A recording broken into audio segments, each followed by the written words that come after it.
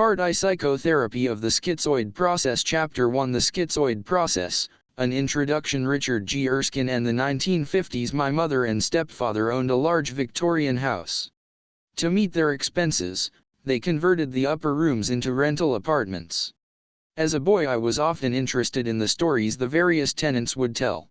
One of the tenants was a psychiatric nurse who told me captivating stories aln, ut her patients.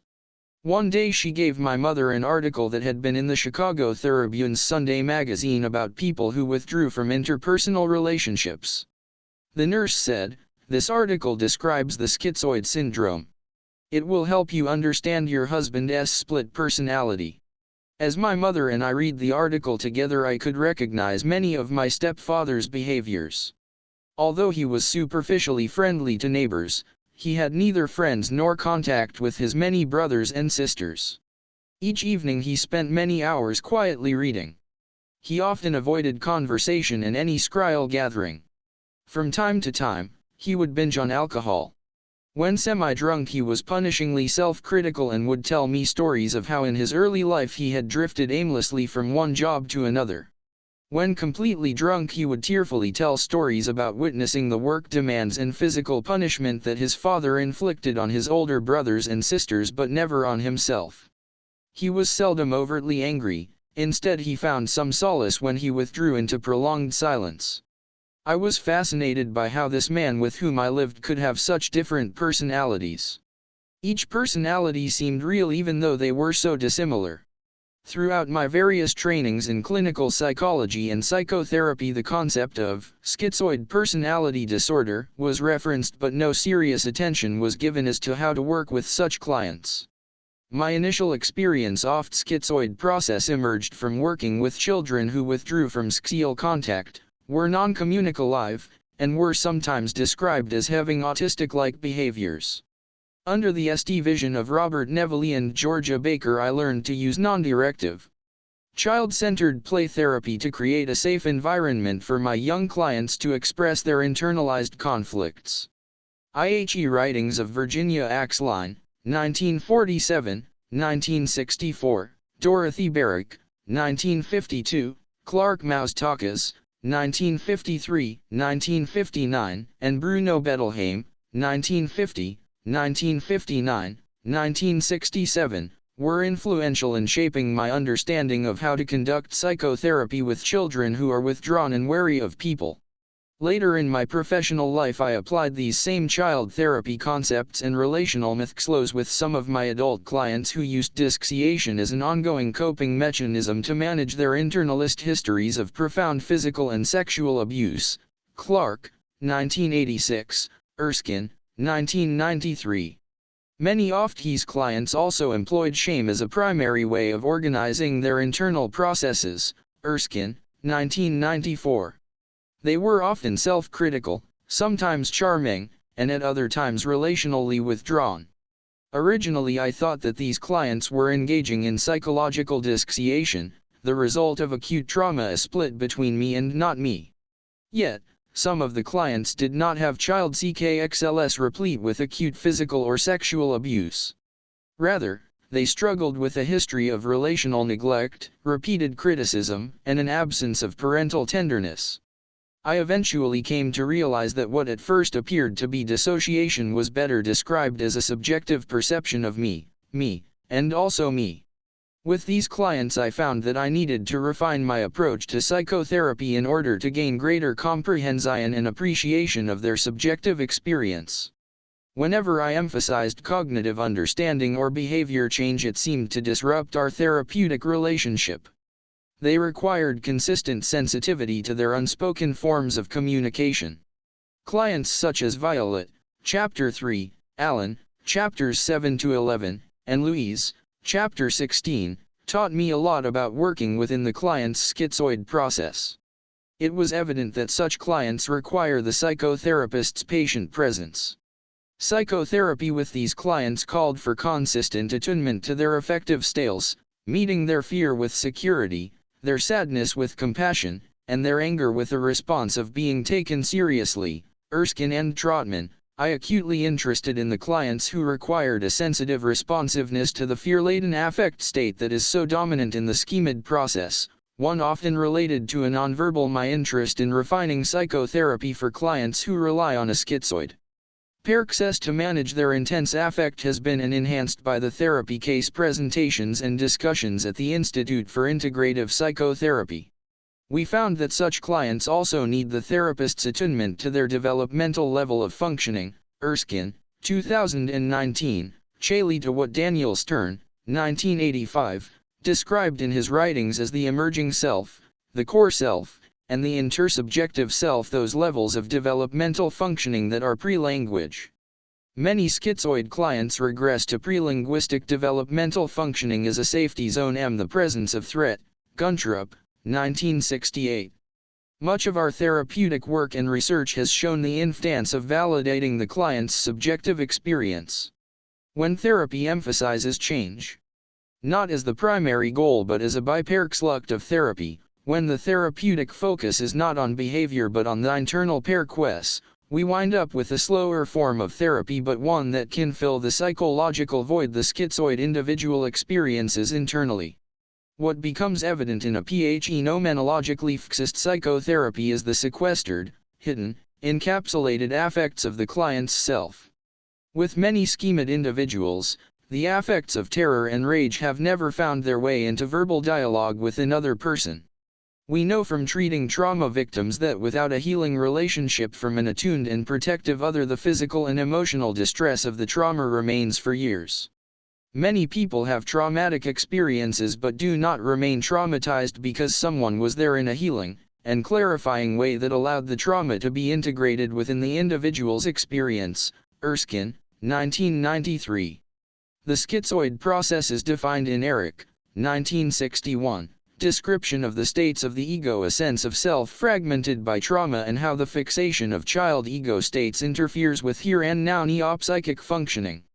Byrne defined ego fragmentation and boundary issues such as rust of reality, estrangement, and depersonalization as schizoid in character, p. 67. Each of these child ego states, fragmented by trauma, requires a repulsive, healing relationship. Byrne described the therapeutic process. I.e. ego state can be treated like an actual child. It can be nurtured carefully, even tenderly, until it unfolds like a flower, p. 226. Clients who engage in a schizoid process need the therapist to create a therapeutic relationship that allows each child ego state to emerge and be met with a safe, attuned response. Ronald Fairbairn, 1952, was among the first psychoanalysts to describe thoroughly the relational dynamics of early a child in relationship from the first moments of life and the damage to the child when there is a failure in those primary relationships. He articulated the etiology of the schemid PRCXS. His relationship failures are not the acute traumas that we think of in, for example, our work with clients struggling with dissociative identity disorder. Rather, they are what Masud Khan, 1963, referred to as cumulative trauma, p. 286, the little missed attunements, discounts, punishments, and rejections like grains of sand that pile up until they form a dune. The accumulation of missed attunements and missed connections creates the conditions wherein the child hides more and more in his or her own sequestered world while adjective eliciting his or her behavior to provide what the other demands. Lowry, 19%. For clients engaging in a schizoid paroxysm, intimacy and shins are a threat to the sense of self. They experience a great fear of contact. For such individuals, a genuine relationship is dangerous. Bob Golding, 1974, the schizoid paroxysm is a third-degree impasse. It is the split in a child's ego that occurs when the individual's natural organismic functioning is repressed and denied, split off, and the child becomes the social facade required by the grown ups around them. The adaptive, squeal facade me, and the natural, fundamentally human part becomes another me. What is natural may be lost or split off so intensely that the person experiences no other way of being in the world. Both my own clinical and the contemporary psychotherapy literature have led me to believe that a patient, consistent, respectful, and attuned therapeutic relationship allows those hidden aspects that were made into another me, to me. Ballas, 1987, Erskine et al., 1999, Mitchell, 1993, Stolaro et al., 1987. Harry Guntrup, 1961, 1968, 1971, Hazel, 1994, wrote extensively on the treatment of the schizoid process. He how the Peru, and is driven into hiding by fear and then experiences a deep, sequestered loneliness that drives him or her out of hiding back into an adaptive interface with the world. Such a person is constantly caught in the struggle between hiding or connecting to others, but in an adaptive way. Guntrup, cited in Hazel, 1994, defined the psychotherapy of the schizoid praxis as the provision of a reliable and understanding human relationship of a kind that makes contact with the deeply repressed traumatized child in a way that enables one to become steadily more able to live, in the security of a new, real relationship, with the traumatic legacy of the earliest formative years, as it seeps through or erupts into consciousness. It is a process of interaction, the function of two variables, the personalities of two people working together towards free spontaneous growth. p. 366, Donald Winnicott also had extensive in treating the schizoid process, Hamill, 1994, Little, 1990. He, Winnicott, 1965, described the essential ingredients of an in-depth psychotherapy as providing a respectful, understanding, reliable environment, one that the client never had and needs if they are to resolve their inner conflicts and inhibitions. Such an environment allows the person to find out what is natural for themselves. Both Guntrup and Winnicott encouraged a psychotherapy that focuses on the internal process and not specifically on behavioral outcome, a psychotherapy that provides a healing relationship to a traumatized self. In closing this introduction, it may be fitting to again quote Guntrup's beliefs about the psychotherapy of the schemid process, an attitude that one of his clients described as providing a cherishing of her. It is the psychotherapist's responsibility to discover what kind of parental relationship the patient needs in order to get better. I.e. child grows up to be a disturbed person because he is not loved for his own sake as a person in his own right, and as an ill adult he comes to the psychotherapist convinced beforehand that this professional man has no real interest or concern for him. The kind of love the patient needs is the kind of love that he may well feel in due course that the psychotherapist is the first person ever to give him. It involves taking him seriously as a person in his difficulties, respecting him as an individual in his own right even in his anxieties, treating him as someone with the right to understood and not merely blamed, pubit, pressed and molded to suit others' convenience, regarding him as a valuable human with a nature of his own that needs a good human environment to grow in, showing him genuine human contact, real sympathy, believing in him so that in the course of time he can become capable of in himself. All these are ingredients of true buntal love, agape not eros, and if the psychiatrist cannot love his patients in that way, he had better give up psychotherapy. Guntrup, cited in Hazel, 1994, pages 401-402, references Axline, V.M., 1947. Play Therapy. Oxford, Houghton Mifflin. Axline, V.M., 1964. Dibbs, J. N. Search of Self. New York, Ballantine. Barrick, D.W., 1952. Oelit 1 Boy, New York, Dell. Byrne, E., 1961. Transactional in Psychotherapy, Systematic Individual and Psychiatry. New York, Grove Press. Bettelheim, B., 195 and Love is Not Enough, The Treatment of Emotionally Disturbed Children. Glencoe, Free Press. Bettelheim, B., 1959. Joey. A Mechanical Boy. Scientific American, 200, 3/116/127. Bettelheim, B., 196 and The Empty Fortress, Infantile Autism and the Birth of the Self, Glencoe, Illinois, Free Press. Ballas, C., 1987. The Shadow of the Object, Psychoanalysis of the Unthought Known. New York, Columbia University Press. Clark, N.H., 1986. Shetter, I.H.E. True Story of Kathy Routh, S. 8 Separate Personalities and Her Struggle to Become Whole. New York, Bantam. Erskine, R.G., 1993. Inquiry, Attunement, and Involvement in the Psychotherapy of Dissociation. Transactional Analysis Journal, Erskine. R.G., 1994. Shame and Self-Righteousness, Transactional Analysis Perspectives and Clinical Interventions. Transactional Analysis Journal, Erskine, R.G., 2019. Child Development in Integrative Psychotherapy, Erik Erikson's First 3 Stages. International Journal of Integrative Psychotherapy, Jo, 1134. Erskine, R.G., Morsand, J.P., and Trotman, R., 1999. Beyond Empathy, A Therapy of Contact in Relationship. New York, Brun Erskine. R.G., and Trotman, R.L., 1996. Methods of an Integrative Psychotherapy. Transactional Analysis Journal, 26, 4. Fairbairn, W.R.D., 1952. An Object Relations Theory of the Personality. New York, Basic Golding, R., 1974. Thinking and Feeling in Transactional Analysis, Eerie Impasses. Voices, The Art and Science of Psychotherapy, 1113.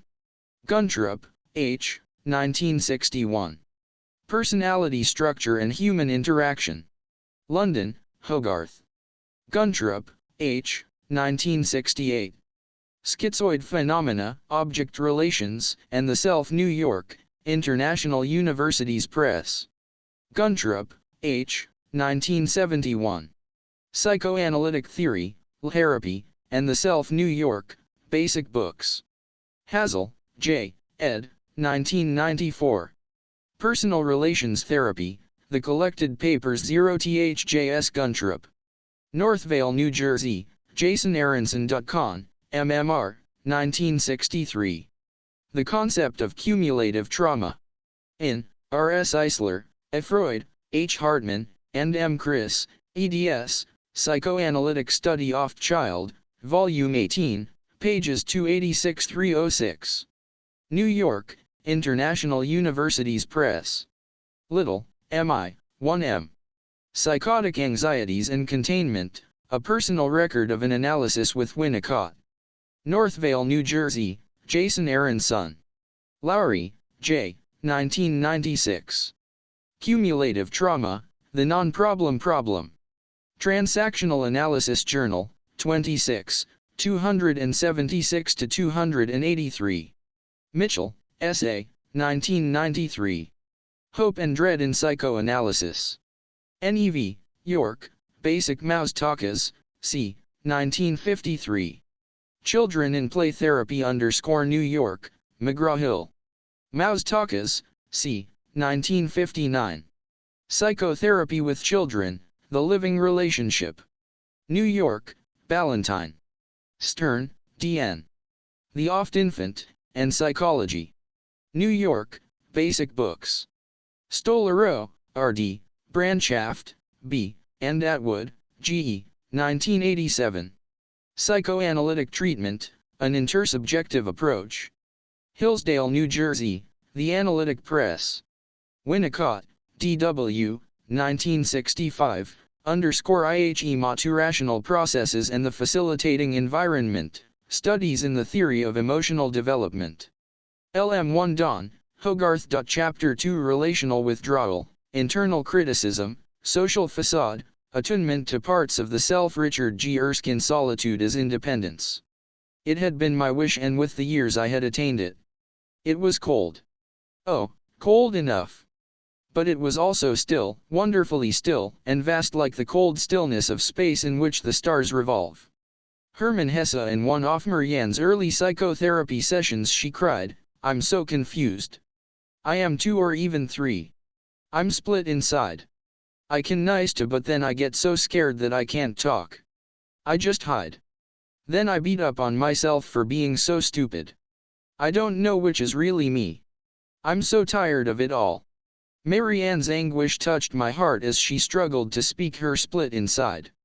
Her words were an apt portrayal of the internal struggle that we call the schizoid process. Schemid is the Greek word for scissors, it means to split. When I use the terms schemid process or schizoid syndrome, I am describing a person's tendency to withdraw from relationship, to live with an internal sense of personal isolation and self-criticism in order to avoid the potential stress of interpersonal contact. People who rely on a schemid process to stabilize and manage internal stress are often introverted and live primarily in an internal world without much emotional contact with others, even family. They may have a well-rehearsed social presence, but the essence of who they are, their vulnerability, is hidden. Many who seek psychotherapy may exist somewhere on the schemid-schiznid style, to schizoid pattern, to schizoid disorder. Yet for many of these people their schizoid paroxysm may go unnoticed, even in their psychotherapy. The schemid syndrome is prevalent in the lives of many psychotherapy clients, but it is often not attended to in. A schemid style and a schemid pattern are subtle, the clues are not as they are with a schizoid disorder. After we had established a consistent working relationship, my client Marianne revealed, I wasn't hiding in plain sight. I simply told my former therapist what she wanted to hear. Schizoid disorder. With clients who have a clear diagnosis of schizoid disorder, their relational difficulties are often evident in the first session because they are unable to engage in interpersonal contact. Their tendency to withdraw emotionally is pervasive throughout all their relationships, as well as in their relationship with the psychotherapist. They may have a number of acquaintances, but they are usually without any meaningful relationships. People with a diagnosable schemid disorder are more likely to avoid psychotherapy mainly because it is too personal and intersubjective. If they do come for psychotherapy, they are reluctant to talk about their internal paroxysm and prefer to talk instead about their day-to-day activities. They often want specific solutions to a problem. Novels that portray a protagonist with a schemid disorder provide us with insight about both their relational discombobulation and internal turmoil. Hermann Hesse's novel, Steppenwolf, 1927, tells the story of Harry Haller, a man with a schemid disorder, who wanders through his encounters with people like a bewildered alien, always a stranger in his community. He is prone to intellectualization, but he cannot tolerate contact. As a result, his relational isolation and despair plague him with thoughts of suicide. In Damon Galgut's 2010 autobiographical novel, In a Strange Room, Damon reveals his personal anguish in a mix of first and third-person voices, as he wanders from country to country, split his longing to in relationship with the various he encounters and his desperate efforts to withdraw into his internal sanctuary. In C. Onrad 1934 short story, Silent Snow, Secret Snow, Paul, a sensitive adolescent finds solace in daydreaming.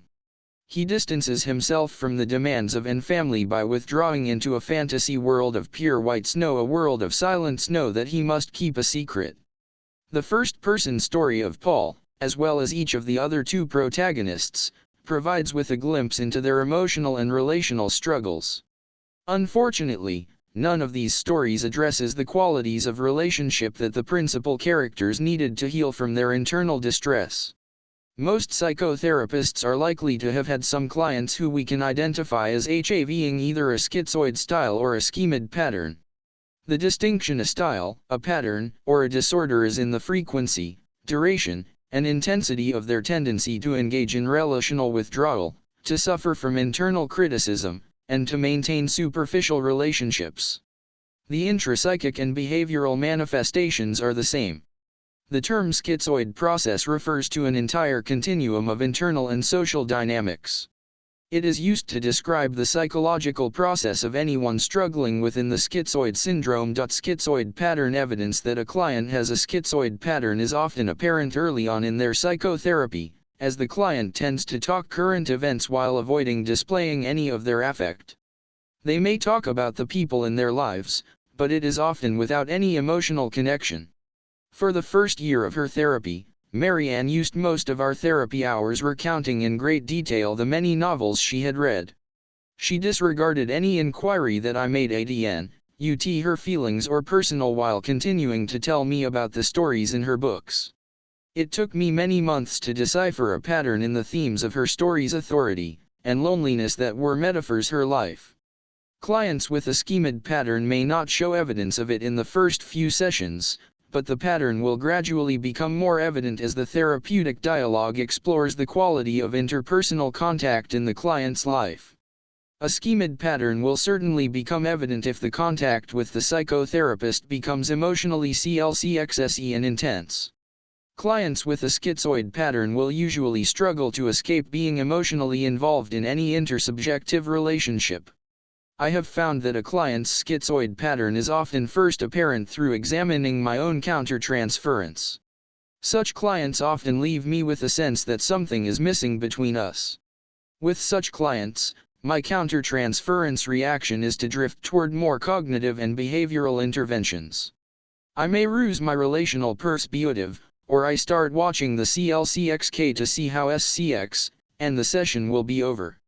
My of interpersonal contact is probably being engendered 1K/th by the client's conversation and their fear, often unconscious and unexpressed, of a meaningful interpersonal relationship.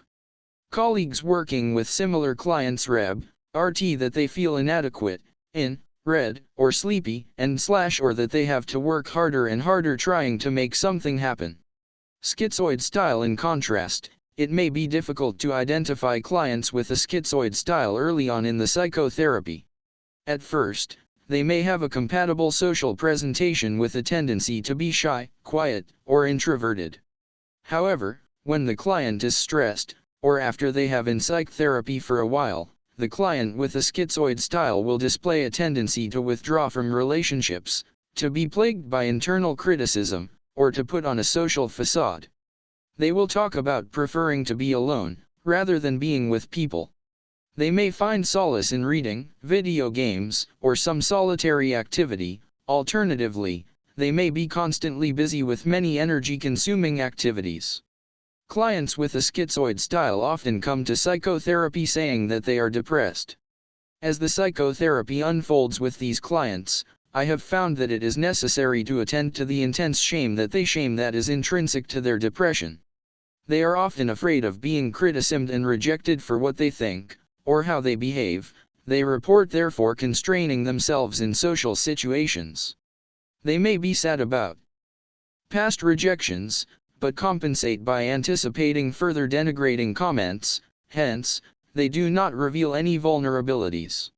Clients with a schizoid style struggle to comply with what others expect of them. They make efforts at fitting into what other people, including the psychotherapist, require. They disavow any visible anger at how they have 1K and treated, because any protest may perclose further criticism and rejection. The result of disavowing their anger and complying with others' expectations is their conviction that there is something wrong with me.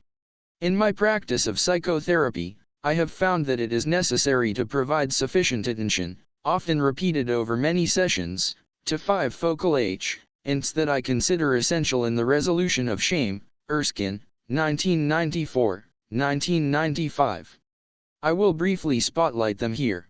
Shame is usually composed of hurt in not being accepted for who I am, i.e., my worth as a human being is of less value, fear of rejection for how I am, i.e., my behavior means I'm not acceptable as I am, disavowal of anger at not being accepted as I am, I.et. criticize myself so that you can never criticize me, compliance with how others define me, I.e. I will be what say I am, and a belief that something is wrong with me, i.e. I have nothing useful to say. Schizoid process. The term schizoid process depicts a splitting of the self into various entities. The concept of splitting is borrowed from the early psychoanalytic literature and is used as a metaphor to explain our clients' experience that their sense of self is internally divided into diverse parts. Ronald Fairbairn, 1954, used the term splitting to portray an archaic, self-protective polarization of a sense of self that is the result of overwhelming and conflicting affects. 1996. R. D. Lang, 1960, also used this concept in his book titled, i.e. divided self. Although the concept of splitting is not theoretically consistent with a physiological and relational perspective of psychotherapy, it serves as a useful metaphor in describing the client's internal sense of being segmented into various selves. Therefore, the concept of splitting is a metaphor to describe how a child will struggle in their attempt to preserve their vitality and protect their vulnerability by dissecting their natural, whole self into several manageable parts. My clients seldom use terms like splitting or schemid. They simply say, "I have different parts," or "I'm split inside." It is my conviction that each part requires its unique form of psychotherapy. This has similarities with the treatment of Sybil in the 1973 book of that name by Flora Rita Schreiber, and also in Scharer, The True Story of Kaylee Roth's 8 Personalities by Nancy Clark in 1986.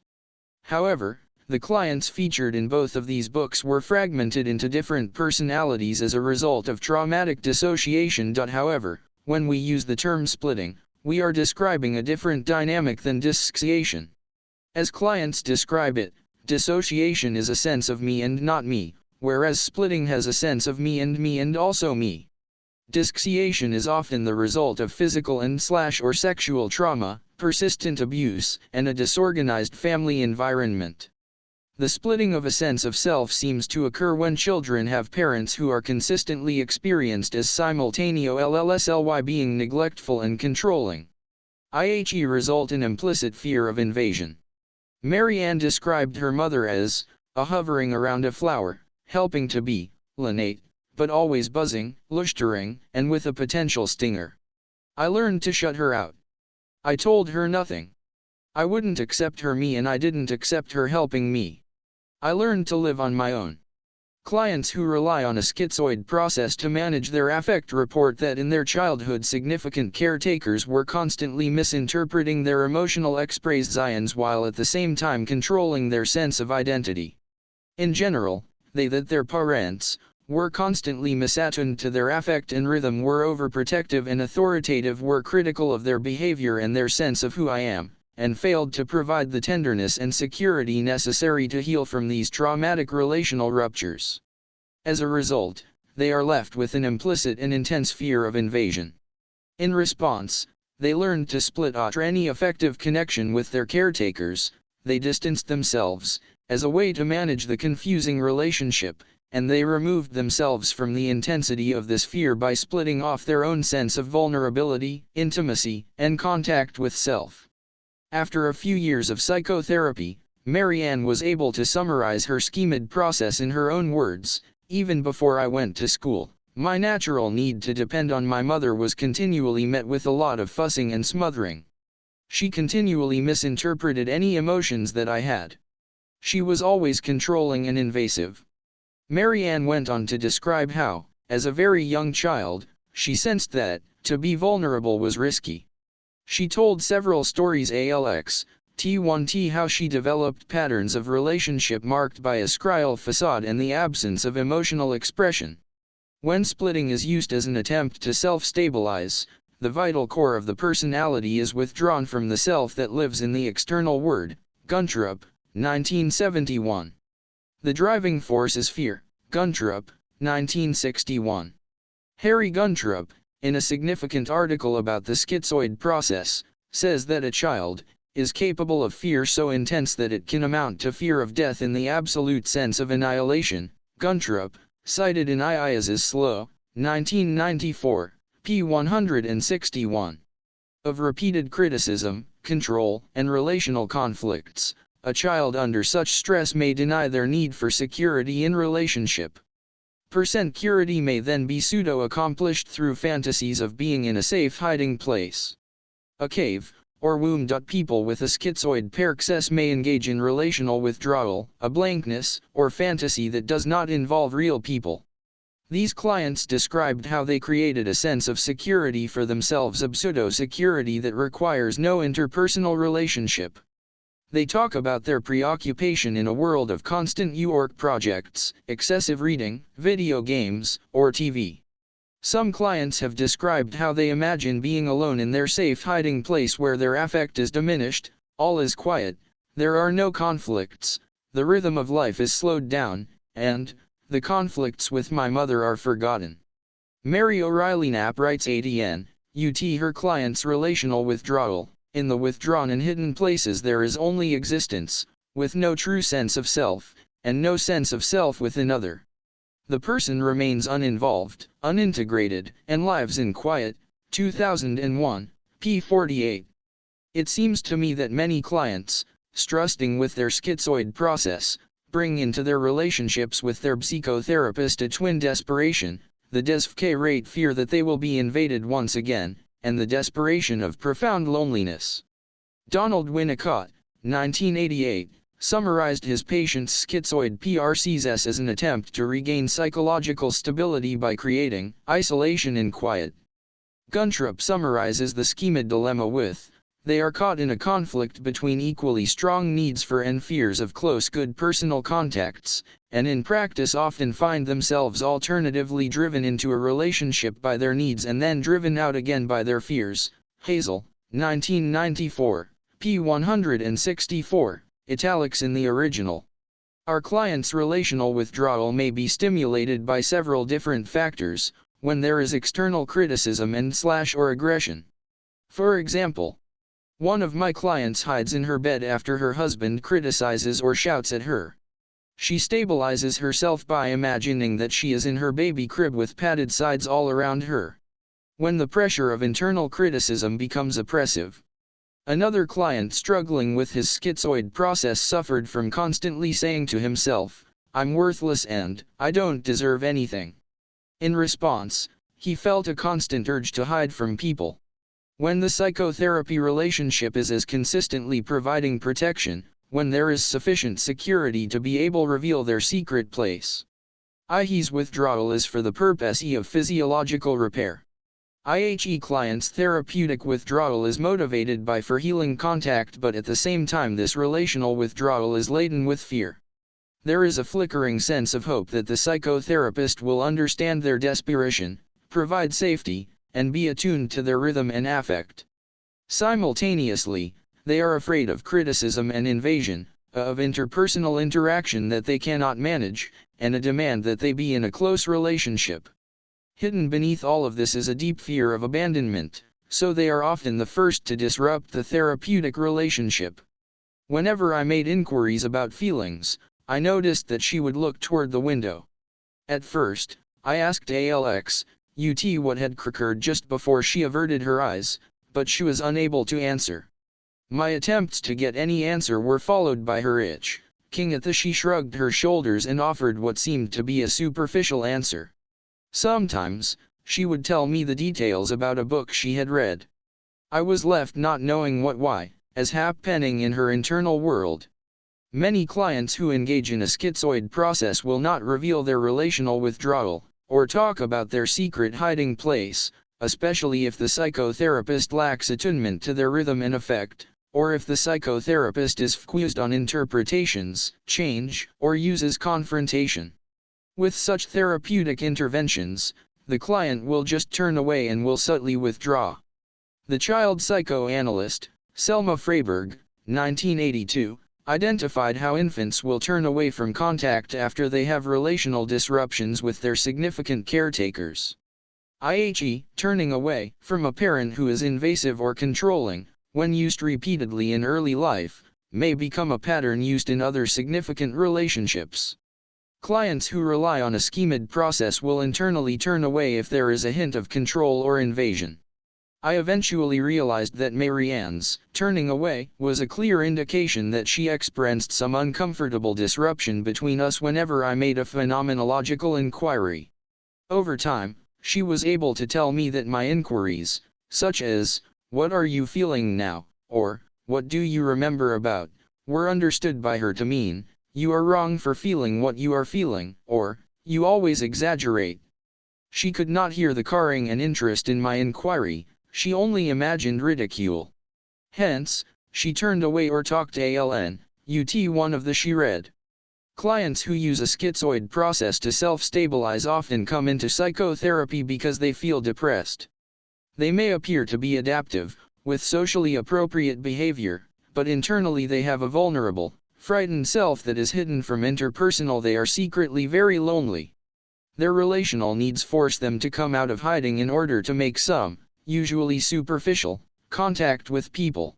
Mary Ann's description of herself provides an example. She was active in 2 charities. She organized fundraising scale events for hundreds of people. She was an active board member in her professional association, and she attended many dinners. She was often secretly depressed. She said, "I prefer to just left alone to read, but then I make all these social obligations that must get done." Some clients who use a paraccess have a seal facade wherein their vulnerability is secret. Here vital and vulnerable self is withdrawn and in hiding, and they have a social self that is well rehearsed. Clients may be able to engage in business and social activities effortlessly. They are able to present themselves with a seal mask. This seal facade helps them navigate a variety of interpersonal situations, but on only a superficial level. Harry Guntrup, 1968, referred to this duality as the schizoid compromise, where the person lives half in the external world and half in a secret hidden world. Clients who have a schizoid process are perplexing to many therapists. They may have difficulty talking about needs, physiological sensation, and affect. Forget what was discussed in previous sessions. Be self-critical of any vulnerability, emotions, or the idea that they may have relational. Be overwhelmed by shame. Be frightened by phenomenological inquiry. Fear dependence on the psychotherapist. Have no memory of the contact self and the psychotherapist. This list of symptoms may apply to many clients who would not be diagnosed with either a schemid pattern or disorder, but who may rely periodically on a schizoid style, especially when they are under stress. Ronald Fairbairn, 1954, described how children, who have their affect and relational needs are ended to with attunement and vitality, will develop a whole self. He used the term libidinal to describe the child's liveliness. This is what John Bowlby, 1988, called a secure self. This whole self is vital and vulnerable, sensitive to over and under stimulation, with a desire to explore, learn, and grow. As I mentioned at the beginning, Fairbairn used the metaphor of splitting to describe his client's internal struggles. Splitting is not real. People don't actually split their self, but they may suffer with internal criticism and shame. They may actively keep significant feelings, needs, and internal dynamics a secret. The concept of splitting is a metaphor, and, as a metaphor, it is a useful way for us to think our clients and what is therapeutically needed in their relationship with us. In the section that follows, I will illustrate 4 types of splitting and share with you some of what I know about working with each aspect of the self. Splitting, a useful metaphor. First, split with repeated physical, rhythmic, and affect misattunements, developmentally unreasonable demands, and or unrelenting criticism. A split may occur in the child's sense of self. In response, a social self may be formed that hides the vital and vulnerable self. This first split is an attempt to be accepted, validated, and attached to caregivers. The child learns to adapt to what is because any form of self-expression or protest could dangerous. Without the intellectual development to comprehend the ramifications, the child may conclude, "I will what you want me to be." Donald Winnicott refers to this split as organization towards invulnerability, 1% 7, p. 198. The creation of a social self. It is as though the child is deciding, if I am compliant, I am less likely to get hurt. Selma Freyberg, 1982, described how very young children, even prior to the acquisition of language, learn to transform affect and behavior in order to be accepted, validated, and loved. Anger, fear, or unacceptable behavior may be split off and replaced with a social mask of separation. This newly created social self maintains superficial relationships with people while the vital and vulnerable self is hidden behind a scryal mask. Donald Winnicott called this scryal self a false seal, 1960, while Eric Berne called it an adapted child, 1961. My client, Mary Ann, described this first split articulately. I know I am segmented into parts because I'm not authentic with people. I am always acting smart and helpful, Even when I don't know what is, I am always feeling pressured when I am with people. I work hard to please them, but, at the same time, I long to be alone. But when I am alone, I'm either nervous or I just want to sleep. I don't know what I really want. While some pseudo-security is achieved by displaying a seal self, the child remains anxie-attached, because their emotional stability is always threatened. Sometimes, the vital and vulnerable self's natural feelings, desires, and needs leak through the split and are expressed. The child then runs the risk of disapproval, rejection, and punishment. The fear of punishment leads to a second split. Second split is a way to maintain some attachment to their primary caretakers. The child will introject the thoughts, feelings, and behaviors of their significant others. Introjection is a self-stabilizing, unconscious identification with a significant caretaker that occurs in the absence of need-fulfilling contact. Erskine, 2m. 3. Introjection functions to provide a false sense of attachment when the secure attachment is threatened. With introjection, vital aspects of the self are replaced with characteristics of the significant other person. The introjected thoughts, feelings, and behaviors dominate the child's sense of self. Vitality is lost and the vulnerable child refrains from full self-expression. Unfortunately, since the parents have become internalized, these introjected others follow the child wherever the child goes. Instead of vitality, the child feels shame and disappointment. Mary Ann said, "Elle cannot my moth's actual words, but I just know that she wanted me to be perfect. She was always correcting the way I talked or looked so that her family and friends would think that she was a good mother. Right now, I can feel a pressure in my head to succeed and happy looking the way mother always wanted me to appear." Third split. As children mature, they become increasingly aware of the introjected attitudes of their parents. In order to stay attached to the parents, a child will deny the effects of the parents' criticisms and controls. As a self-protective strategy, they learn to criticize themselves. I.e., self-criticism may be more demanding, intense, and continuous than the original criticism. With some clients, we refer to this self-critical part as an internal strategist. With other clients, we call this the saboteur because its purpose is to be more powerful than the introjected voices in order to maintain an illusion of attachment and an identity separate from the introjected criticism. Mary Ann had volunteered for a third time to organize a large function to raise money for a charity.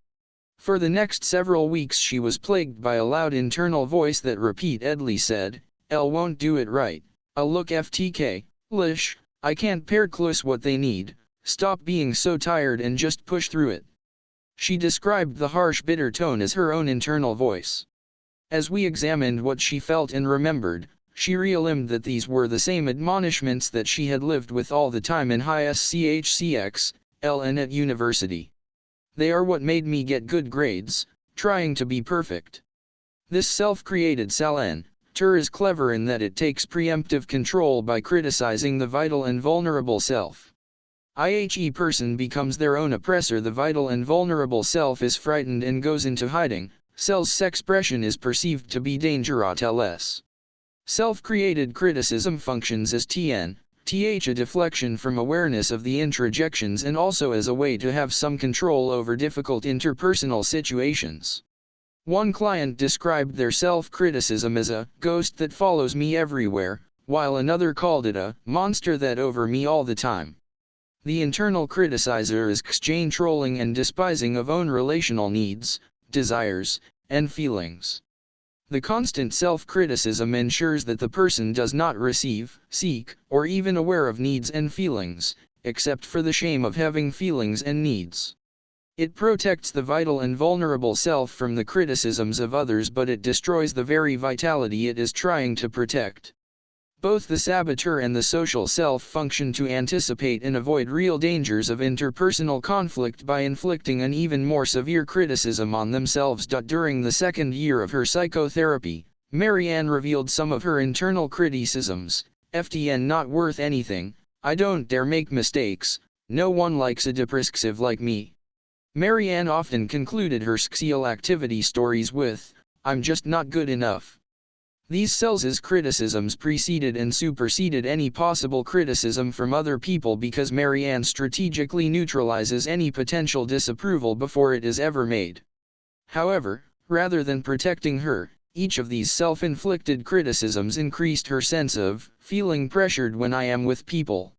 Fourth split: under the intense pressures of either external criticism, or the opposition of the internal saboteur, there may be a fourth split in the sense of self. They may withdraw to a sequestered self, where their vitality and vulnerability is completely disconnected from all human contact in a search for quiet. Mary O'Reilly Knapp, 2001, calls this fourth split the encapsulated self, where the person withdraws into their internal world because they are convinced that there is no security in relationship. This withdrawal is like living in a secret and protective closet, cave, or castle where the client can hide from demanding relationships. As our therapy relationship progressed, Mary Ann put into MDS her strong urge to withdraw from any human contact. Hate the pressures I have always lived with. I don't want to social. I just want to find a quiet place. Often I go to a toilet and sit there for 10 or 15 minutes just to escape people. On another day, she added, even though I am lonely, I never want to in relationship with a partner. I don't want them messing with my life. I just want to left alone to read my books. Books never invade me. Considerations for psychotherapy: a unique form of psychotherapy is needed for the self that emerges from each split. Clients will require that we attend to the social self first. Other clients will require relief from introjected messages, attitudes, or criticisms of significant others before we can proceed. Usu ally: later in the psychotherapy, it will be necessary to address the functions of the self-created criticisms, and most will require careful attention to the sequestered self. The various flows are not sequential. The focus of the psychotherapy may flow from one aspect to another and then back again. Some clients may be burdened by internal criticism and have a compulsion to maintain a social facade, while others will be secretly hiding from interpersonal involvements. Adjusting the psychotherapy for each individual and their unique split of the self requires that we think and work multidimensionally. Each part of the self has its unique pattern of relational attachment. In creating an effective in-depth psychotherapy, it is essential that the psychotherapist respond to the style of relational attachment unique to each part.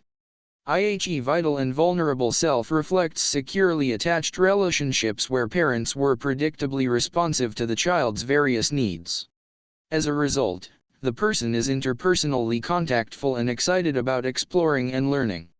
Even secure individuals need acknowledgement, validation, and responsiveness to their emerging relational needs. Working with the first split, the social self is relationally attached by hope and anxiety, because significant caretakers were unpredictably responsive. Out of hope and anxiety, they cling to dysfunctional relationships. They will adapt to the other at any cost. When our therapeutic work is focused on the social self, I find myself wanting to help the client acknowledge the various ways that they have adapted. I try to validate the significance of their compliance.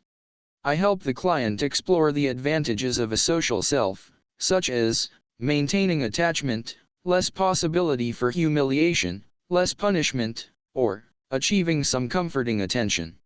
I also help the client recognize the various disadvantages of a social self, such as loss of joy, loss of vitality, emotional numbness, or loss of physical sensations.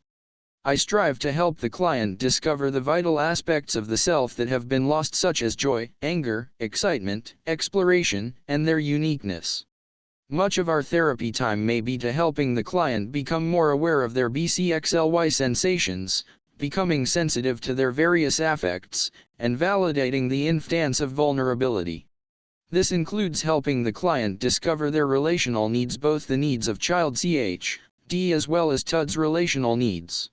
When working with the split between the vital and vulnerable self and the scryal self, I often use the Gestalt therapy empty chair method to enable the client's vital and vulnerable self to express their BI sensations, affects, and the homeostatic functions of splitting.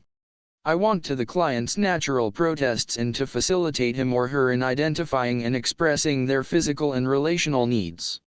I might also use the two-chair to externalum and resolve the intrapsychic flict between the social self and the vital and vulnerable self.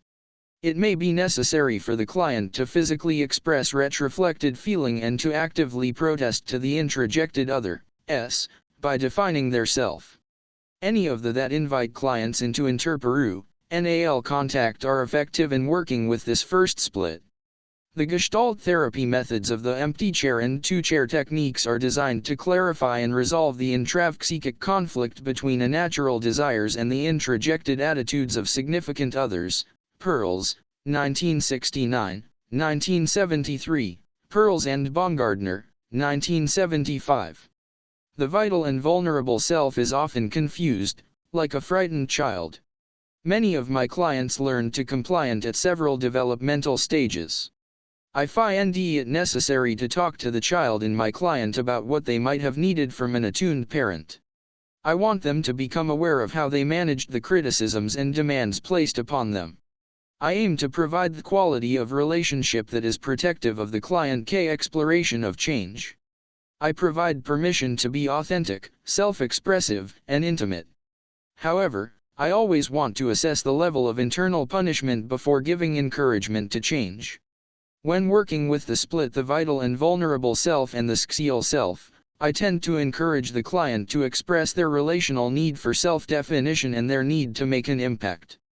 The expression of these vital needs can occur relationally between the client and a receptive psychotherapist, or to an imagined other by using the empty chair method.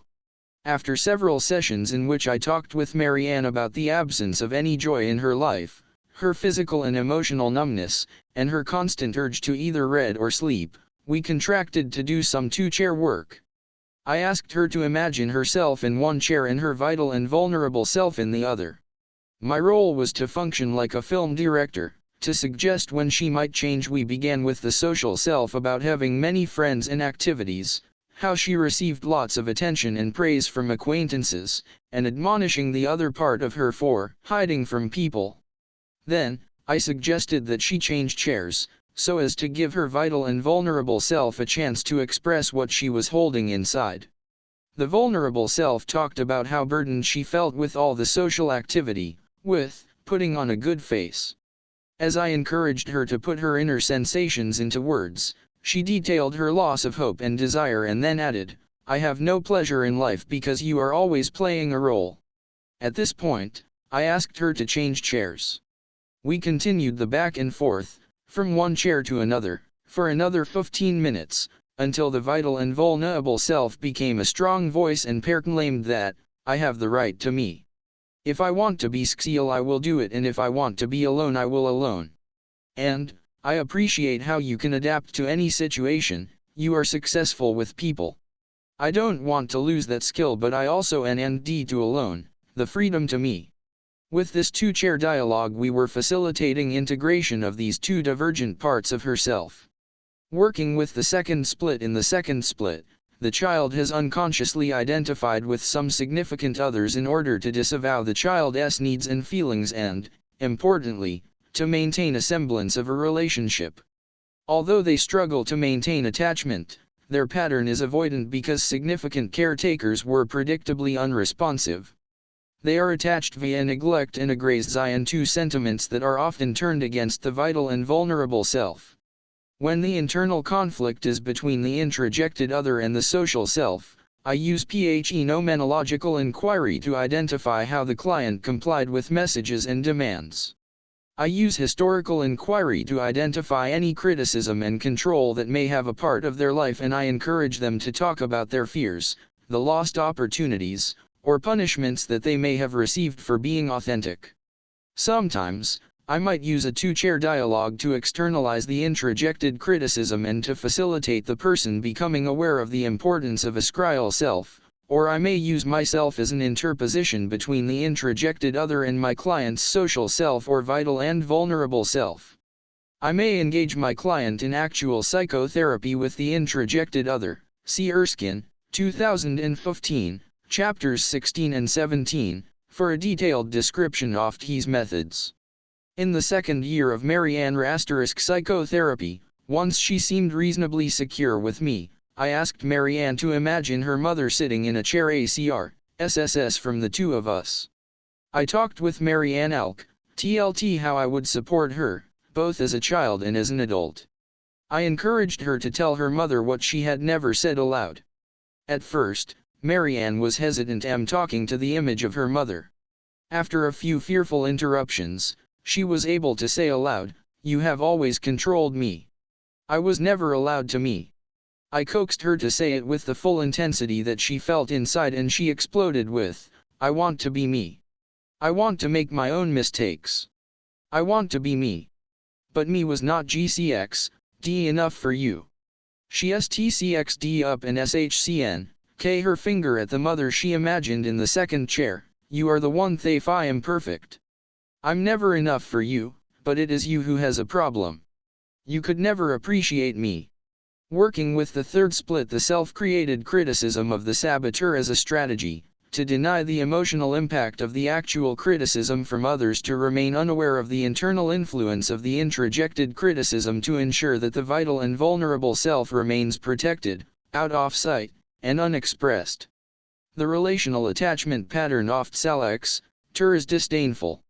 They undervalue relationships and inhibit sadness, fear, and intimacy while being full of rage. They have an implicit fear of vulnerability. With several clients, I have discovered that their internal criticism is a secret, as though they are ashamed of it. The constant internal criticism may be traumatic because there has no reparative relationship that served to neutralize the toxicity of the criticism. I invite the client to say the criticism out loud, so that I can hear and feel the impact of it. Then, I encourage them to amplify the volume and intensity of internal criticism, so as to externalize what has internal. I want the client to able to distinguish the difference between the self-created saboteur and the introjected voice. I may engage the saboteur in a dialogue about the origin and purpose of the criticism. The tendency for cells is created criticism often in early adolescence, as a strategy to protect one's self from others' criticism, control, and rejection. I focus our therapeutic dialogue on the original purpose of the criticism and how that purpose no longer applies in the client's life.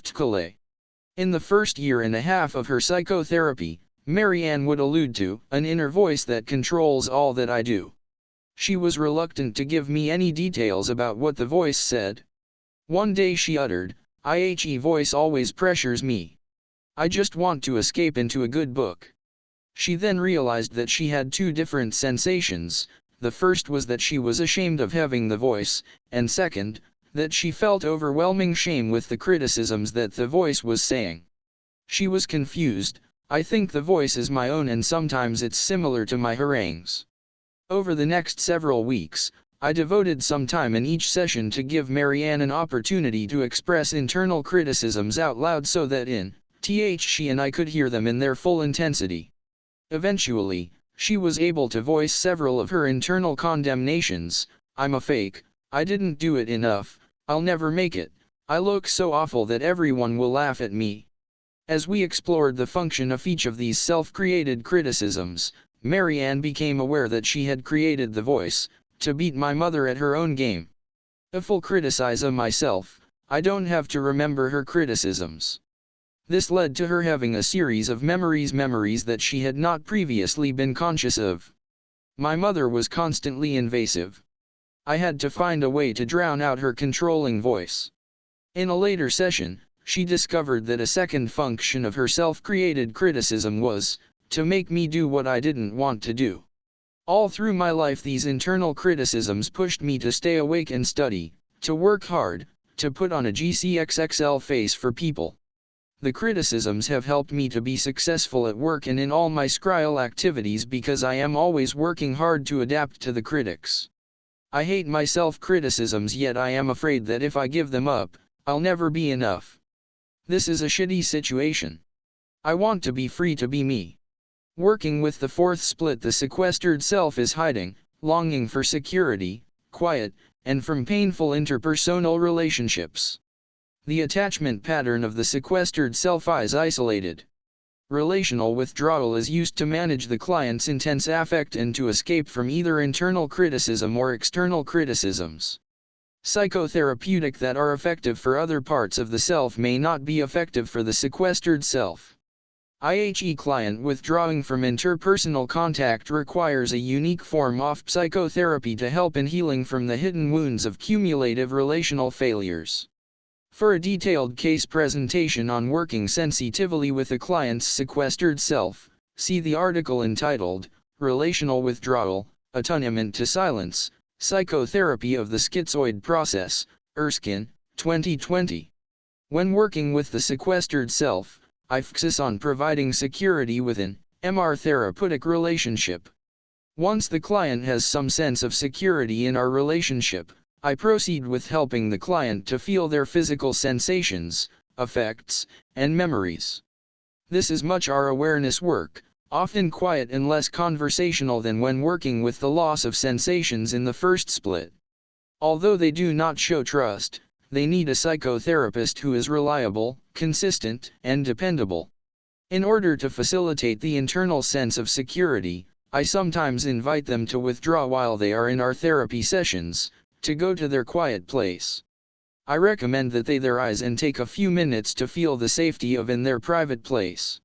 I speak to them slowly and reassuringly with, I'm staying right here, and I'm listening to you, even when you are silent. I don't expect a response. I'm patient and provide time for the client to make internal contact with their sensations, feelings, and memories without talking. While they are in their quiet, private place, I may speak to them in short validating sentences. It is important to have a quiet place. It is necessary to feel safe inside. There is no need to hurry. I am right here watching over you. I have learned that when a client is in their sequestered place, the best thing I can probably do is relax and not try to make something happen. I often do some deep, calming breathing myself, while staying focused on the client's nonverbal experience.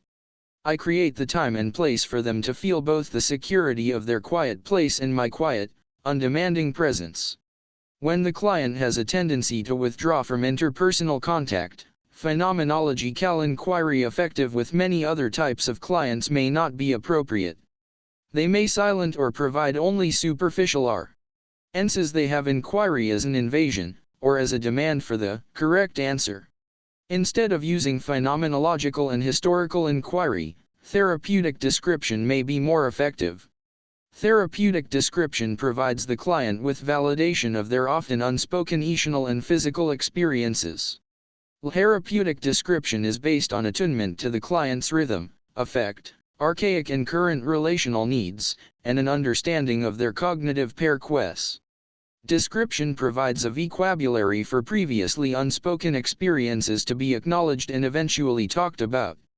It also facilitates an interpersonal connectedness between client and psychotherapist by providing the client with a sense that, my therapist knows my internal experience, my fear of relationship, the safety in silence, the importance of hiding, and the depth of my loneliness.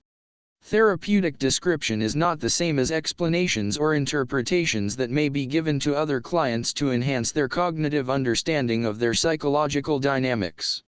It is T1T attuning ourself to our nonverbalized sensations and experiences and helping the person form a language to talk about their physical and emotional sensations.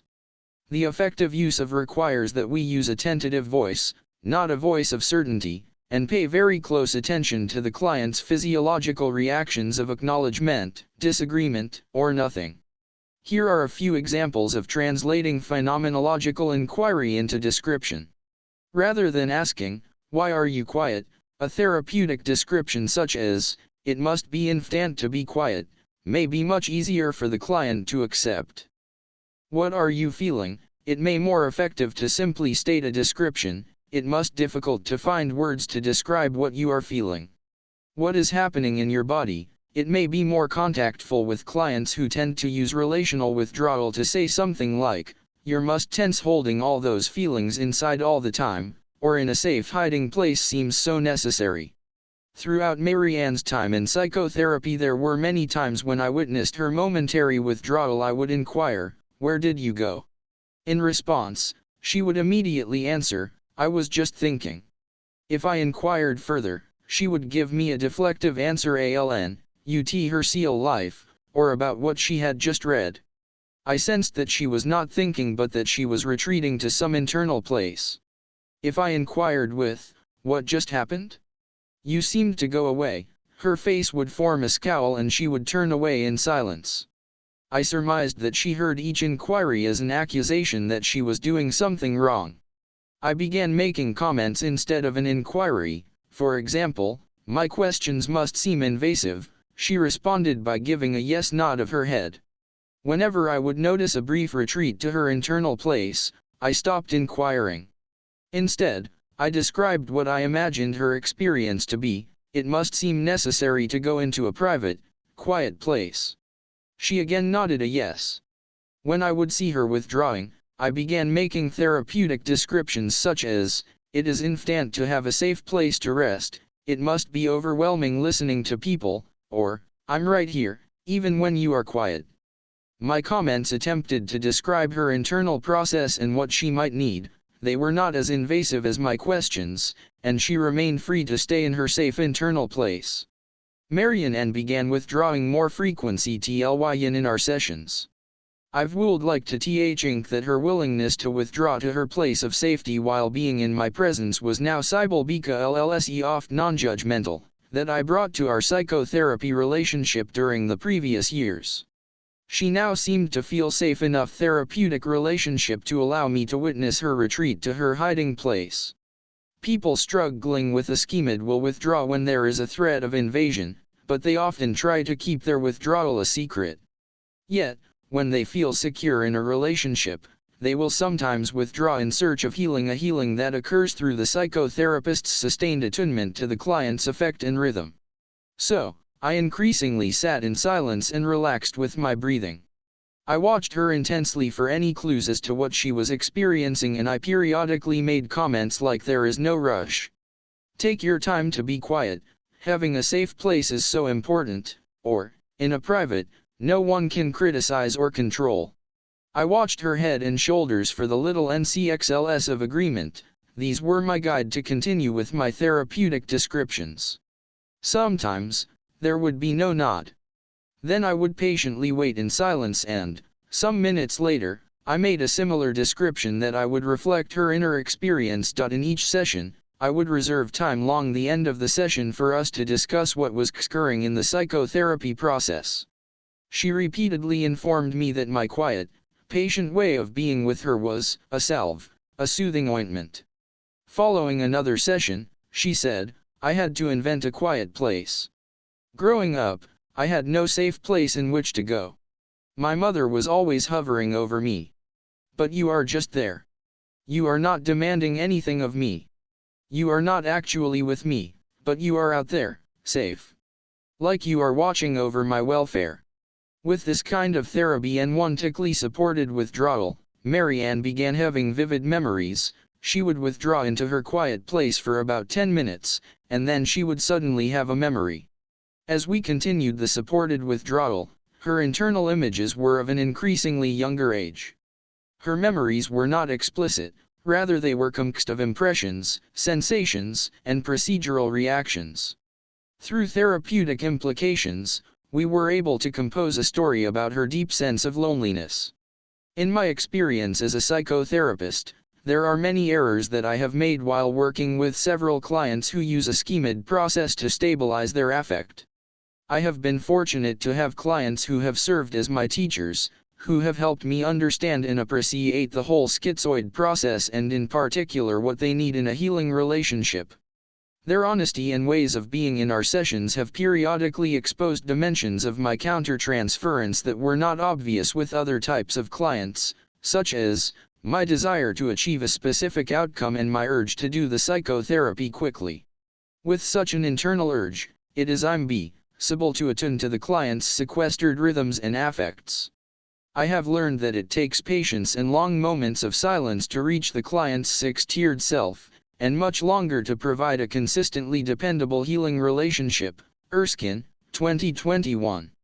It is essential that we psychotherapists a sensitivity to the client's emotion-filled, internal story, adjust our psychotherapeutic involvement to the rhythms of a frightened child, and attune to the client's deep sense of fear and loneliness.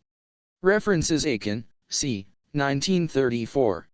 Silence No, Secrets No. In The Collected Short Stories of Conrad Aiken. Cleveland O.H., World Publishing, 1960. This story may be retrieved from https://fullreads.com/horror/silent-ret-snow/burn, E. 190 Transactional Analysis in Psychotherapy, a Systematic Individual and Social Psychiatry. New York, Grove. Bowlby, J. 1988.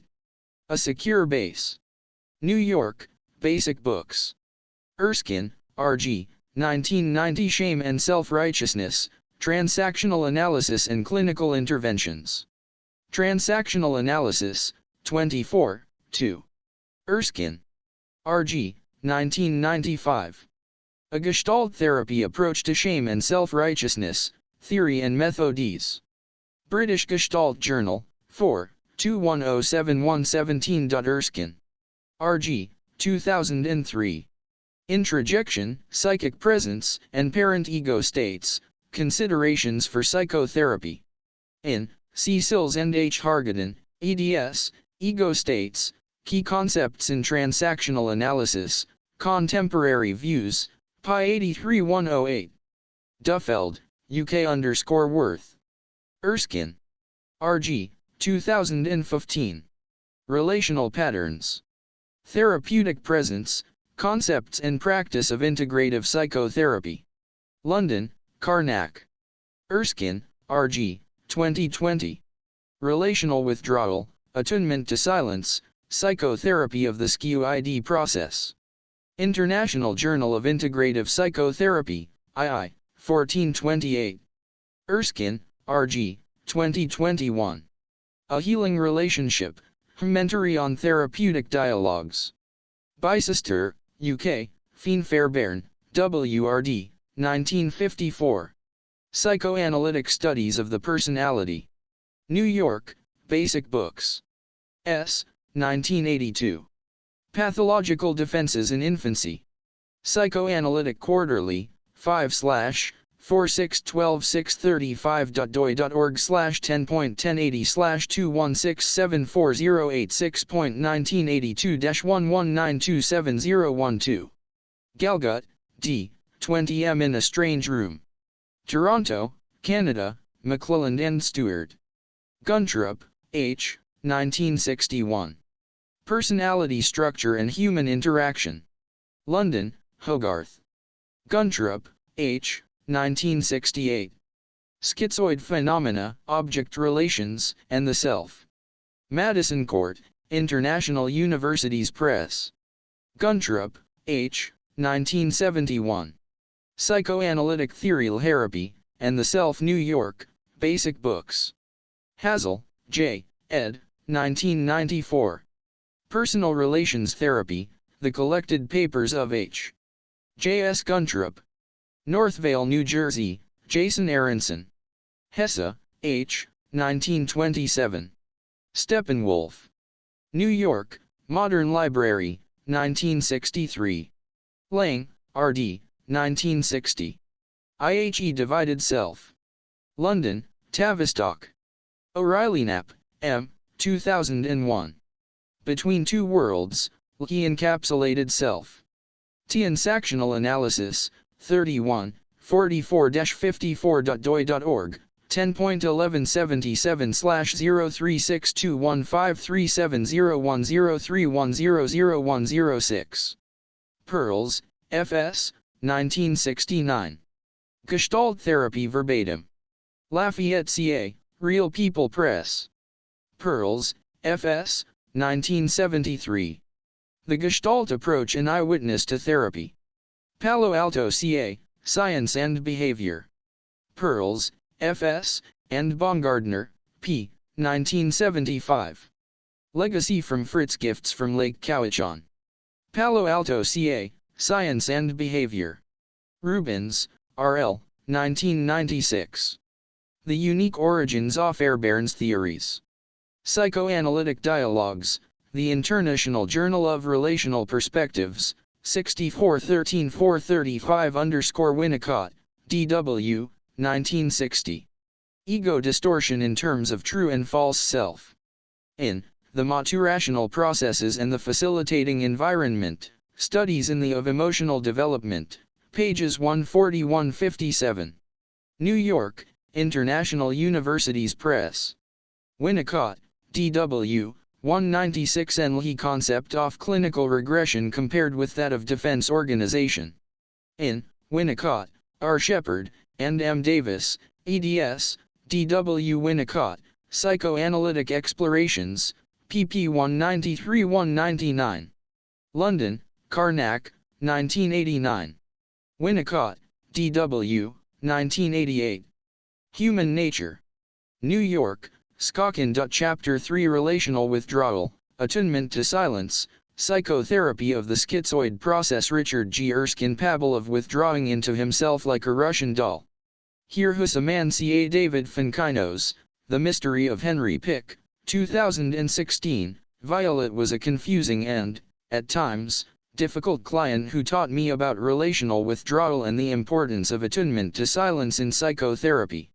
Although I previously had clients who were afraid of making intimate connections and struggled to talk about their inner life, I did not appreciate the significance of their urge to withdraw from relations. HIBS. Prior to working with Violet, I practiced psychotherapy in an active and engaging way, particularly with depressed clients. I encouraged clients like Violet to make both internal and interpersonal contact by asking them to talk about their feelings in the first person, to look me in the eye when talking, and to engage in schial activities that included participating in an ongoing therapy group.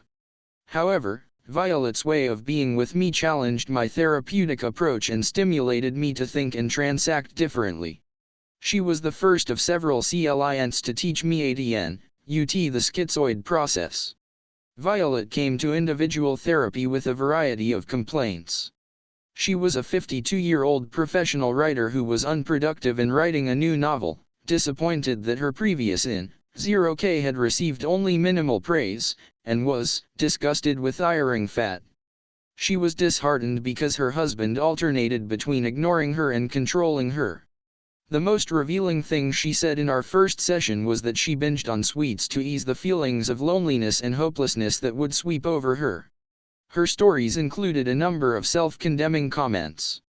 I was surprised by her remark that she was fat. She did not appear as such to me. Violet was stylishly dressed and her conversation was extremely polite. My first impression of Violet was that she was depressed. In our psychotherapy sessions, Violet would go into detail ADN, UT her current life, often reciting what she did day by day while avoiding talking about internal sensations or feelings. She did voice some disgruntlement about her family life and gave several examples of how she was compliant with whatever her husband or members of her extended family wanted. I was earnest that she could provide detailed information about various situations in her life, but there was no revealing of herself. Instead of looking at me, she looked at the carpet or over my shoulder. Often I experienced that Violet was talking at me rather than to me. Throughout the first year of our psychotherapy sessions, I responded empathetically to Violet's stories, which to me sounded both aggravating and depressing. I actively listened even though I sometimes felt drowsy during her sessions. Perhaps my drowsiness was an integral part of her, as yet, untold story. I knew I was missing an emotional connection with her. It was up to me to remain attentive to my misattunements with Violet's rhythm, affect, and perhaps her developmental level of functioning and, importantly, to decipher what was occurring in our intersubjective process. Stolero et al., 1987. Unlike my psychotherapy with other depressed clients, my sessions with Violet tended to have more focus on the current events and an emphasis on how Violet could change her behavior. For example, I talked to her much more than I usually would about a healthy diet, maintaining a consistent schedule for her writing, and how to have an intimate relationship with her husband. At the same time, I tried to neutralize her continued self-criticism by pointing out her accomplishments and encouraging her to think positively. Still, my interventions seemed to have limited impact. I thought it would to include in Violet's psychotherapy some expressive methods that had been effective with other clients who were living with compliance, self-criticism, and a reactive depression. On several occasions, in response to some aspect of her storytelling, I asked Violet to imagine her husband sitting on a chair in front of her and to express her anger at her husband's demands. She refused and became silent for the rest of the session. As an alternative, I asked her on a few occasions to look at me and tell me about her anger. Each time she turned her head away and went silent. I was intrigued by how long she could remain silent. I questioned myself. Was my use of cognitive behavioral and expressive KLS a counter-transference reaction? If so, to what was I reacting? I discussed my work with Violet in supervision. The supervisor only reinforced what I was already doing and addressed neither my lack of attunement to Violet nor her lapsing into long silences. So, in my introspection, I searched for what was missing in our therapeutic relationship. I realized that I was not making full contact with Violet. Just like Violet, I was not fully present. I was confused by her. I did not understand how she functioned. No wonder I periodically felt drowsy or found my mind wandering to other situations. It was evident to me that in the of any emotional connection the two of us, I sated by becoming more and more behavioral in my interventions.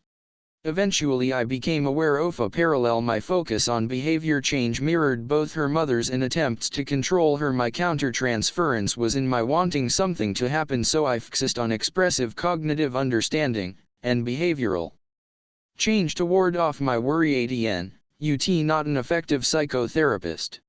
It clear that I was not providing the kind of psychotherapy that Violet needed. I encouraged Violet to make more interpersonal contact with me, to see my face, and to talk directly to me. I talked my feelings said for her and irritated at her moth-Euro-s behavior toward Violet. I used relationally connecting words such as we and us. I wanted her to express my listening to her and taking her seriously. But looking me in the eye was particularly difficult for Violet. The more I encouraged her to be interpersonally contactful, the more she responded with either self-criticism or silence. Whenever I made any inquiry of Violet, whether it was phenomenological, historical, or about how she coped with a situation, she would either respond superficially or turn her head in silence.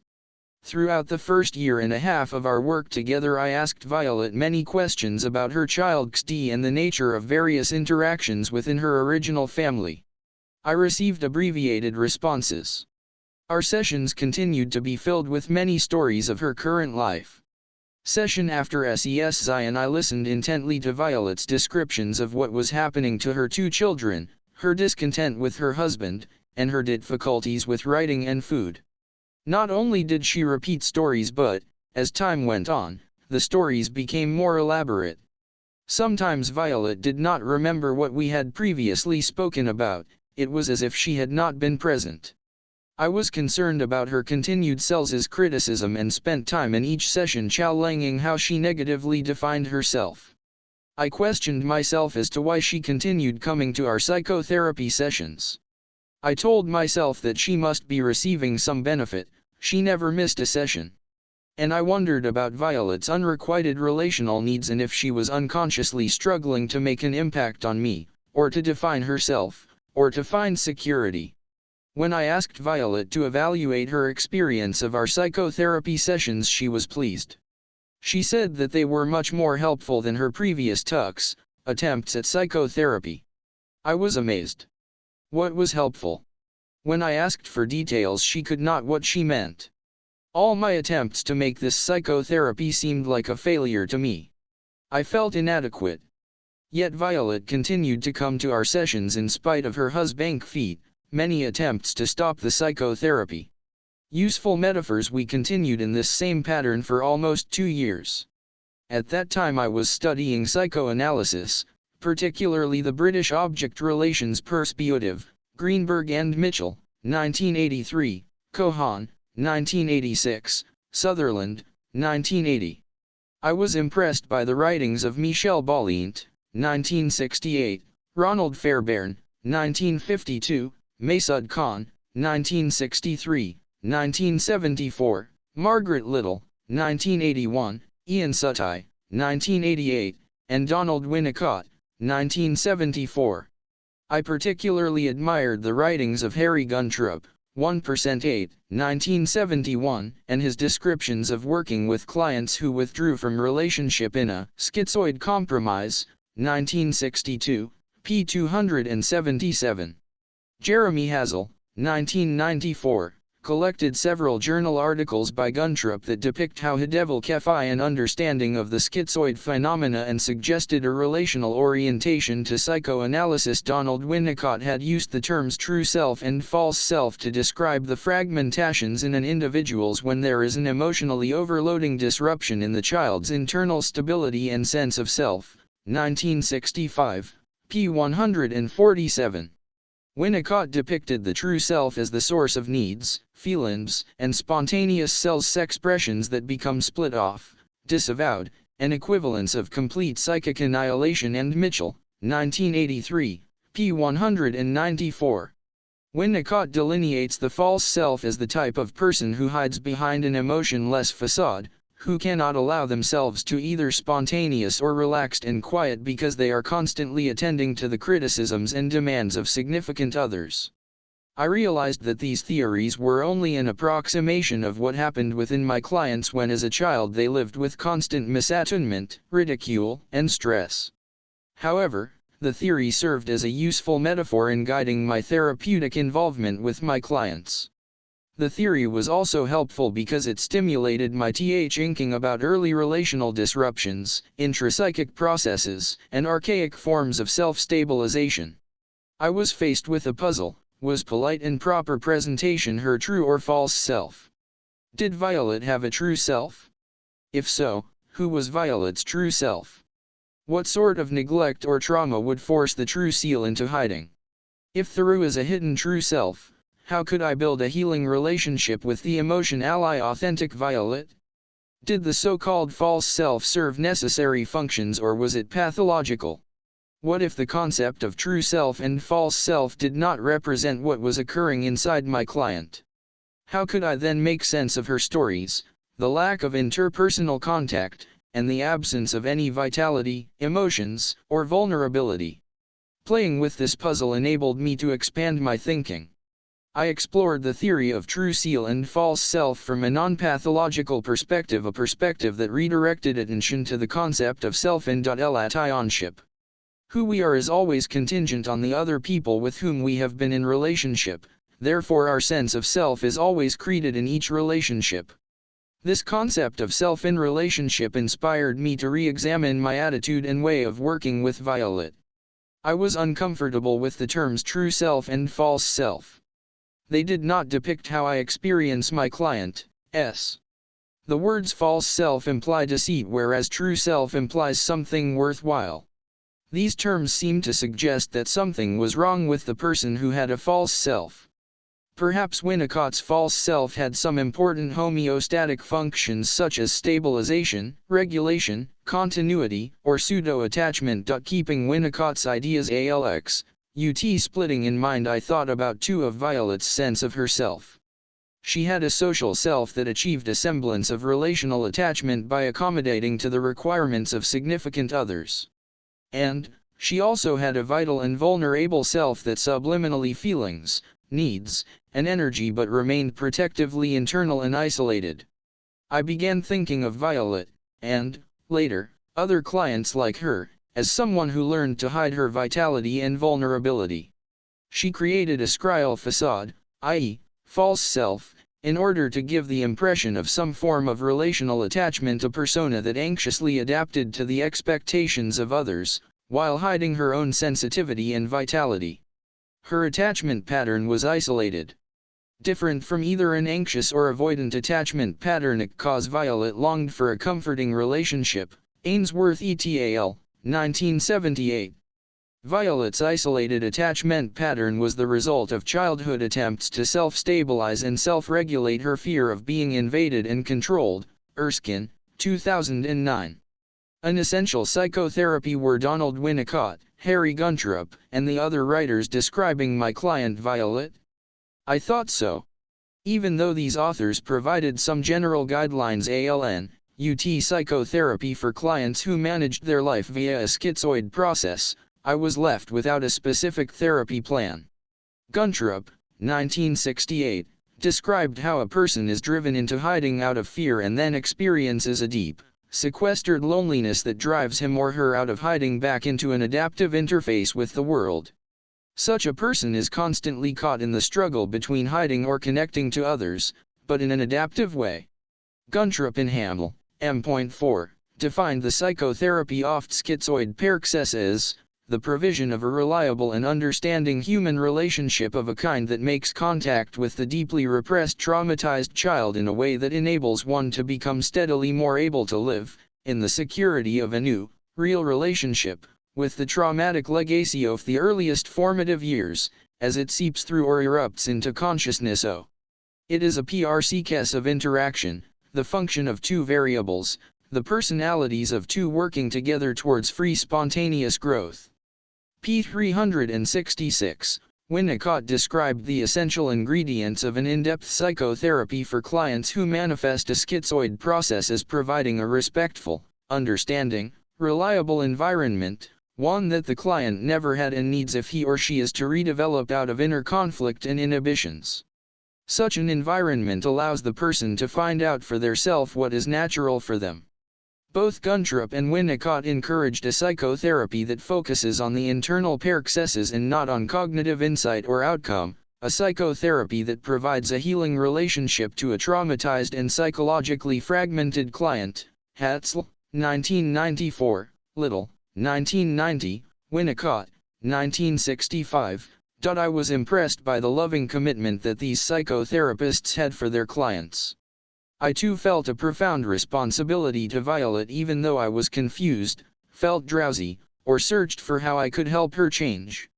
What if I followed Guntrup's advice and made contact with the deeply repressed, instead of focusing on interpersonal contact or change? I made a commitment to myself to respect her silences, to support her withdrawal, and to create a safe place for the deeply repressed to express herself. This required that I be consistent and dependable in providing a secure relationship even though I did not understand her unexpressed affect or tendency to withdraw. Guntrup, Winnicott, and their colleagues were defining an essential psychotherapy that focused on the client's internal paroxysm, a psychotherapy that provided a healing relationship. Erskine, 2020. Discovering a vital self. We were now near the end of our second year of psychotherapy. I had been puzzling for weeks over the questions of false self and true self that I outlined earlier. I wondered if the quality of my psychotherapy would be different if I thought of Violet% silence and withdrawal as her attempt to protect a vital and vulnerable aspect of herself. And that her polite, proper, and presentation as a squeal facade had at least two important functions: protection and attachment. I also gave considerable thought to the Gestalt therapy concept of contact and interruptions to contact. Pearls et al. 1951. I particularly thought about the significance of internal contact and how intense focus on contact with an external world could interrupt internal contact. Perhaps my therapeutic task was to facilitate her internal contact. Clearly there were many contact interruptions in our relationship. I did not feel a connection to the essence of her. She did not express emotions, and she likely was not in contact with internal sensations. She told stories and I listened, but we still had almost no interpersonal contact. I wondered what would happen if I encouraged Violet to focus on her internal instead of telling me her many stories. When there was a pause in Violet's telling the details of her story, I invited her to her eyes and stay quiet for a few moments so that she could sense her internal experience. At first she was frightened by the of doing this in front of me. Encouragingly, I again her to her eyes, to be quiet, to feel her internal sensations, and to not be percentic for a while, to concentrate on the sensations that were happening inside. She appeared to withdraw into herself. I wasn't sure if she was turning inward to feel her internal sensations or just returning to a familiar hiding place. I was concerned about the possibility that she was merely complying with my request as she had learned to do with her mother.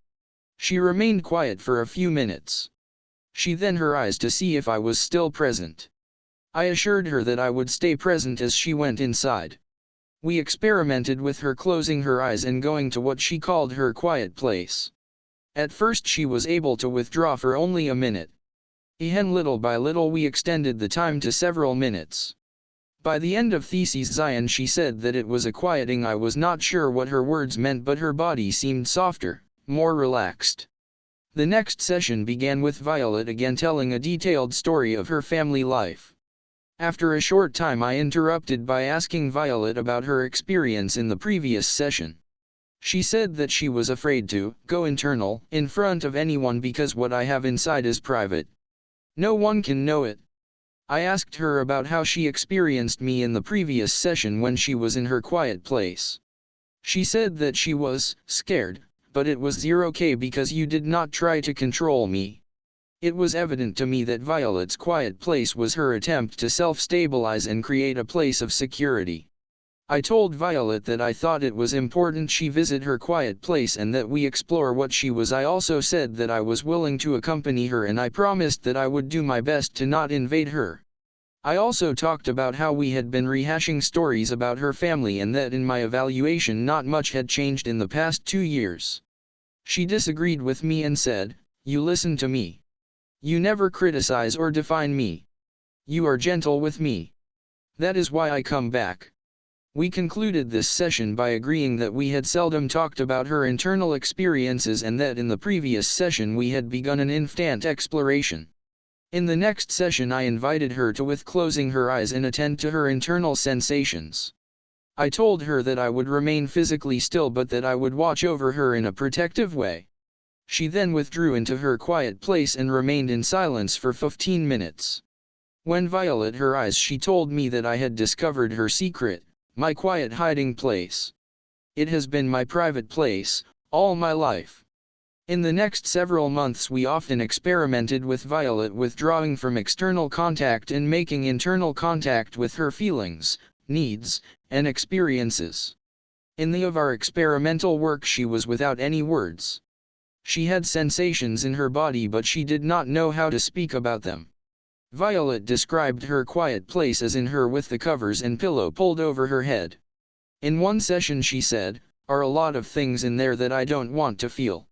As she said this I realized that I had been feeling increasingly protective of Violet. I could sense her intense vulnerability. I imagined myself sitting in her vigilant, quiet, and ready. My imagination was essential in keeping me focused on vulnerability during our long of silence. Interestingly, I never felt drowsy or distracted when Violet was withdrawn into her quiet place. I was always alert and interested in her internal experience. This was so different than the sleepiness I periodically felt when she previously told me detailed stories about her family conflicts.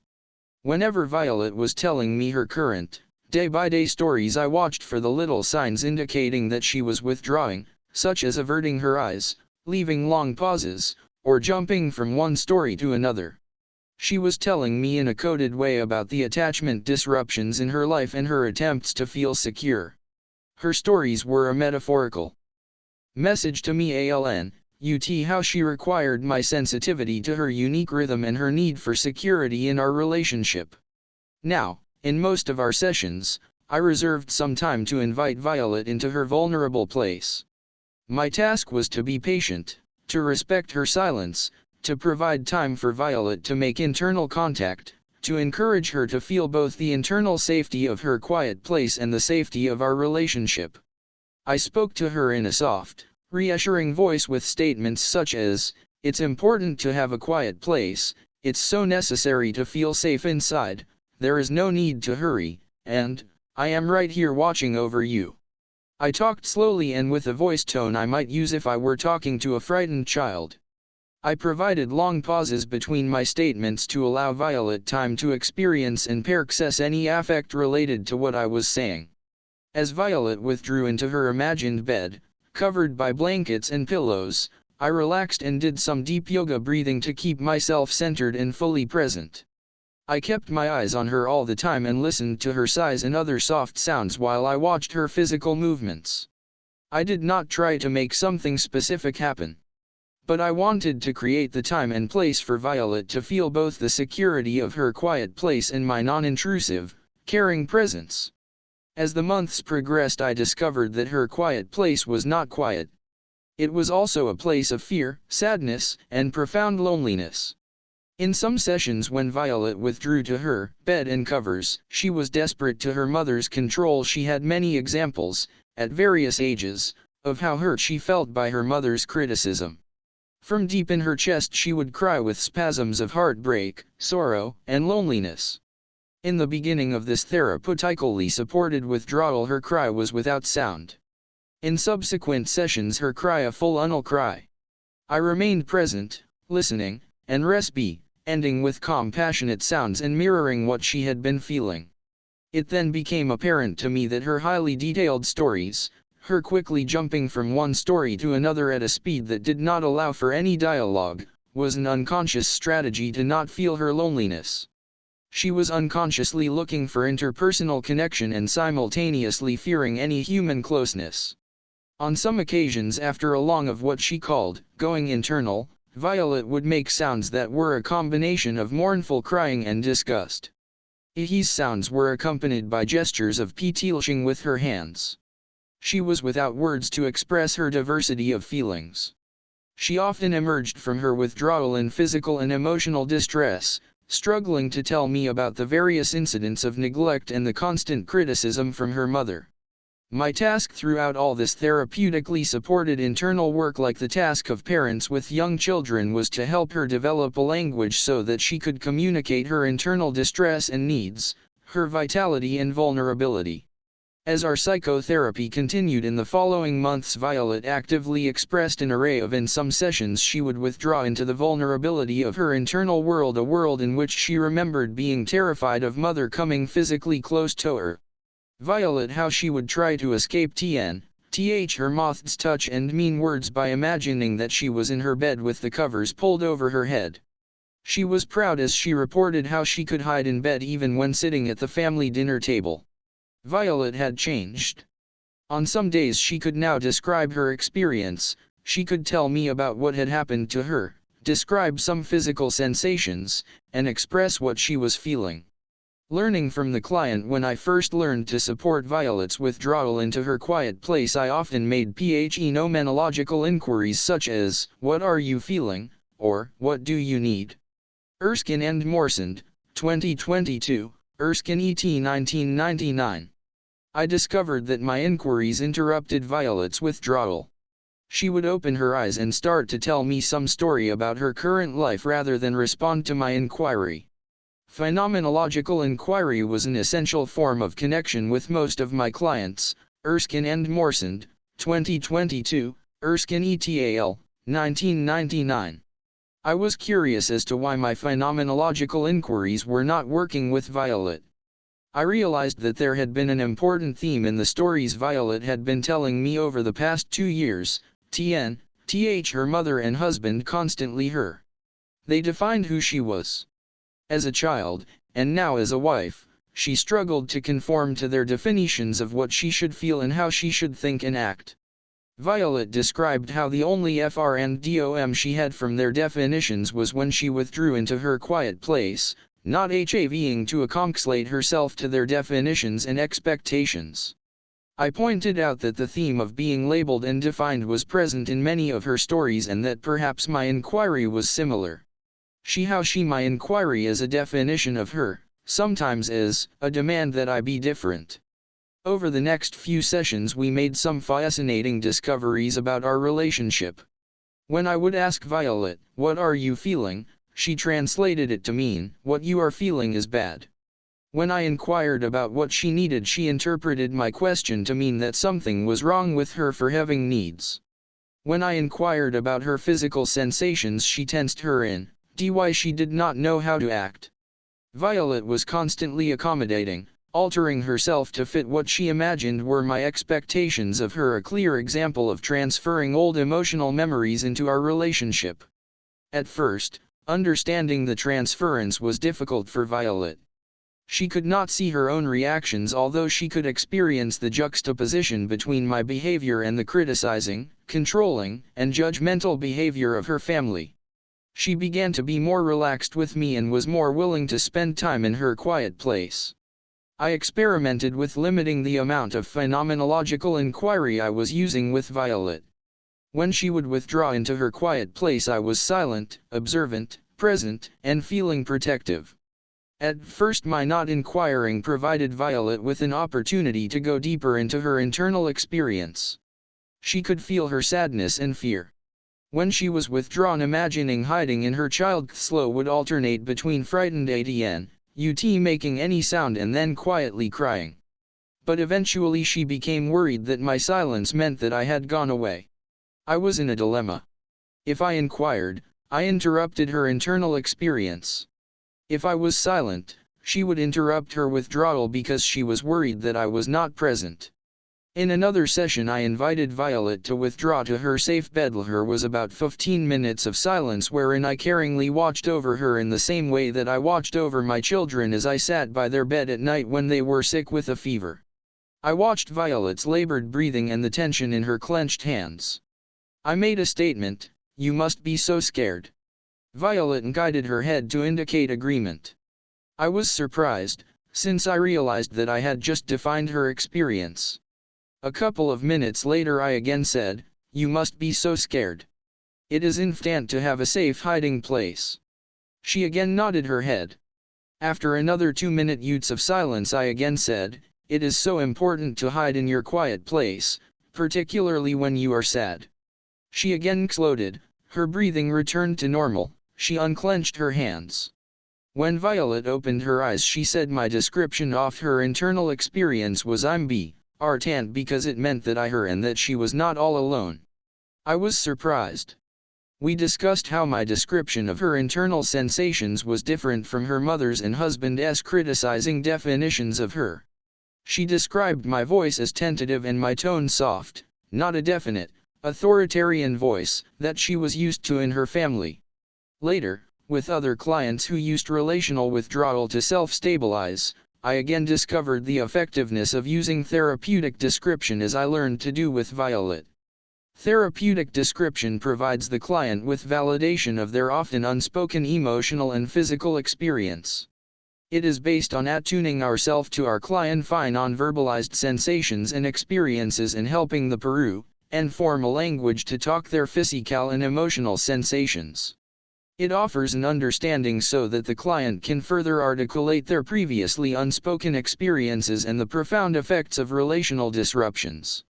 It provides a vocabulary for previously unspoken experiences to be acknowledged and eventually talked alx, T1T. Therapeutic description provides an interpersonal connectedness from psychotherapist to client.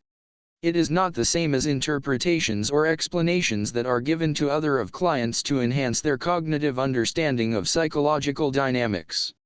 Therapeutic description involves a sensitive attunement to the client's way of being that includes timing, tone of voice, and carefully observing the client's nonverbal responses to the descriptions. However, if therapeutic description is used too early, it could be experienced as defining or invasive.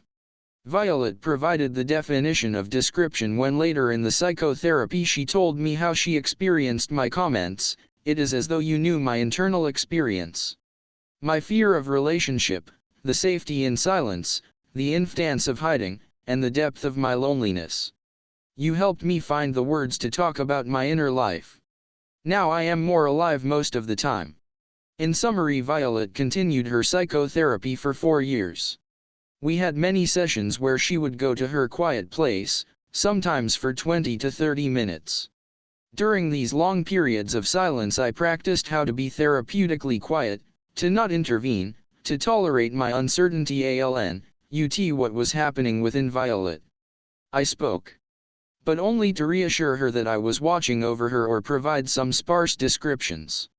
Gradually I acquired an intense patience, a patience that is so necessary in working with clients who use relational withdrawal and silence to self-stabilize and self-regulate. I was watchful of every breath, sigh, and movement she made. I listened to her silence and compassionately worried about her speechless struggle. There were often times when there would be a long silence, but she was eventually able to describe her dy sensations, sob in her loneliness, and be angry at her mother, while still often scared of getting it wrong. In several sessions where Violet imagined in her safe, she would sit up and tell me about the neglectful events in her child's CKXL, the strict rules she lived with, and her mother's constant demands for perfect behavior. I could observe the tension in her arms, neck, and legs as she talked about her mother. On some occasions when I pointed out that her body tension may indicate that she was angry, she would begin by shrugging her shoulders and say, "I don't know." But, as we focused on the language of her BCXLY, she would recognize that she was angry. In our 4th year of working together, we were talking face to face. Most of my transactions with Violet were set of phenomenological and historical inquiry, an inquiry that was designed to help Violet discover and put into language her emotion-filled, and never talked about, childhood experiences of parental neglect and control. During this phase of our psychotherapy, I did not use therapeutic description. That sensitive way of communicating was reserved for the times when Violet was silent and withdrawn into her hiding place. Our psychotherapy was now focused on Violet's becoming aware of herself. We gave a lot of attention to her body sensations and her various emotions. I acknowledged her memories and validated her emotions. Many sessions included my helping her put her untold story into words. I prompted Violet in defining herself.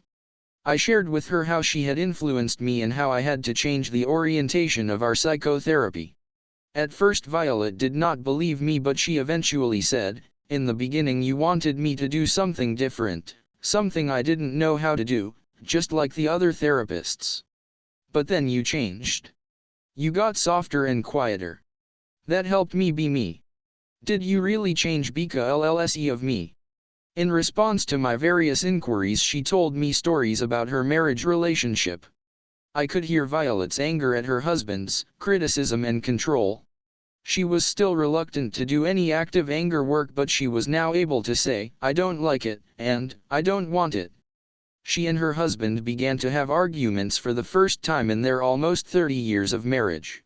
She was now defining herself, refusing to comply with her husband's demands, and expressing what she wanted in her marriage. Violet's husband became enraged at the changes she exhibited at home. He demanded that she terminate therapy. He threatened divorce.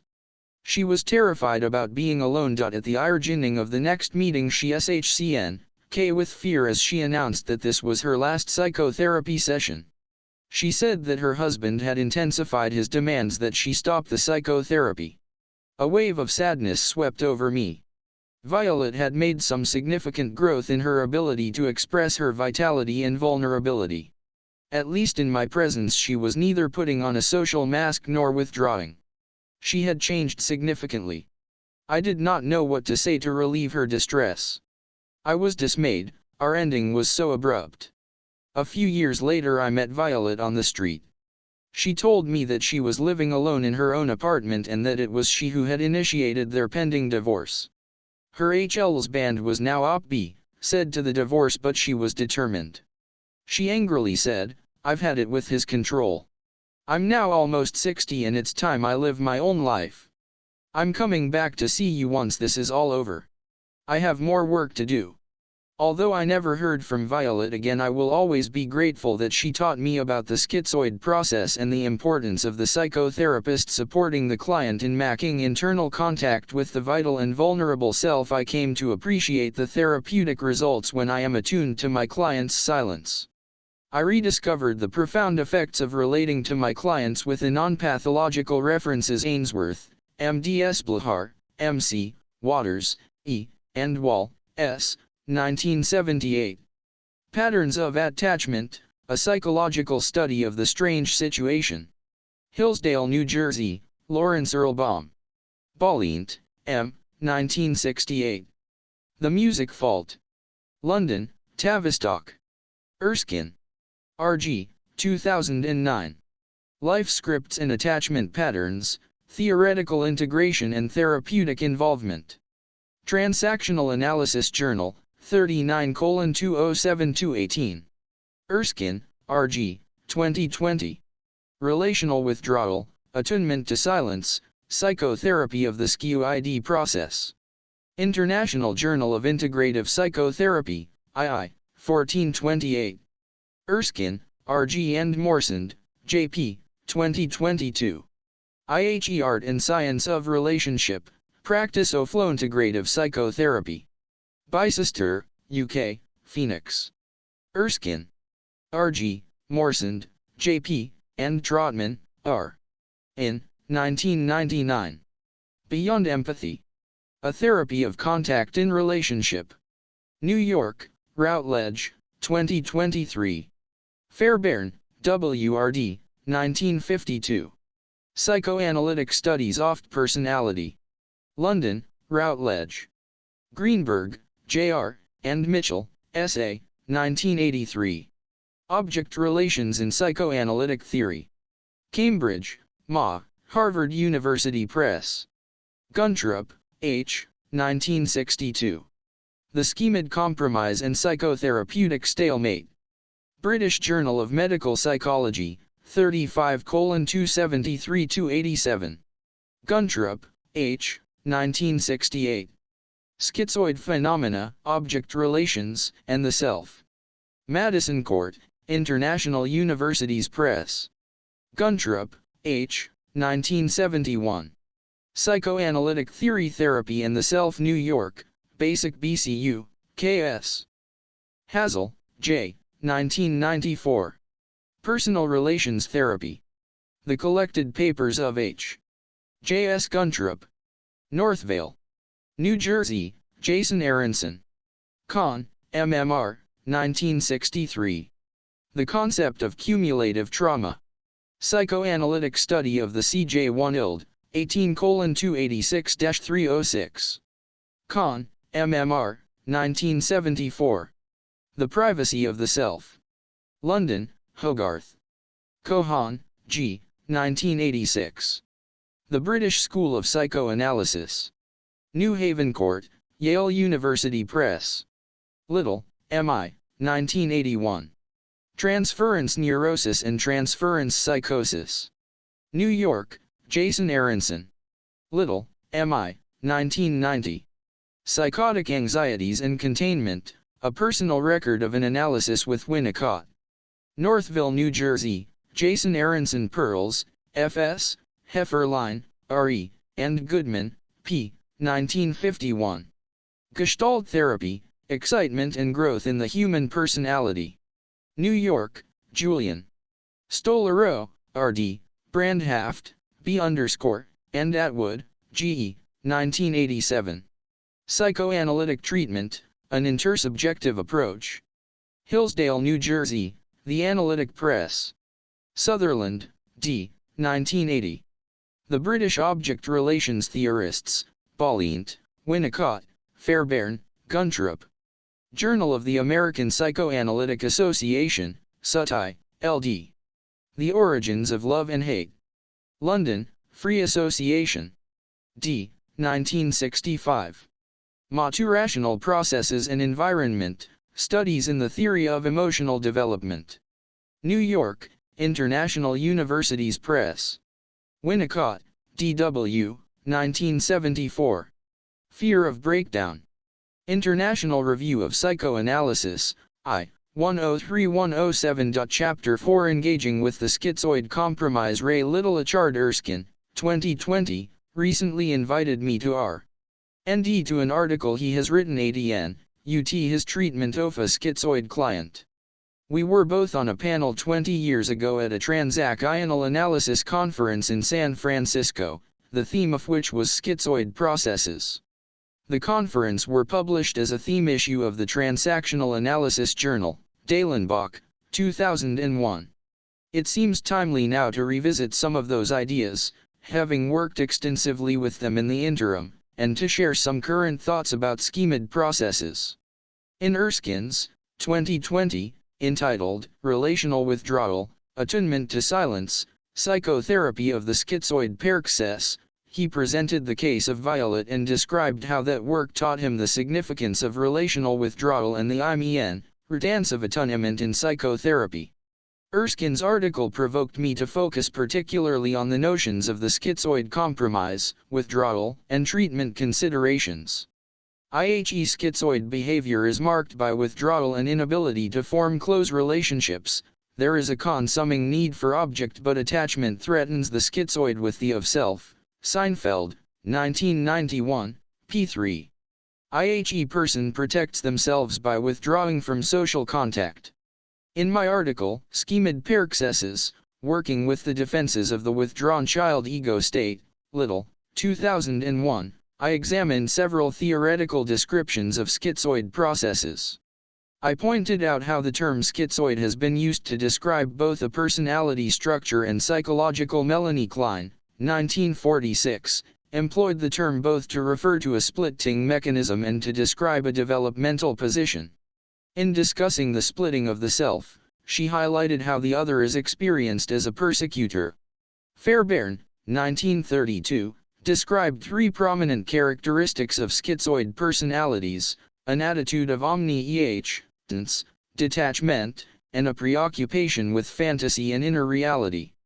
He later described an intrapsychic structure that consisted of the splitting of the ego and repression as a defense.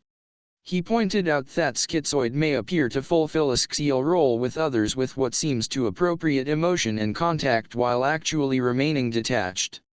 Before continuing here, I want to let readers know that I, as a white British male, will drawing on my clinical experience to highlight some of the theory. The clients and supervisees clients described here are largely white European and North American. I acknowledge this because we need to ask ourselves whether the theory is applicable across all races, ethnicities, and cultures, given that there is little research into these aspects of disorders.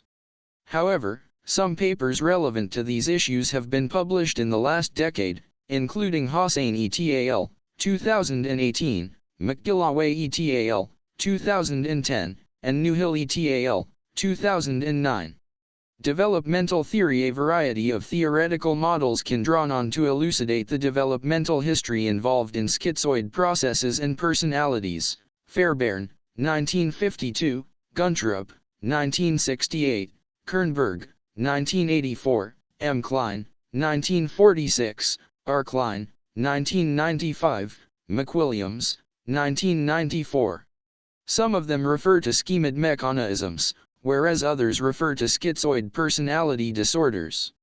One perspective on understanding the etiology of schizoid phenomena is to consider how the individual negotiated relationships as an infant/child and then internalized those experiences. Ego state relational units, Little, and object relations, Fairbairn, 1952, Guntrup, 1968. Both describe how relational experiences, and the child's perception often, become organized and internalized as relational schemas. Little, 2013, Evelk, 2010. On examining these schemas, we can distinguish between tolerable experiences that were integrated and intolerable ones that remain unintegrated. Tolerable non-defensive experiences are in of the integrating adult ego state and represent autonomous, here and now functioning from an open system, Little, 2011, with the capacity for assimilation and accommodation, Piaget, 1952, Zvelk, 2010. Intolerable experiences remain as a dissociated structure consisting of defensive or maladaptive schemas, Eagle, 2011, Evelk, 2010. These schemas as child-parent ego-stale relational units, Little, 26, which are located in unconscious, implicit memory. These relational units make up the internal structure of the schizoid individual. For a full discussion of the theory of relational schemas, see Eagle, 2011, Little, 2006, 2011, Piaget, 1952, Zvelk, 2010. The basic need for attachment and object-relatedness and the desire to discover one's reflection in the of the other, Seinfeld, p. 33, exists in the schizoid as it in everyone. It is intrinsic to who we are as a species. When we think of the adult person who presents with a schemed characterological structure, we may wonder what the nature of the early experiences were, particularly with their primary caregivers, that led them to feel such hopelessness and fear in relation to being with others. Those early experiences led them to feel a tension between attaching and not attaching, or non-attachment. For Ralph Klein, 1995, the question revolved around, what kind of deal does the schizoid negotiate in order to gain the benefits of attachment while avoiding the anxieties and dangers of non-attachment? p. 45. Ralph Klein, 1995, p. 51, to an attachment that the schizoid individual may occupy. The first consists of the self-sufficiency and self-reliance. I.e. second consists of being close and involved with another but runs the risk of let down, rejected, or abandoned. As one client said to me, relying on is seen as a bad idea as they will eventually let you down. Guntrup, 1968, and Ralph Klein, 1995, agreed on the nature of the schizoid condition. They disagreed, however, as to the enduring development at which the condition originates.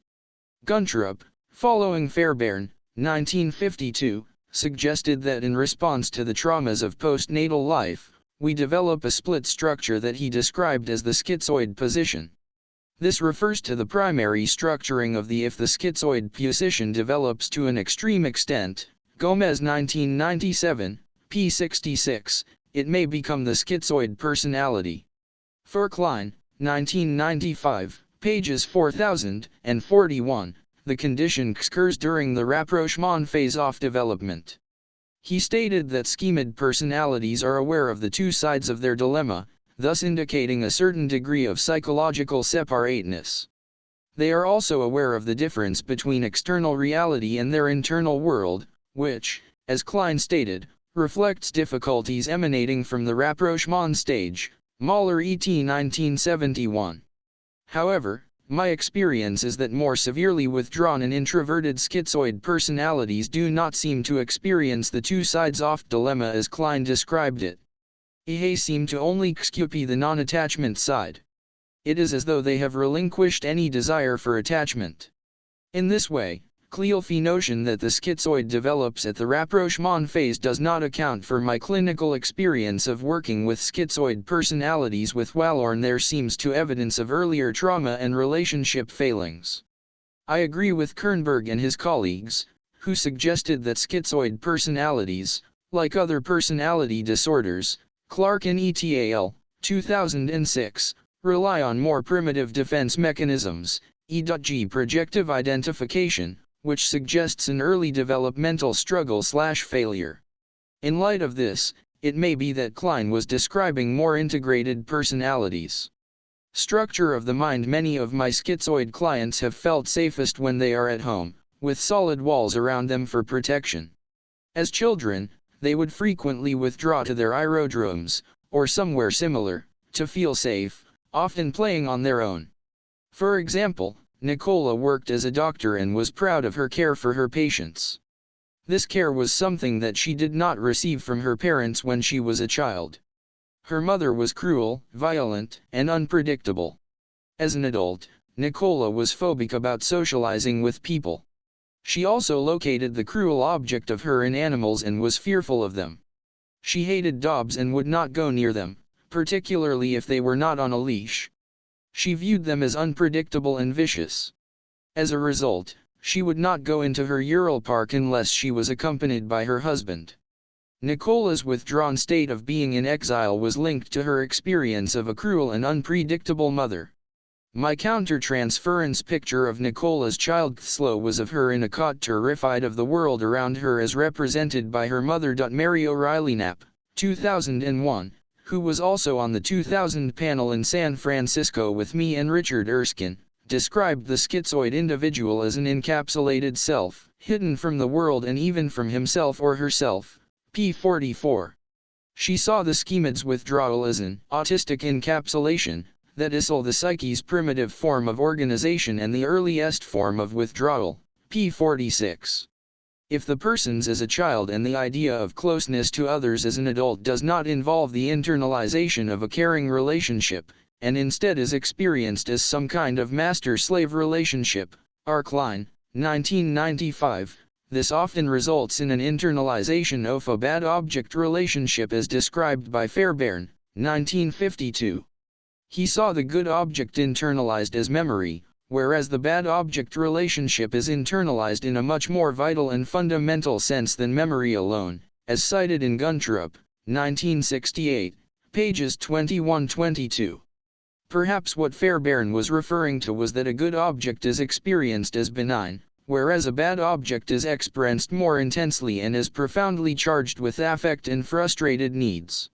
Ralph Klein, 1995, used the term schizoid from the of Masterson, 1988, to describe a further disorder of the self, in addition to borderline and narcissistic personality disorders. In taking an object relations view, Klein saw the schemid as either in a self-object relational unit as a slave attached to a master or as a self as in exile fearful of a sadistic object. This view of the person's internal world represents a split structure. Some schizoid personalities may perceive the master/slave unit as more acceptable than being in exile and therefore attached to others at a cost to themselves. Other schizoid personalities may prefer withdrawal and fantasies to that of being closer, which is felt as more threatening. For the withdrawn schizoid, fantasy serves to maintain some sort of link to the world of relationships when actual people and reality are intolerable. Fantasy can be fulfilled by novels, films, pornography, and gaming, all of which can stimulate fantasy relationships. Manfield, 1992. As children, such individuals may live, through fantasy, in the world of the stories they read and may imagine themselves playing a part in the adventures of the characters. They come to inhabit their fantasies. IHES is a more extreme version of what most children do and serves the function, as previously mentioned, of maintaining some link to the world of relationships. The fear of an exile, with its experience of isolation and nothingness, may be avoided by maintaining a tie to the bad object. Seinfeld, 1993, p. 65. Fairbairn, 1952, described these ties as the libidinal bonds whereby the patient is attached to these hitherto indispensable bad objects. p. 74. Further, Grotstein, 1994, depicted this as the unwavering loyalty that schemids maintain towards their objects. p. 116. IHE schizoid personalities' connection to the external world is usually superficial. They have withdrawn from the outer world and are living in an internal world of fantasy. However, by maintaining a relationship with the bad object, schizoid individuals keep in touch with the world, protecting themselves against a flight from reality and descent into nothingness. Guntrup, cited in Hazel, 1994, suggested that the individual preserves the ego by taking refuge in internal bad object fantasies of a persecutory or accusatory kind. p. 164. Considering all of this, Ralph Klein's description of the withdrawn position as non-attachment may not be strictly true. Withdrawal from the world of potential real-life attachments to an internal world may be a retreat to a where attachments of a sort are maintained. The internal world of object relations consists of attachments to a bad object. This internal world is a world of attachments in a similar way that external relations constitute attachments. To live in this internal world is to XQP a world of relationships rather than an objectless/relationshipless world. I am suggesting that the non-attachment 1K, Sishan Ralph Klein described can also be seen as consisting of no external relationships but instead a retreat to an internal fantasy world of attachments that, to some extent, can controlled. Case study, A Beautiful Mind. This process of internal attachments was brought home to me dramatically by the film A Beautiful Mind, Howard, 2001, in which Russell Crowe plays the part of prize winner and mathematician John Nash. I will use this film and the biography it is based on to illustrate the schizoid withdrawn state and the internal world with its relational schemas and its defenses against objectlessness and the black hole of nothingness. In the film, Nash initially comes across as withdrawn and obsessed with patterns and number bears. He is seen as strange by his fellow doctoral students, from whom he is scryily isolated. They describe him as aloof, without affect, detached, and isolated. "He's not one of us," one of them was reported to have said. Nassar, 1998, p. 13. In the film, Nash has an exuberant roommate, Charles, who appears to be everything Nash is not. Charles is heard to suggest that they get a pizza. Charles appears outgoing and interested in alcohol and women. At one point, Charles asks Nash about friends. Nash replies, "L don't much like people, and they don't much like me." Nash fights with Charles in his recam, pushing a table to and fro, which Charles pushes out of the window. In another scene, Nash is sitting on the RCX F of the building chatting to Charles and shouting at students below. There is a point later in the film when Nash is helping the military solve a code-breaking problem and catches sight of someone watching him from the balcony. He calls that Busan Big Brother. The latter identifies himself as William and behaves with authority, telling Nash he will arrange for Nash to have top-secret clearance to continue the work. Later in the film, when Nash tells William he needs to resign, his wife is pregnant, William responds by saying, "I told you attachments are dangerous." What eventually becomes apparent is that Charles and William are visual and auditory hallucinations and part of Nash's internal world of attachments. Some of them are punitive and some more amiable. One of the things the film demonstrates is that Nash's life appears as an illusion with occasional excursions into reality. There seems to be a tension for Nash between rational and irrational thinking. Later in life, he considered that his dream-like delusional hypotheses, Nash, 1994, paragraph 27, had been irrational. He went on to say that, one aspect of these is that rationality of thought imposes a limit on a concept of his relation to the cosmos, paragraph 29. Nash, aged 31 years, having worked for 10 years as a brilliant theoretical mathematician, is as suffering from paranoid schizophrenia after having a breakdown. Charles turns up again in the film, greeting Nash with a hug.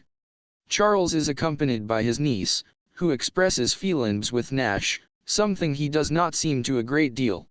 She seems to be the repository of Nash's unexpressed affect.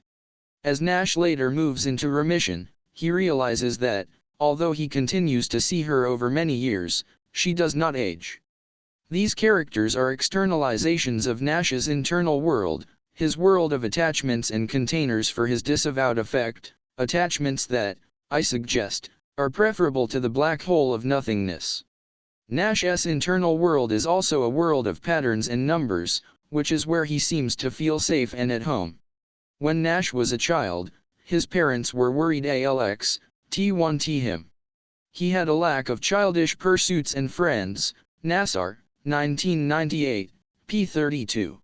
According to his sister, he wanted to do things his own way. Other children thought him weird and bullied or just tolerated him, p. 36. It seems that he learned to armor himself against rejection by adopting a hard shell of indifference and using his superior intelligence to strike back, pages 37-38.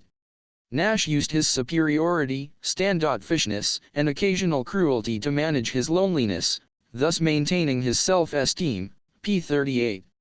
Nassar, in her biography of Nash, described some of those schizoid personalities who are brilliant scientists and thinkers from whom scryedy benefits but who are strange and solitary, such Einstein, Isaac Newton, Immanuel Kant, Ludwig Wittgenstein, and René Descartes. She draws on the writing of Anthony Storr, a British psychiatrist and psychoanalyst, who wrote that the schizoid state is characterized by a sense of meaninglessness and futility. Creative activity is an apt way to express himself. The activity is solitary but the ability to create and the perceptions which result from such ability are generally regarded as value by our society. Nassar, 1998, pages 15-16. The schizoid's experience schema'd function at a n, Riderline level of organization, Kernberg, 1984, a position between neurotic and psychotic. This level of functioning suggests that they have not managed to individuate and integrate sufficiently. These individuals often suffer as a result of poor interpersonal ego boundaries. Kernberg saw the schemid personality disorder, with other personality disorders in this category, as having a poorly integrated sense of self and subsequent confusion about personal identity. These individuals have a predominance of and reliance on primary defenses, McWilliams, 1994, primitive object relations, Kernberg, 1984, and early persecutory anxieties associated with the paranoid schemid B, Sisson, M. Klein, 1946. On entering therapy, an individual with a schizoid presentation will probably feel anxious as a result of projecting either a sadistic object or the master object representation onto the therapist. Alternatively, through projective identification, the may look at the self and the therapist and inhabit the object aspect of relational units. The various theories just discussed in my description of schizoid processes and personalities emerge from clinical experience. What are discussed here are individuals who present for therapy with these characteristics and who are struggling in some way. Usually, they are seeking more contact and closeness but are fearful at the same time. There are also many who could be as having a schizoid who do not experience any tension and are content with their lives. I think of the schizoid personality structure as having developed as a defense and as a means of managing early experiences of trauma or developmental deficit and rupture. Their internal world is consisting of a split structure that has come about as a result of failures in bonding and attachment. Infant retreats inwardly, maintaining a more superficial relationship with attachment figures. Seinfeld, 1996, p. 78, citing R. D. Lang, wrote that in human development there is a polar ity between separateness and relatedness, both of which represent profound human needs. The person with a schizoid personality experiences this process in a more extreme way. They are usually highly anxious, with the fear of closeness being experienced as a fear of dependency or a fear of merging with a subsequent loss of a sense of self. Separation may be experienced as isolation or being in exile. Both positions are experienced as frightening. Nowhere feels safe for the schizoid individual. This is in contrast to the narcissist, who feels safe when erged with an ideal end or the rider line. Who feels safe when clinging and merging with a rewarding object. Withdrawal, home base. Everything starts and ends at home. Any description of a schemid presentation will include the characteristics of withdrawal, self-sufficiency, detachment, aloofness, and lack of affect. Withdrawal is often the home position of the schizoid individual. Ralph Klein, 1995, described this as a non-attachment position, and McWilliams, 1994, p. 100, as a primitive defense. It is where schizoid personalities seem to spend most of their time and also how people often think of them. Withdrawal into a different state of consciousness is an automatic, self-protective that can be observed in infants. The same can be seen in adults who may retreat from others to their internal world of fantasy.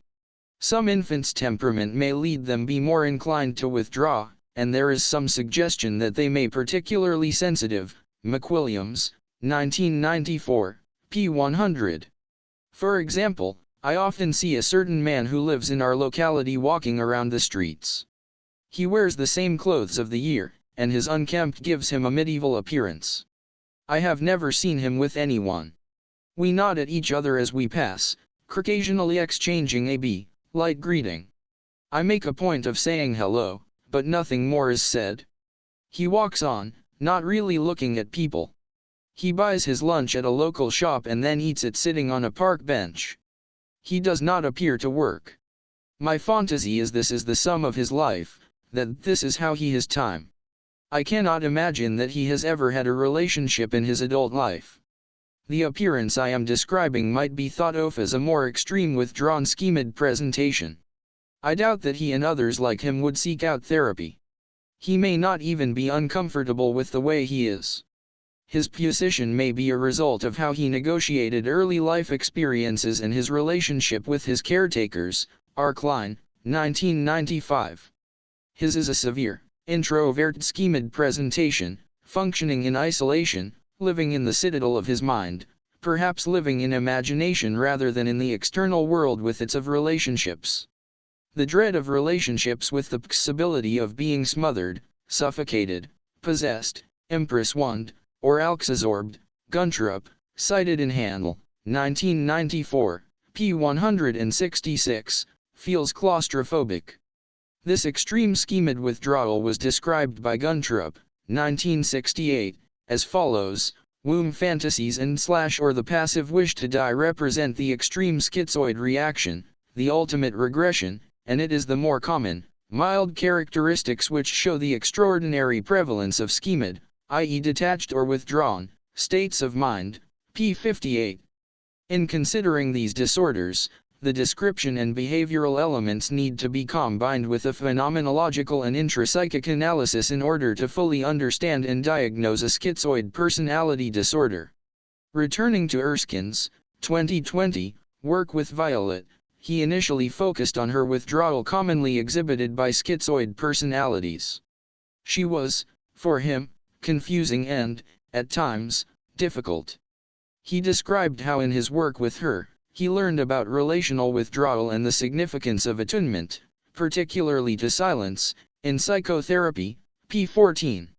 Violet's internal VWRLD emerged early in her meetings with Erskine when she described how her husband alternated between ignoring her and controlling her, p. 15. This also echoed her relationship with her mother. Her comments about her husband were probably a transference projection of that internal world as well as the reality of her experience with her that was a point at which her internal and external worlds came together. Her experience of her husband became a hook on which she could hang her projections and probably represented the object from which Violet withdrew. In my 2001 article, I wrote about Sebastian, who usually started a session by saying something placatory that we could talk about but that did not reveal his vulnerability. Sessions seemed to be isolated for him, without continuity. He often seemed to have forgotten the previous session, having wiped it out. Sebastian often withdraws and seems to be watching me. It is as if he is on the inside of his head looking out of his eyes watching my wary move. He has described having retreated into a castle, staying in the dungeon where he feels safe. He leaves a guard duty. He drawbridges down but can be raised at any time. If I see an expression of emotion on his face and respond, he is moved at having seen but feels he cannot call out. He feels it would be dangerous and frightening to do so. Sebastian has retreated from the world and is detached from interpersonal relations. He has numbed his emotional responses to people and events. Little, 2001, p. 35, more extreme introverted schizoid personalities. What Ralph Klein, 1995, described as the safe place or haven, the impenetrable fortress, and the end of no return, p. 55. IHE Citadel is a womb-like state free from demands or attacks, with no need to adapt. Little, 2001, p. 38. IHE person is unlikely to experience any ambivalence about relationships. On the other hand, those schizoid with milder characteristics are more likely to want relationships with others. Perhaps there is a continuum for with schizoid personality.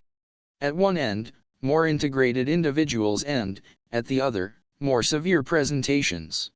When thinking about schizoid individuals' ambivalence about attachment, craving closeness yet fearing engulfment, seeking distance but complaining of loneliness, McWilliams, 1994, p. 193, one distinguish between these two aspects of ambivalence and the kind where withdrawal is more profound and individuals retreat into fantasy and their internal world.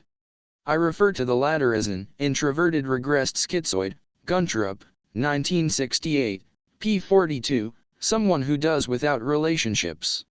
Maintaining withdrawal, attacks on the link withdrawal is a behavioral praxis and a strategy of retreating into fantasy and imagination and detaching from external reality and relationships. This entails withdrawing into an internal closed system to escape the dangers of engaging with the external world. Over time, a schizoid client may establish a psychological and emotional link with a therapist, one that may be experienced as a threat or as dangerous. As a result, the person's internal bad object relationship may attack the links to the therapist because the clinician represents a threatening external reality. This defensive process reinforces the client's isolation. The closed psychic system, with its bad object, impedes the relational seeking aspect of the personality. This is akin to Fairbairn's notion of the client remaining loyal to the bad object. For his part, Bion, 1967, described how the psychotic mind attacks the perceptual apparatus that links it to the object. I have experienced less severe attacks on the link between myself and a client as part of a schizoid defensive stance. For example, Justine, on leaving a session, would sometimes say things to herself such as, "Did you see how he your money at the end of session? He's so greedy. All he wants is your money. You're just a cash cow for him. You shouldn't trust him." This was an attack on her emerging link with me. This demonstrates how the desire to attach and connect may be prevented by the anti-relational unit attacking the link between the client and the therapist as the needed object/other by devaluing and belittling the therapist. This kind of post-session attack usually occurred when Justine had shifted in her position, taken a risk, and revealed more of herself to me. The attack was typical of the non-attachment, anti-relational side of her personality and her attitude of not relying on others. The internal attacks would often leave her isolated and alone between sessions. At such times, she had destroyed the co-created new relational unit. After such self-talk, when Justine arrived at her next session, she was often wary of and less likely to trust me. I watched for this and experienced it as 1 step forward, 2 steps back. The anti-relational self will attack the relational seeking self's links to its attachment objects/others. These rejecting behaviors often echo the original caregiver's response toward the infantile dependency needs. Seinfeld, 1991, 73. Enforced withdrawal during lockdown. Writing this article in May 2020 during the lockdown resulting from the COVID-19 pandemic highlights and affects my experience and understanding of these processes. When I venture out to the supermarket, I experience an increase in anxiety. I walk down the road wary of an unseen threat. Another person becomes a threatening enemy who may be carrying a deadly disease. Going around the supermarket picking up groceries, I notice how watchful and anxious I am as other shoppers come close to me. There is an induced paranoia.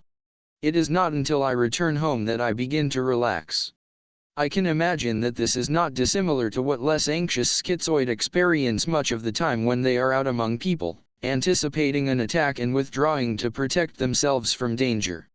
For some, the experience is even more extreme, and it is appropriate to talk of terrors and horrors and fear of mutilation, a world occupied by monsters.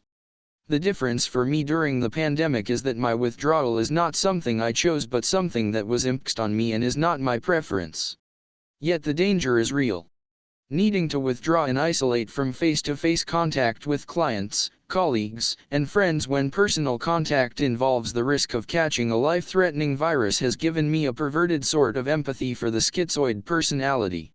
Listening to clients and talking to supervisors these days, I have realized that in lockdown suits some people more than others, depending on their characterological structures.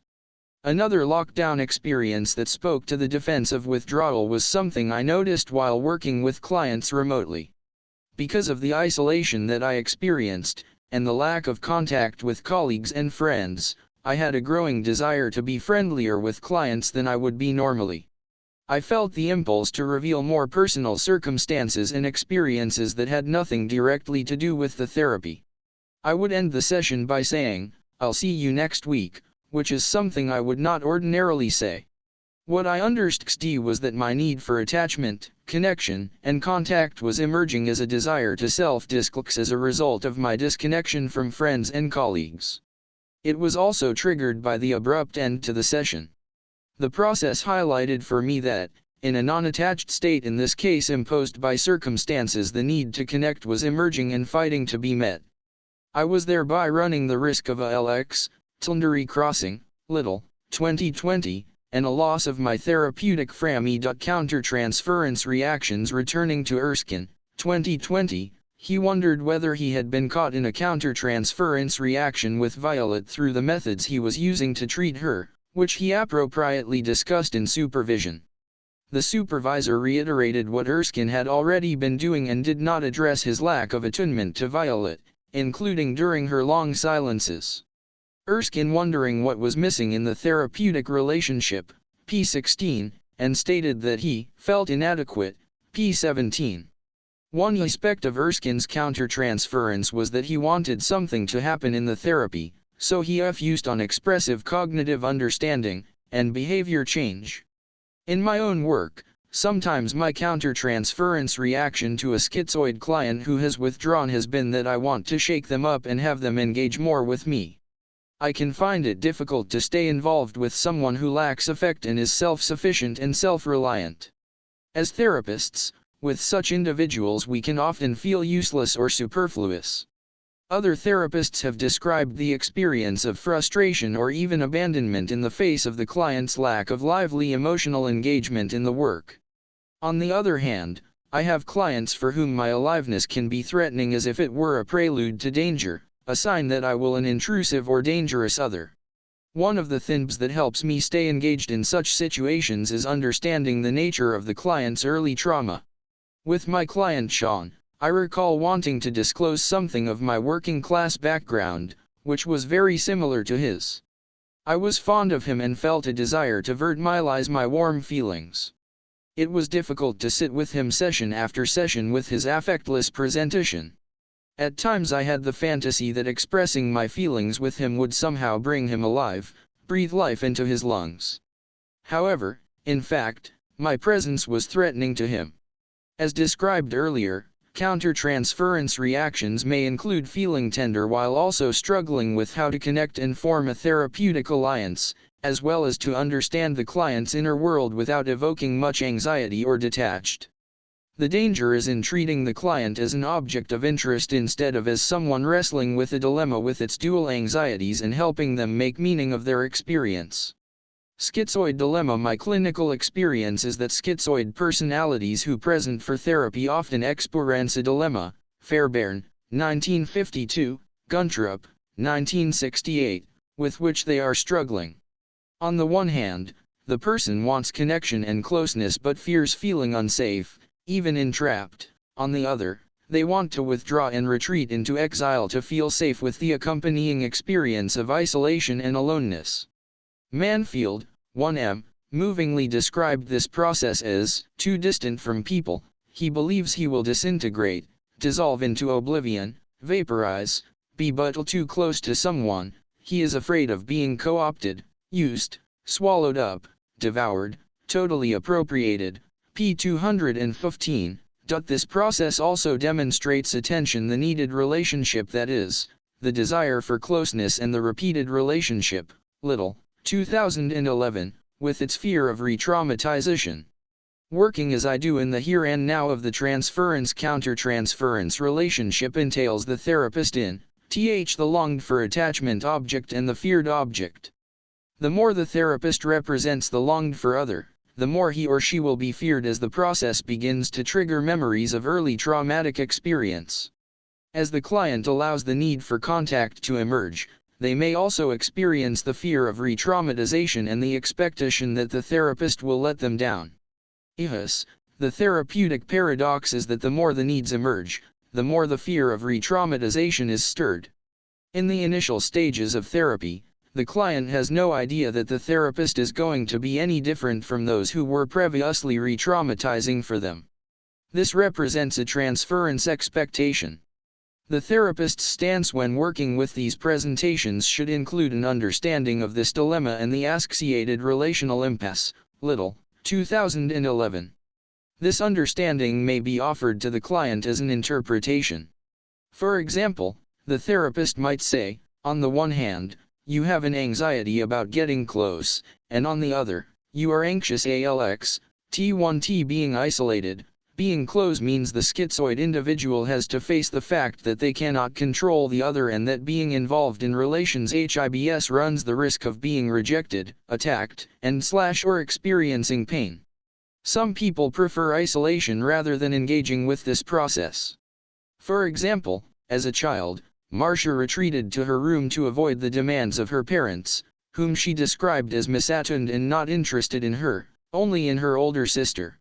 As an adult, Marcia preferred being on her own, but her job required her to do certain things for people. IBIS meant she had to leave the safety of her womb-like state, which echoed her child hockey bedroom. In doing so, she had to encounter the world that she hated. In her therapy, her infant needs emerged, and she wanted her therapist to be perfectly attuned to her. She unconsciously wanted to incorlex, rate him into her safe, womb-like space and have him be devoted to her, thus protecting her from disappointment, pain, and separation. For the schizoid individual, every place and every experience is fraught with anxiety, whether that is being with people or being alone. Being self-reliant avoids the problem of having to rely on or dependent on another, but it can leave the individual having to do everything themselves and having no significant social contact. IHE dilemma can be described as an experience between an anti-relational self and a relational seeking self. Little, 2001, Seinfeld, attending to the behavioral manifestations of the dilemma often highlights the own split internal personality structure, and the manner in which they experience others represents a transference projection. Erskine, 2020, Violet is, unconsciously kingfishing and simultaneously fearing any human closeness, p. 22. The relational seeking self desires connection, whereas the anti-relational self wants to prevent that from happening. He described how Violet's schiel self has achieved some relational security buying to the requirements of significant others, whereas her vital and vulnerable self remains protectively internal, pages 18-19. Erskine made a note to himself, to her silences, to support her withdrawal, and to create a safe place for the deeply repressed to express herself, p. 20. He wondered if he thought of Violet's silence and withdrawal as her attempt to protect a vital and vulnerable aspect of herself, p. 20. He that her polite, proper, and superficial presentation as a scryal facade had at least two infant functions, protection and attachment, p. 20. Schizoid compromise. In common with Erskine, I, 2012, admire the writings of Guntrup and his descriptions of working with clients who have withdrawn from relationship into a schizoid compromise, Guntrup, 1968, p. 58. That phrase describes what the client is trying to deal with psychologically, and the compromise indicates how they are managing the dilemma. That is, finding a middle ground between the two anxieties. Erskine, 2020, described wondering how he might make sense of his clients' superficial stories, the lack of interpersonal contact, and the absence of any vitality, emotions, or vulnerability, p. 18. He saw Violet as someone who learned to hide her vitality and vulnerability, who had created a squial facade, i.e. a false self, in order to maintain some form of relational attachment, p. 19. Previously, 2001, p. 39, discussed how retreating from contact leaves the individual isolated, lonely, and in pain. Some schizoid may attempt to avoid the pain through workaholism, intellectualization and other distancing defenses, Manfield, 1992, p. 205. In some cases, the longing for contact will re-emerge, and the person may want to move toward others. However, such movement also brings with it the anxiety with its sense of being entrapped. Guntrup, 1968, described this as the in and out program, p. 36, an expression of the hunger for and terror of contact and closeness, caught between the need and fears of close personal connection. They are driven in by their needs and driven out by their fears. Some individuals manage this dilemma by establishing the schemed compromise in a halfway house position, Guntrup, cited in Iazale, 1994, p. 166. This is a way of keeping others around but preventing them from getting close or endangered by them. This may, for example, be achieved by maintaining contact at an intellectual level or by being present physically but absent emotionally. More often than not, relationships are kept emotionally neutral, an approach that undermines the of forming friendships and romantic relationships. In the United Kingdom there is an attitude known as the stiff upper lip, a cultural endorsement of the expression of the compromise that enables people to stay sexually connected while hiding their emotions. Many polite behaviors in certain cultures are also an expression of the same compromise, one that is, in essence, a defensive escission between the two fears of isolation, on the one hand, and enslavement, or merging/fusing, on the other. The question for the individual is, how do I keep people around without getting close or being alone?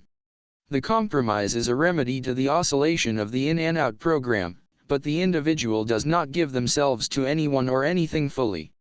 Therapy of the compromise. The therapist's stance. The initial therapeutic task with clients is to create sufficient safety. R. Klein, 1995, Little, 2001, O'Reilly Knapp, 2001, including a containing, holding environment that is non-wounding and unobtrusive and that creates an opportunity for the hidden, vulnerable, relational seeking self to re-emerge. IHE therapist needs to be curious regarding why the person went into hiding, what their terror is about, and the nature of the defenses involved. In addition, it is important to comprehend how attempts at contact by the therapist may be experienced by the client as intrusive and frightening. For example, in the work with Violet Discrilodi by Erskine, 2020, she was afraid to go internal in front of anyone because what I have inside is private. No one can know it. My quiet hiding place. It has been my private place, all my life. p. 21. IHE therapist needs to demonstrate an understanding of the schema dilemma and compromise and offer an attuned interpretation.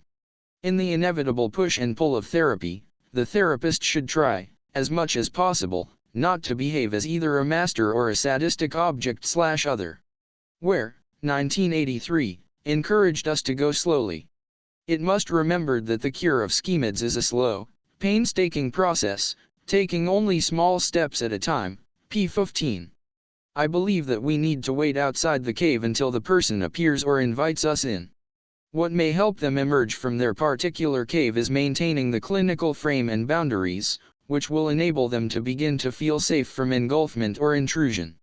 Going in after them may repeat the experience of an intrusive caregiver/other.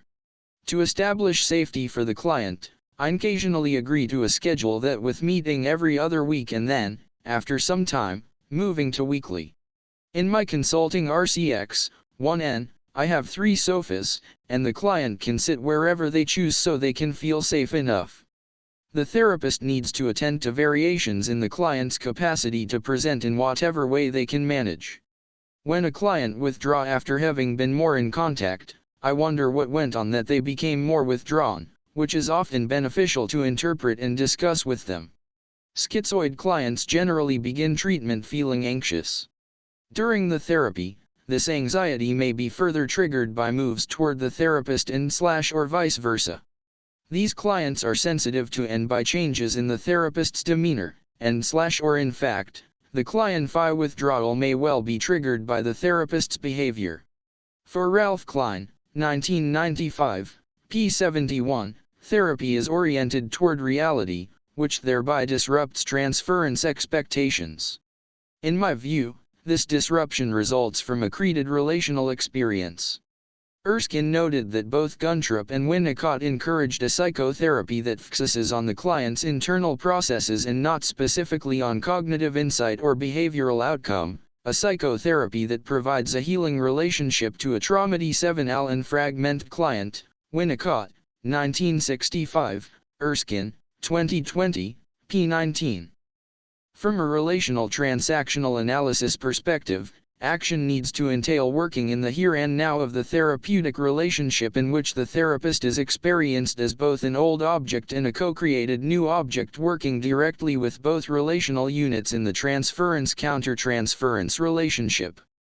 The client's experience of the transference exploitations reinforces their withdrawal from relationships. IHES is the nature of unconsciously engaging in psychological games and enactments.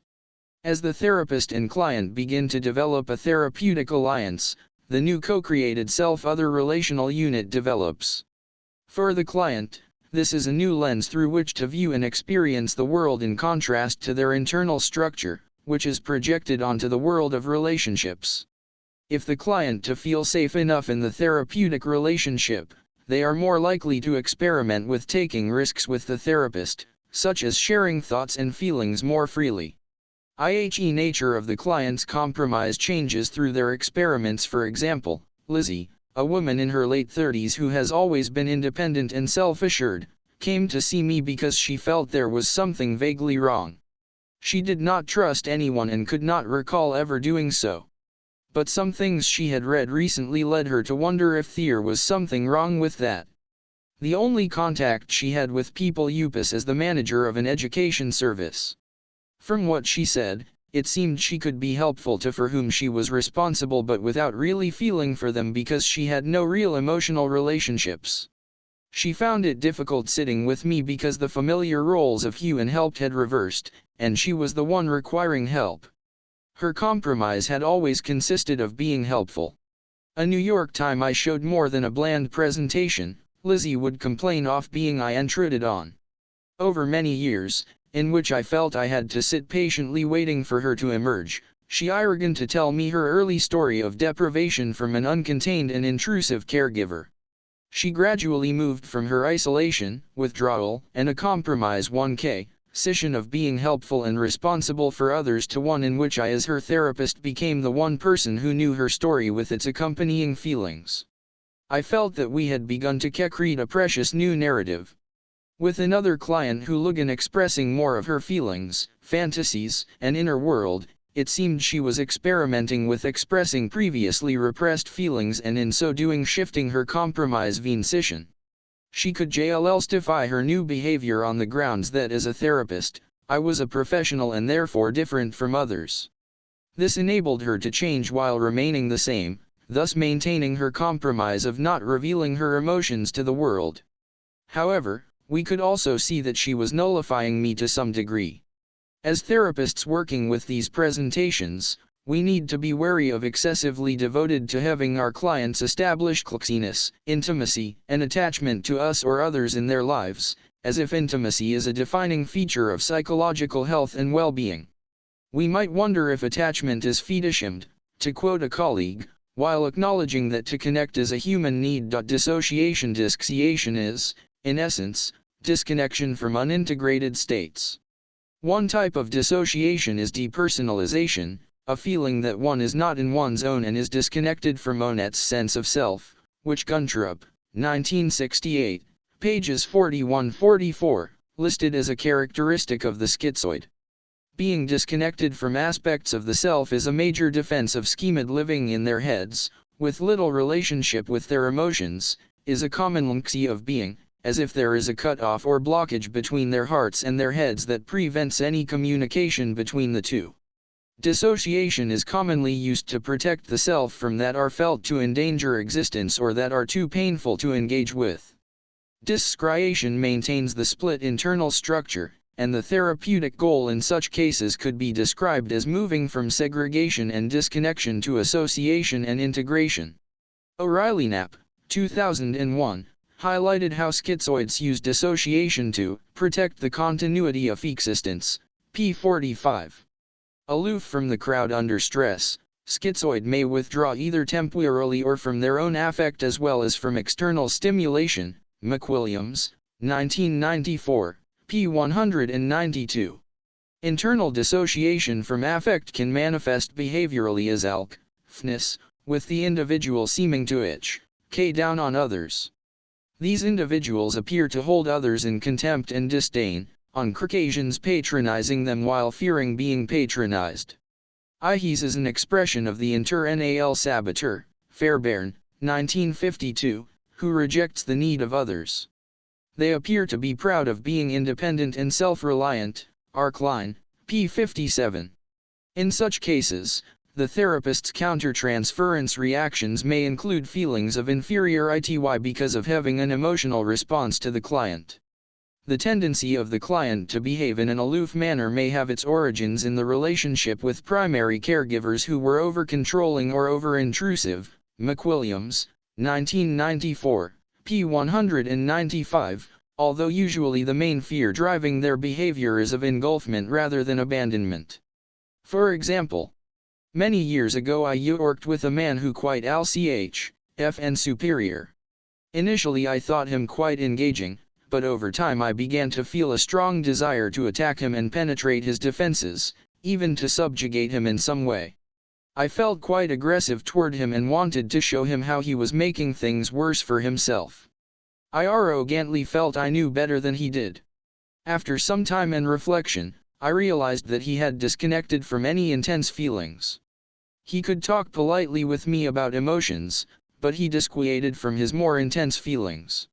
In discussion with my supervisor, I came to see that, through projective identification, I was experiencing the intense feelings with which he could not allow himself to connect. Therapist's defensive compromise. Lastly, I want to address a defensive decision that therapists themselves make. A schemed compromise decision, not a countertransference reaction. Schizoid individuals can be very sensitive to other people and often bury their aggression. As McWilliams, 1994, p. 196, wrote, schizoid personalities are able to care about others while maintaining a protective stance, as was the case with Lizzie as earlier, and some even pursue careers in psychotherapy.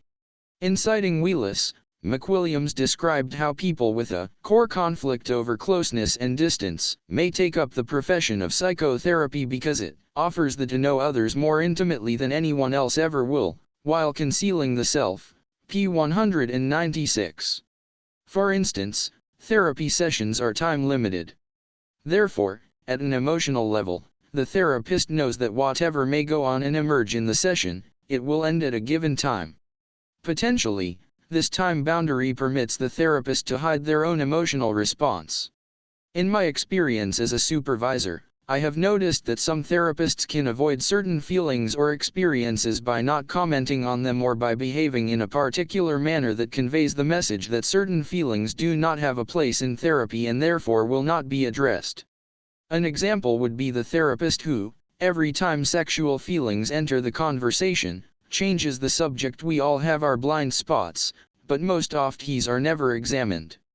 The therapist can coast in the countertransference, Hirsch, 2008, and thereby avoid disrupting the therapy, which would otherwise involve moving out of the safety zone of the compromise and disrupting the transference-countertransference relationship. It is as if the therapist's failings can be identified and utilized interpersonally, although in a limited and circumscribed fashion. R. Klein, 1995, p. 56.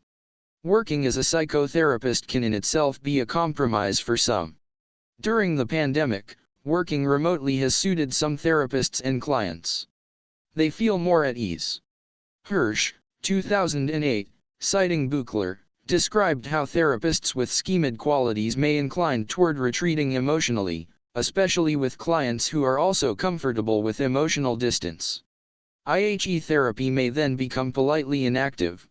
In my view, therapy should help the client enrich their lives and not be an alternative for life. For some therapists, technique is often seen as the main method for facilitating the client-K integration and growth. Thus, a further compromise for the therapist can be to use various techniques with the client while remaining effectively uninvolved. IHE therapist in a compromise position may not push themselves or the client states of comfortable equilibrium to states of disruption and surprise. Hirsch, 2008, p. 65. For some clinicians, the work of therapy provides some effective engagement in relationship while still maintaining emotional safety.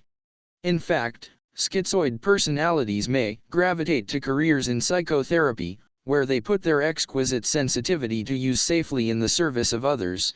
McWilliams, 1994, p. 196. Having said that, It is important to in mind that therapists have a course of therapy during their training and will have engaged in reading, supervision, and self-analysis. As a result, they should have developed a narrative that explains what happened to them as a child. Managing to reconcile child's slow experience in therapy and understanding the impact the past has on the present allows the ability of developing an earned secure, Wallen, 2007, p. 87, attachment style.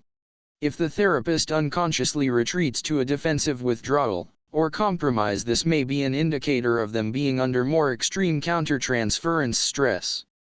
Therefore, the concerns already expressed here regarding the therapist's compromise are a warning of the risks for the clinician.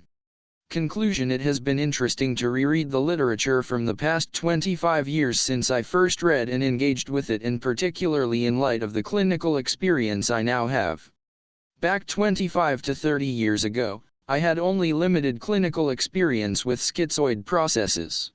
My first encounter with the literature was with Guntrup, in Hassel, 1994. As I reread him, I continue to review my thinking and understanding and to examine my approach. Guntrup still has a great deal to offer the practitioner who wishes to understand the inner world scheme individuals occupy. It is easy to schizoid traits in clients, particularly when they are withdrawn, quiet, or enslaved and thus adapted to the other. They are not generally as disturbing to the therapist as borderline and narcissistic characterological presentations. If I think of schizoid paroxysms in contrast to schemed personality disorder, I no longer see the dilemma as belonging only to the latter. In the 20 years since that conference in San Francisco where Erskine and I presented, I have come to believe, as some others do, Manfield, p. 204, that the schizoid presentation, with its flight from object relations and its subsequent compromise, is more prevalent and commonplace than we often recognize. References: Bayan, W.R., 1967. Second Thoughts, Selected Papers on Psychoanalysis. London, Carnac-Larkin, J.E., Yeoman, F.E., and Kernberg, O.F. Psychotherapy for Borderline Personality, Focusing on Object Relations. Washington, D.C., American Psychiatric Publishing. Dahlenbach, C., ed., 2001. The Schizoid Process Theme Issue. Transactional Analysis Journal, 3/1. Duin/10.1177/036215370103100102. M. 2011. From to Contemporary Psychoanalysis, A Critique and Integration. New York, Routledge. Erskine, R.G., 2020. Relational Withdrawal, Attunement to Silence, Psychotherapy of the Schizoid Process. International Psychotherapy, 1429. Fairbairn, W.R.D., 1952. Psychoanalytic Studies of the Personality. London, Routledge. Gomez, 1997. An Introduction to Object Relations. New York, Free Association. Grotstein, J.S., 1994. Notes on Fairbairn's Metapsychology. In J.S. Grotstein and D.B. Rinsley, eds., Fairbairn, and the Origins of Object Relations, pp. 112-148. New York, Free Association. Guntrup, H., 1968. Schizoid Phenomena, Object Relations, and the Self. London, Hogarth. Hazel, J., ed., 1994. Personal Relations Therapy, The Collected Papers of H.J.S. Guntrup. Northvale, New Jersey, Jason Aronson. Hirsch, L., 2008. Coasting in the Countertransference, Conflicts of Self-Interest Between Analyst and Patient. New York, Routledge. Hossain, Makov, M., Lee, T., and Bui, K., 2018. Ethnic Variation in Personality Disorder, Evaluation of 6 Years of Hospital Admissions. British Journal of Psychiatry Bulletin, 42, 4157-161 Duin/101192/BJB.2018.31. Howard, R., Director, 2001. A Beautiful Mind. Glendale, CA, DreamWorks. Kernberg, O.F., 1984. Severe Personality Disorders, Psychotherapeutic Strategies. New Haven Court, Yale University Press. Klein, M., 1946. Notes on Some Schizoid Mechanisms. In M. Klein, Envy and Gratitude and Other Works, R. E. Moneycurl, ed. Pages 124. London, Hogarth, 1975. Klein, R., 1995. The Self in Exile, A Developmental, Self, and Object Relations Approach to the Schizoid Disorder of the Self. In J. F. Masterson and R. Klein, eds, Disorders of Self. New Therapeutic Horizons, The Masterson Approach, Part I, ch. 17, pages 3142. New York, Brunner/Mosale. Little, R., 2001. Schemed Processes, Working with the Defenses of the Withdrawn Child Ego State. Transactional Analysis Journal, DORG/10.1177/036215370103100105. Little, R., 2006. Ego State Relational Units and Resistance to Change. Transactional Analysis Journal, DOIRG/10.1177/036215370603600103. Little, R., 2011. Impasse Clarification Within the Transference-Countertransference Matrix. Transitional Analysis Journal, 41, 123-28.doi.org/10.117/036215371104100106. Little, R., 2012. Love Made Hungry. The Schizoid Problem. IHE Transactional Analyst, Winter. 19-22. Little, R., 2013. He New Emerges Out of the Old. Transactional Analysis Journal, 43, 2106-121 DUINR/10.1177/0362153713499541. Little, R., 2020. Applications and Violations, Clinical Interpretations in a Transference-Countertransference Focused Psychotherapy. Transactional Analysis Journal, 50, 3115 DOI.org 10.1080/03621537.2020.1771031. Mahler, M.S., Pine, E., and A., 1971. The Psychological Birth of the Human Infant, Symbiosis and Individuation. New York, Basic Books, 1975. Manfield, P., 1992. Split Self/Split Object, Understanding and Treating Borderline, Narcissistic, and Schizoid Disorders.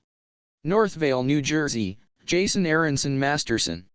J.F., 1988. The Search for the Real Self, Unmasking the Personality Disorders of Our Age. New York, The Free Press. McGilloway, and Hall, R. N. Lee, T., and Bui, K., 2010. A Systematic Review of Personality Disorder, Race, and Ethnicity. Prevalence, Etiology, and Treatment. BMC Psychiatry, retrieved from http://biomedcentra1.com/1471-244x110/33 RCH article open access. McWilliams, N., 1994. Psychoanalytic Diagnosis, Understanding Personality Structure in the Clinical Process. York, Guilford. Nassar, S., 1998. A Beautiful Mind.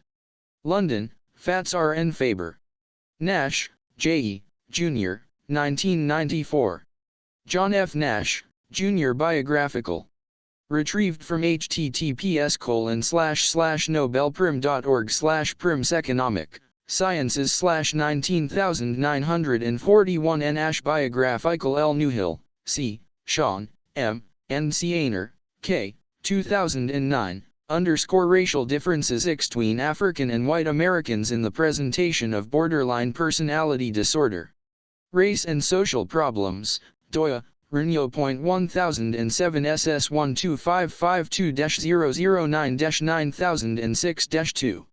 O'Reilly Knapp, M. 2001. Between Two Worlds, The Encapsulated Self. Transactional Analysis Journal. DOIN/10.1177/0362153701031003106. Piaget, J. 1952.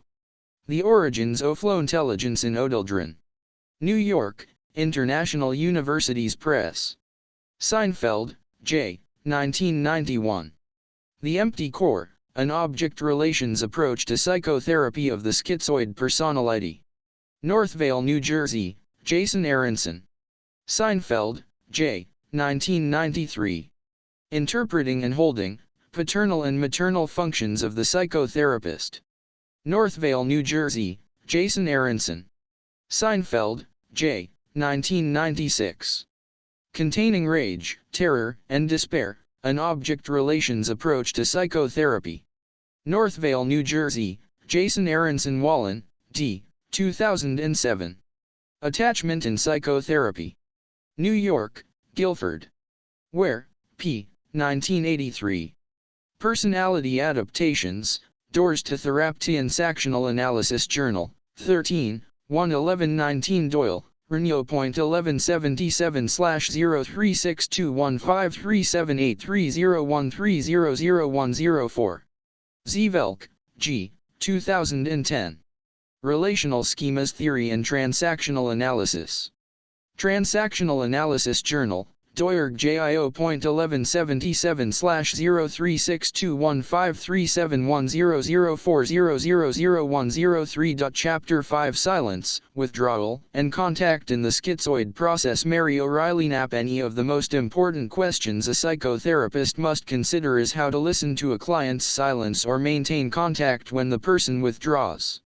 He had become relevant to me early in my career and has continued to be of interest and relevance ever since.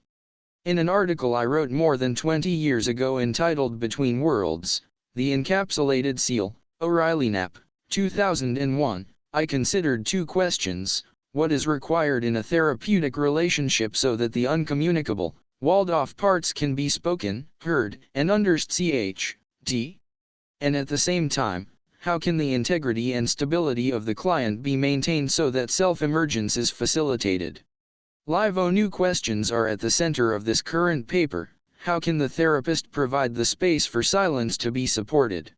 What is needed for the therapist to maximize her or his presence when a client withdraws? Case vignette: Peggy is a graduate student. I could select who I worked with in my clinical rotation. I noticed Peggy while talking with others on the unit. I would see her for a brief moment and then she would disappear. At the end of the morning, I decided that Peggy would be my very first client. I remember being excited to meet with her and get to know and hopefully to help her. Little did I know that my relationship with Peggy would begin my lifetime search for understanding the therapeutic process and the interventions needed to work with the sequestered part of the psyche. In a journal I kept about our sessions together, I noted that the first time I spoke to Peggy I told her I would on the unit 3 days a week and I would like to meet with her and talk. She did not say anything, so I hoped this was a yes rather than a no. IHE first session started the next day when I sat down in the day RMM and waited for Peggy to appear. I did this the same time each day I was on the unit. She did come. I greeted her and then we sat in silence for about 10 minutes. The second week she told me to leave her alone.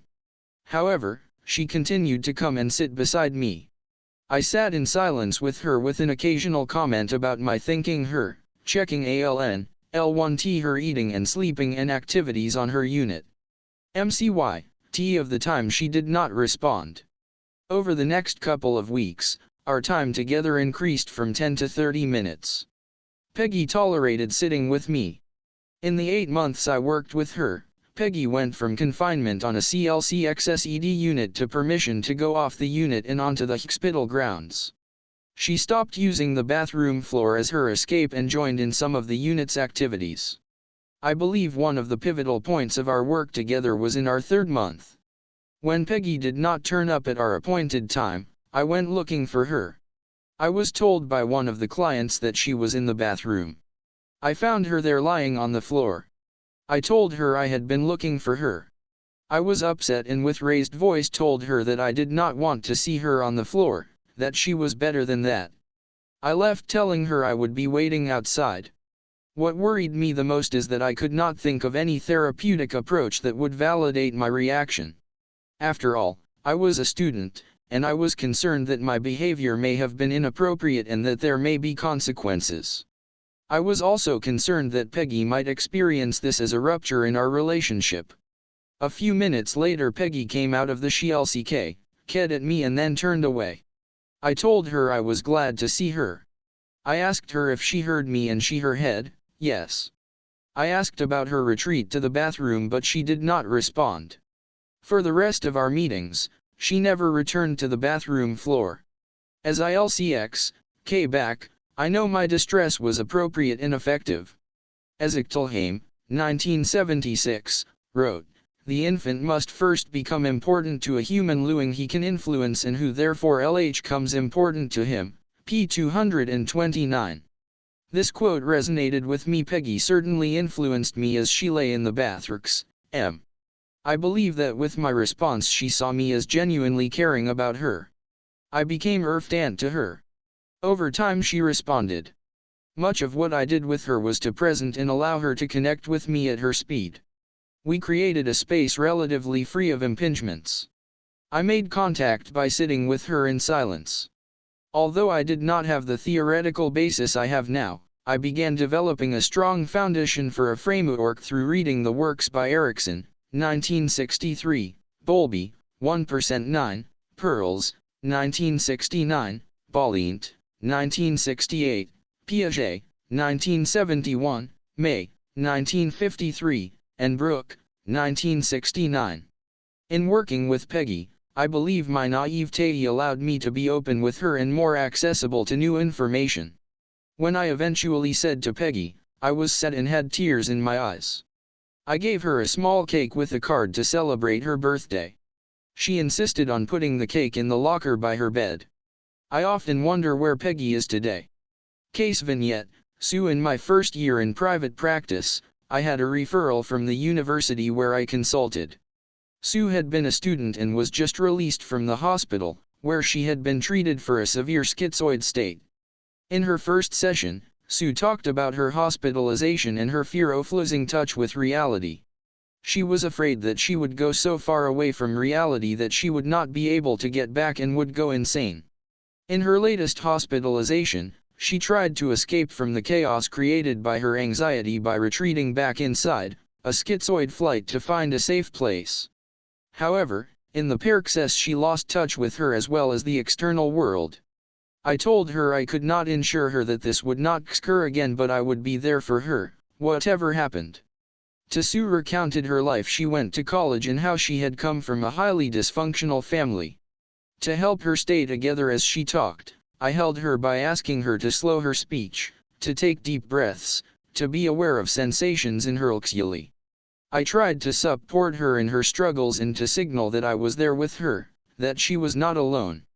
These steps were earthed as she talked about the death of her mother when Sue was only 12 years old and the loss of 2 sisters and a brother when they departed the household. Being the youngest, she was left alone with her father, who was physically abusive. IHE main purpose of therapy at that inn, and was to provide Sue with a reliable, secure relationship where contact with her essence as a full human being could be realized. Sue spent the next year encountering her memories of abuse and neglect. Diminutivishing some of the tension and conflict of her helped lessen her anxiety. She began to integrate some of her thoughts and feelings and to develop a core of herself. After 2 years Sue left the area to live by the sea. Paradoxically I would receive a note from her until that stopped. Time later she called to tell me she was back in town and asked if I would see her. When she arrived for the session, Sue said she had again and she wanted to work with me once more. I took this as her desire to have contact even though she was fearful. We made a contract to discover more. The next 3 years were the foundation for the work that we did. I listened to her, took her seriously, reassured her, comforted her. I was there for her in her silence and there when she returned from withdrawal. Little, 199, described this state as consummate patience, p. 19. I valued Sue's aliveness and her unique identity as a human. I admired her strength as she opened herself to new possibilities. This paroxysm of her therapy prompted me to recall Guntrup's therapy where he spoke about his hidden self. He remained alive and you have let him out. Guntrup, 1968, as cited in Hazel, 1994, p. 25. Guntrup that through his therapy with Winnicott he was able to reclaim the part of him that had been concealed and come out of hiding with his therapist's help. Now, a part of Sue that remained alive and hidden was to come out in therapy. She continued working with me for 5 more years and in that time she was hospitalized once. She left therapy and has been living in a retirement community and is doing well, with support from friends in her church. The encapsulated self in the schizoid and organizing system is constructed in an attempt to gain some control by avoiding overwhelming thoughts and feelings. Within the pattern of an isolated attachment, a withdrawn, regressed part of the individual lies encapsulated, LCXKED away in enclosed protective fragments which serve as an armor of detachment. The mechanism of withdrawal provides the individual a place to hide, although it also inhibits activity and has a profound effect on mastery and self-efficacy. Orange et al., 1977, describe the experience of self-loss as an intersubjective catastrophe, p. 55. In my article, Between Live Worlds, O'Reilly Knapp, 2001, I described part of the turmoil in the of self as follows: basic needs and wants become lost in a massive, psychic withdrawal and relationships are dismissed. What is most needed is also what is most feared. The person is left suspended between both internal and external encounters with no real relationship with either. The world consists of object relations filled with fantasies and dreams in a shell created by primitive isolation. p. 47, I also noted, there is not only a primitive withdrawal. There is also a dissociative defensive stance used to protect the continuity of existence. The ability to separate experiences from awareness allows the individual to escape from perceived danger. Withdrawal, as well as separation from internal and external experiences, becomes the shield against erring circumstances. p. 45, my premise here is that in the schizoid paroxysm the 1. lives in a world of isolation, 2. exists within the matrix of unintegrated life experiences, and 3.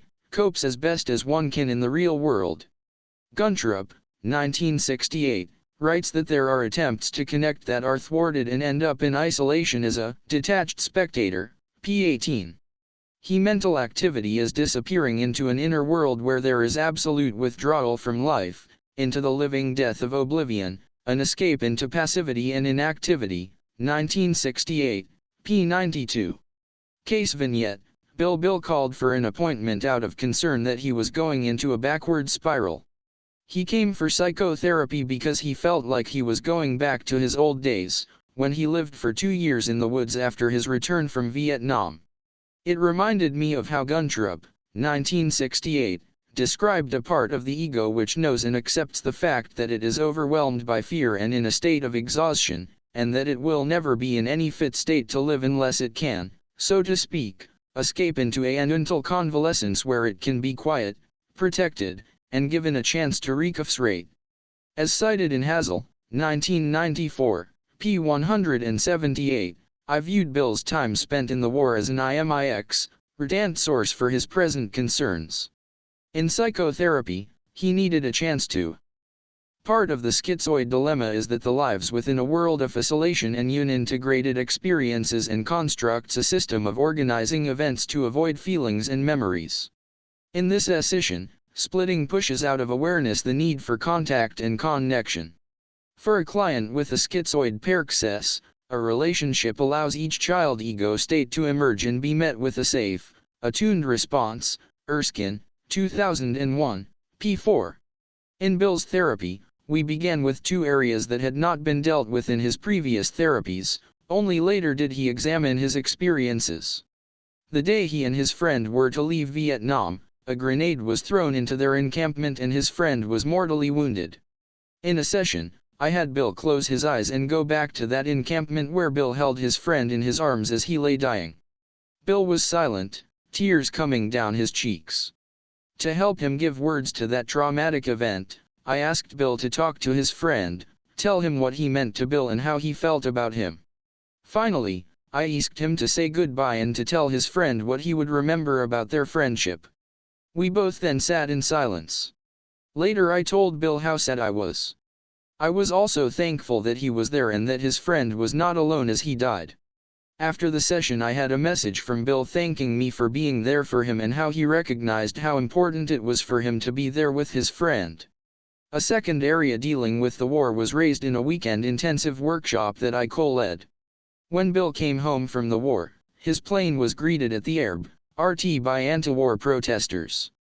They spat at his TRCXJP and called them murderers and baby killers. In the group setting through reenactment, group members listened as Bill described his return from Vietnam. He talked about his arrival home and the NSE of protesters as he left the plane. When he finished, group members talked out their feelings. Then members welcomed Bill with respect and love. One member in the group had been an anti-war activist. Both cried as she went to him and asked his forgiveness. This is an example of how an intensive therapy is necessary to affect difficult, unintegrated remnants of a person's past. 111 His group setting gave him a place to resolve /a painful ordeal. Most of Bill's psychotherapy focused on reorganizing his internal sense of being and emergencying from isolation and historical detachment. He described how he felt alone and from the world. He described living his whole life alone and afraid. In one session he started to talk about his time in the woods. I encouraged him to close his eyes and go to the woods. I told him I would go with him. Much of the time he was silent, and I sat with him and reminded him periodically that I was with him. In subsequent trips he began to remember how as a young around 5 or 6 years old, when his father would become violent and go after his mother and any of the other children who were present, Bill would go into hiding, first under the kitchen table and then deep into his mind where he could not hear, see, or feel anything. According to Bill, he was invisible. Later, in school he got into trouble by talking in the and fighting in the SCHCX-L yard. In high SCHCX-L he to drink. When he joined the army, he did better because the structure helped him. Over time in therapy, Bill described the story of his life, including the years of isolation and withdrawal and his feeling of helplessness. His fear was realized, his rage and despair were heard, his excitement and joy were celebrated. Bill lived for 15 years after he finished therapy. He got to see his daughter graduate from college and his son finish high school. I heard from his wife that they had times together heal and died of kidney failure, which was attributed to a toxic herbicide used during the war.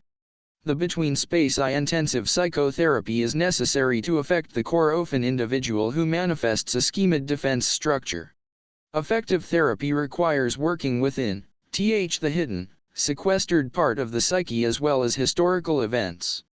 With someone whose basic needs and desires become lost and relationships are dismissed, he or she is left suspended between both internal and external world encounters with no real relationship with either. The inner world consists of fantasies and dreams with a shell of primitive isolation. The external world is experienced as something with which the person is uninvolved, where he or she neither wants nor has expectations of help from another.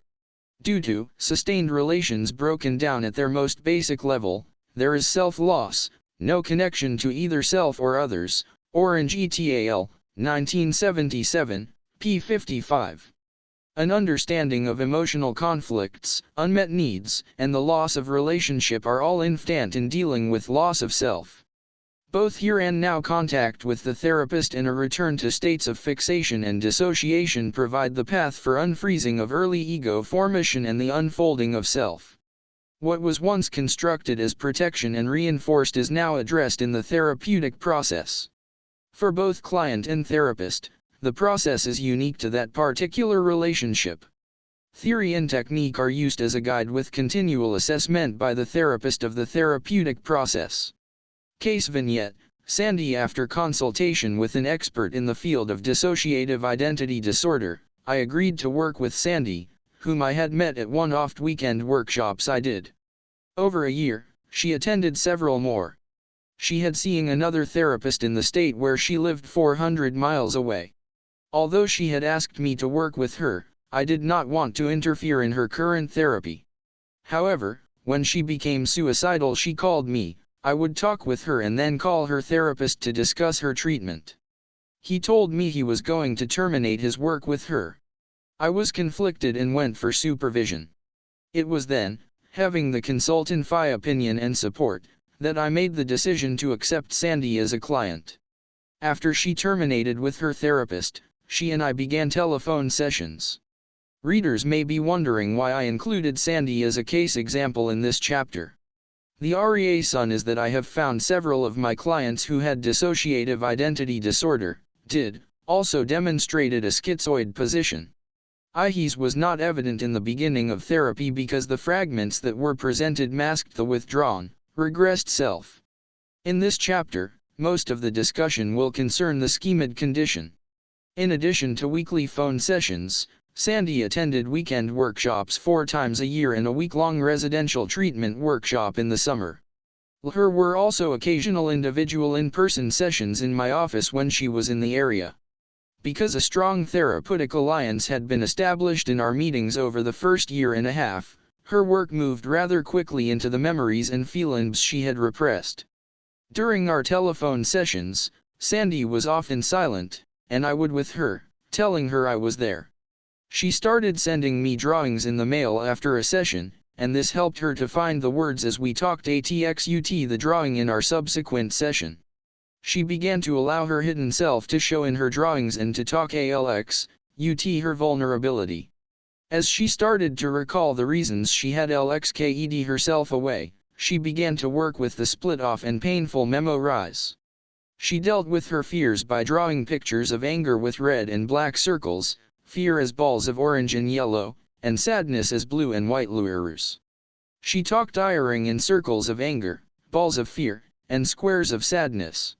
Each drawing had a feeling and a story, and I listened to them all. I sat with her as she went into the rage, or terror, and despair. Slowly, the drawings facilitated the emergence of herself. Later, she began drawing pictures in which she was no longer there. Was a flow to the brush strokes and a lightness to the colors. The safe environment of the sessions allowed her to deal with the intense affect. Time was provided for her to re-enter the here and now and talk her work with me. Because the work was exhausting, we allowed time for her to recuperate. Often a resting phase after the work helped her integrate new material. In the weekend work share 0bs, she would go outside and sit under a tree after she had worked. She also used a journal to help her access additional information. With Sandy, not only was a part of her withdrawn and hidden, she also held altered states of dissociated defensive structures. She had integrated several of her dissociated structures before coming to me, and for those that remained, I incorporated a method called mapping, Kluft and Fine, 1993. This type of recording represents a visual diagram where dissociated parts are identified and given a voice. It was like putting the pieces of a puzzle. In this process, Sandy had a visual representation of her narrative and the fragments that needed to be unified. As she filled in her storylines, she was able to identify past experiences, form meaning out of events, and eventually develop an understanding of the past. This method was particularly effective for Sandy because she was an artist and had a deep appreciation for graphics. Being able to give meaning was an important step for Sandy in remembering and then appreciating the assets she possessed to help her survive. The impact of impingements moving the allows a person to shift in his or her surroundings as part of discovery and sense of real being. Clancy and Kalmanovich, 1984, p. 84. Spontaneous movement is essential for exploring the environment without the sense of self being lost. Winnicott described the instance of someone being present and not making demands, which allows for establishing an internal environment in which the self can alone in the presence of another. When there is impingement or interruption of continuity in the body, there is restlessness of the environment. Winnicott, 1988, p. 127.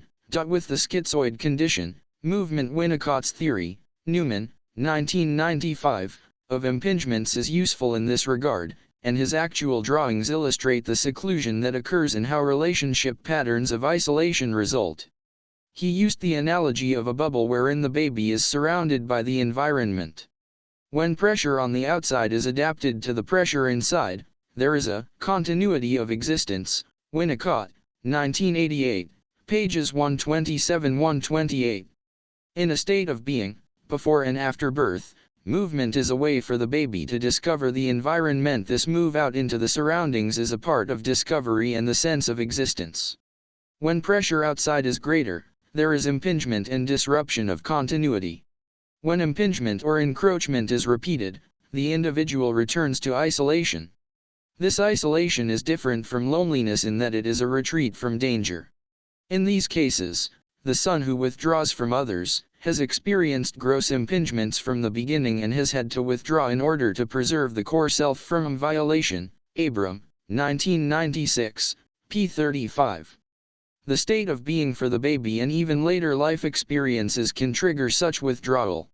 A pattern of relationship develops whereby, even without restrictions or intrusion from the outside world, the feeling of being restrained may lead to seclusion of self from others. In the schemid process, isolation into what Achtelheim, 1976, called an invisible fortress, severely restricts contact with others. Case vignette: Jane. For the first month of her therapy, Jane directed me to just listen. If I leave in my head, she insisted that I was not listening. She told me my words got in the way. By attending to Jane with my presence, I joined her without intruding. At times I broke the silence to tell her I was listening, but I think this had to do more with my own comfort than hers. Most of the time I just listened. I questioned my effectiveness, even though I realized at the time my silence was vital to Jane's progress. I believe she needed what little, 1990, expressed as a settled state, undisturbed by impingements, p. 44, and Erskine et al. Described as presence, a pay of being there, p. 98. This attention was the entry into work about her mother, who was always telling Jane and her siblings what to do. Jane felt like she was being smothered. She could not tolerate any reaction from me, and she later talked ADN, UT how important it was for me to hear her. She reported she could now breathe. Continually assessing my own responses to Jane and her process helped me to safeguard our therapeutic relationship. The trauma existing in silence and withdrawal. Maintaining a connection with someone who is silent or goes into hiding requires the therapist's full attention. Silences can occur when there are no words or if the words are too difficult to say, so help is needed to find the words or to say the words out loud. The client may also silent when his or her experience is pre-verbal. It is also important to notice sounds as well as physical movement and for me to monitor my own thoughts and feelings as I sit with a client. What am I experiencing? Is the connection with the client maintained? If I lose contact, what does that mean? It is important to remain calm and to tolerate silences so that a stable, settled state is created in the therapeutic setting. Case vignette: Linda. When we group sessions, Linda would come into the office, sit in the corner, and remain silent most of the time. She had been referred by a colleague who thought a group setting might help her interact with others. After graduating from college, Linda took a B.Session as a receptionist in a law firm. She was single and lived alone. Her family constellation consisted of her parents, sister, brother, and aunt. She said she called periodically to talk to her parents and would learn about her siblings, and her aunt called to see how she was doing, once in a while. It appears most of her time was spent alone. Linda appeared distant and uncomfortable when she was involved in conversations both before and during group, and she was the first one to leave after the group was over. She reported she would go away mentally when others were talking so that she could steady herself. The difficulty was that she lost connection with what was going on. She needed more time than the group could give her. I suggested she come into individual sessions to do the regressive work she needed. Her individual sessions were lengthened from 50 minutes to 90 minutes to give her time to settle in and fully experience my presence. In the first individual session, Linda sat on a pillow in the corner and was quiet. I listened to her silence and sensed tightness in her body. When she started to speak, she would stop mid-sentence and become frustrated, saying she wanted to stop and go away. When I asked her ALN/UT going away, she talked ATN/UT hiding herself far away where no one could see or hear her. I asked her to close her eyes and go into her quiet place, and I focused on being a witness to her withdrawal. IHE first sessions she remained still and calm in the withdrawal for about 10 minutes. She talked later ALN/L1T how she frequently went to that place when she was afraid. It was a place where she felt safe. As the sessions progressed, Linda began to remember being afraid and alone. She had been shivering and said that she was cold, so I covered her with a blanket. This was a source of comfort as she began to remember her mother screaming and doing crazy things. She started to remember the times her mother tied her to a chair because she was making much noise, or the time mother LCWKED her out of the house for a whole night. Her father traveled for work and was not home most of the time. From the time she could walk until she left home to go to college, Linda's mother continued acting out while Linda took most of the abuse to protect her sisters. In her sessions, she to deal with her feelings of terror, no one was there to help her. I reminded her that I was with her now. She wept with despair as she recognized her experience of not having a caring mother. I sat beside her and held her hand as she cried and screamed for help. And when she raged, I her anger seriously ALN/UT her mother's brutal ITY by saying I was also angry at that behavior. One of the many times she went back to being tied up, I asked her to allow me to untie her. As she went through this she out, never again. Linda opened her eyes, she reached out to me and I her in my arms. Contact in silence and withdrawal interaction with another is central to the discovery of one's self. Fairbairn, 1952, highlighted the hunger for contact and connection. From in utero through the lifespan, the individual is in continual interaction with others, and these exchanges become part of sense of self. Mitchell, 1988, considered the relational matrix as one in which the establishment and maintenance of relatedness is fundamental, and the mutual exchange of intense pleasure and emotional restlessness is perhaps the most powerful medium in which emotional connection and intimacy is sought, established, lost, and regained. P. 107. IHE child learns a style of connection, and these learned skills are maintained throughout life.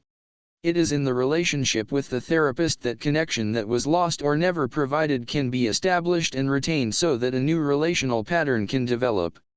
Guntrup, 1968, described the ultimate problem in psychotherapy with a schemid process as the rebirth and regrowth of the lost, living heart of the personality. P. 12. As described earlier, with Peggy, I spent a deal of time in silence. I arrived at the same time and waited for her. My presence was an invitation to her. I am here for you, I am waiting for you. My presence also signaled, I want to be with you. As I sat anticipating Peggy's arrival for a session, I thought ALN/UT our last time together. ILCX, forward to spending time with her. She was able to sense my desire to be with her. Part of Sue's therapy involved her to maintain her saneness, while at the same time deal with overwhelming feelings and memories. I arranged for her to hold my hand as she began regressive work. At times I would ask her to squeeze my hand to stabilize in her and to be a link to me and hopefully to reality. Her clasp of my hand served as a reminder to her, you are here with me, you are not alone, I am not going away, and finally, I want you to stay with me. With Jane, I was quieted by her, which allowed her to tell part of her story without interruption. Once she had a sense of me there with her, she then moved into interchanges with me. I envisioned her paroxysm as, I know you are here, I want you to know I am here, and then we can be here together. In the work with Linda, I sat with her in silence honoring her withdrawal. She needed me to there for her to acknowledge the existence of her withdrawal, and later, to validate and normalize her withdrawal. Being present in the moment is one of the most powerful LX sessions we have as a therapist. It takes desire and concentration to stay in contact and to provide a space for the client's narrative to recount it and understand slow. The position of witness provides invitation to the client. I am here with you, I see you, I hear you, I am interested in you. With Bill, I waited with him when he went into his hiding places. I sat with a little who wanted to out in the world and safe. He needed a place where he could explore, which he did by taking me with him, in fantasy, to the woods and under the kitchen table. There he went further into his inner sanctuary, where I sat and waited for him to come back from the hiding place we shared under the table or in the WCXXLS. Along with dealing with his anguish, there were times when we played for that little boar's benefit. Sometimes there were songs, talks ATN, UT Basel Mill, laughter, and at times I even held him in my arms. My presence had the tone of I encourage you to come out of hiding, I invite you to be in the world to explore and have fun. I know there are places in the world that are scary and there are also wonderful places for you to let's find ways for you to save. In Sandf's drawings, unconscious material was brought into awareness. Giving words to her sketches helped her construct her narrative. They provided a path by which to uncover and understand her withdrawal patterns. Appreciating how important graphics were to her, my remarks often included, I see you, I picture you all alone in your hiding place, I see your struggle, I imagine you appreciating your strength. With all the individuals described in this chapter, I considered silence and withdrawal because often fans both occupy in the schizoid process, even though it sometimes limits the exploration of other forces at work. For a more detailed account of therapeutic interventions, the reader is directed to my article Between Ewo Worlds, O'Reilly Knapp, 2001. In the therapeutic relationship, the therapist joins with the client in experiencing the affective connection needed for oneness and for the emergence of selves as states. Because of the extreme isolation and annihilation of self and others that characterize 7AE those with schemid disorders, therapy needs to respectfully and consistently support the client's unique excision, deal with the need for contact, and take into account intrapsychic paradoxes.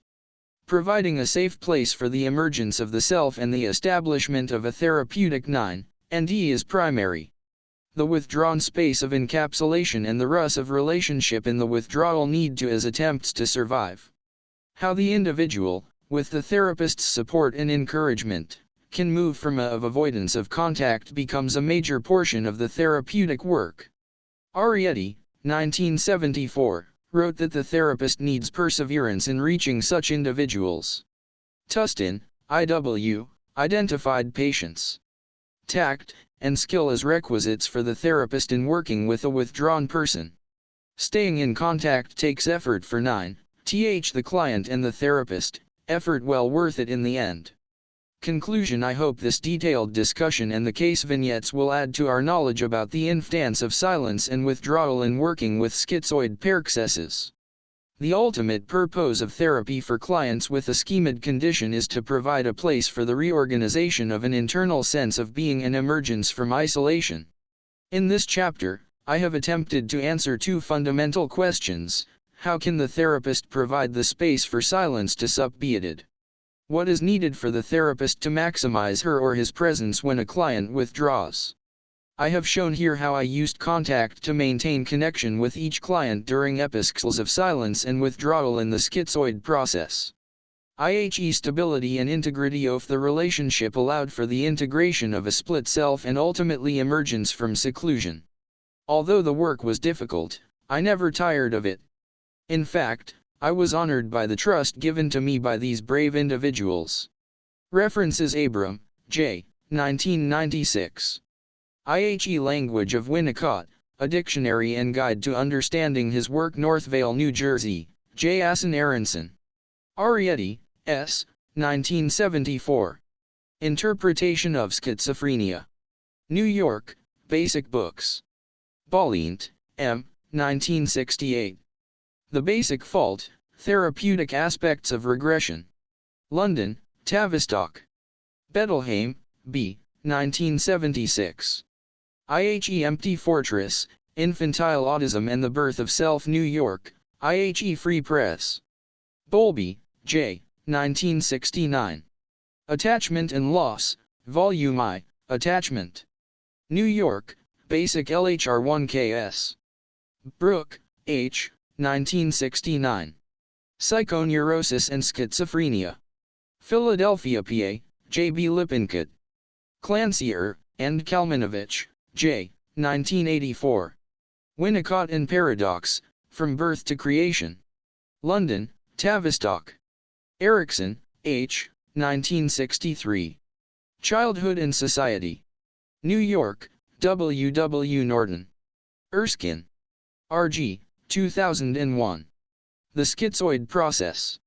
Transactional Analysis Journal, 31, 46. Erskine, R. Morsand, J.P., and Trotman, R.L., 1999. Beyond Empathy, A Theory of Contact in Relationship. London, Routledge, 2023. Fairbairn, W.R.D., 1952. Psychoanalytic Studies of the Personality. London, Tavistock. Guntrup, H. 1968. Schizoid Phenomena, Object Relations, and the Self, New York, International Universities Press, 1995. Hazel, J. 1994. Personal Relations Therapy, The Collected Papers of H.J.S. Guntrup. Northvale, New Jersey, Jason Aronson. Kluft, R.P., and Fine, C.G., 1993. Clinical Perspectives on Multiple Personality Disorder. Washington, Psychiatric Press. D.C., American Little, M., 1990. Psychotic Anxieties and Containment, A Record with Winnicott. Northvale, New Jersey, Jason Aronson. May, R., 1953. Man's Search for Himself. New York, W. W. Norton. Mitchell, S.A., 1988. Relational Concepts in Psychoanalysis, An Integration. Cambridge, Ma, Harvard University Press. Newman, A., 1995. Noncompliance in Winnicott v. Words, A Companion to the Writings and Work of D. W. Winnicott. New York, Free Association. Orange, D.M., Atwood, G.E., and Stolaro, R.D., 1977. Working Intersubjectively, Contextualism in Psychoanalytic Practice. Hillsdale, New Jersey, Leahy Analytic Press. O'Reilly Knapp, M., 2001. Between Two Worlds, The Encapsulated Self. Transactional Analysis Journal, 31, 44-547.doi.org/10362153701031031006.Pearls, F.S., 1969. Ego, Hunger, and Aggression, The Gestalt Therapy of Sensory Awakening Through Spontaneous Personal Encounter, Fantasy, and Contemplation. York, Vintage. Piaget, J. 1971. The Construction of Reality in the Child. New York, Ballantine. Tustin, F. 1986. Autistic Barriers in Neurotic Patients. London, Carnac. Winnicott, D.W., 1988. Human Nature. New York, Schkindut Chapter 6 Relational Needs and Schizoid Phenomena. Dan Aestop as Fairbairn, 1952, provocative when he wrote that, according to my way of thinking, everybody without exception must be regarded as a schizoid, p7. There appears to be a sense of mischief in his words, but it remains a wonderful starting point for a discussion on the schizoid pair quest, the idea that on some level we all share the psychological ability to split off experiences, compartmentalize the self, and use withdrawal into inner reality as a means of organizing our relating and how we regulate being in contact with others. It also serves as a beginning to a how, as therapists, We might use our own experiences of schizoid phenomena to help our work with clients who rely on relational withdrawal to stabilize and regulate their affect. It may help to remain present and in contact with such individuals, appreciating the creative, adaptive ways a schizoid will regulate and control relational contact. When we are with a schizoid individual and there seems to be little emotional contact, as therapists we need to find ways to maintain contact within ourselves, that is, to remain solid and present and at the same time to facilitate the clients re-establishing contact with their affect and physical sensations. When someone is talking at me, rather than to me, Erskine, 2020, p15, therapy a performance, an acted-out interaction rather than an experience of authentic contact. Exploring how relational needs, Erskine et al., 1999, are experienced moment to moment, and how they are expressed by the client, offers structure to the therapeutic work. We cannot know what is happening in the inner world of a client. We are always reaching for understanding, assimilating, noticing, and developing ideas and clues to a person's internal experience.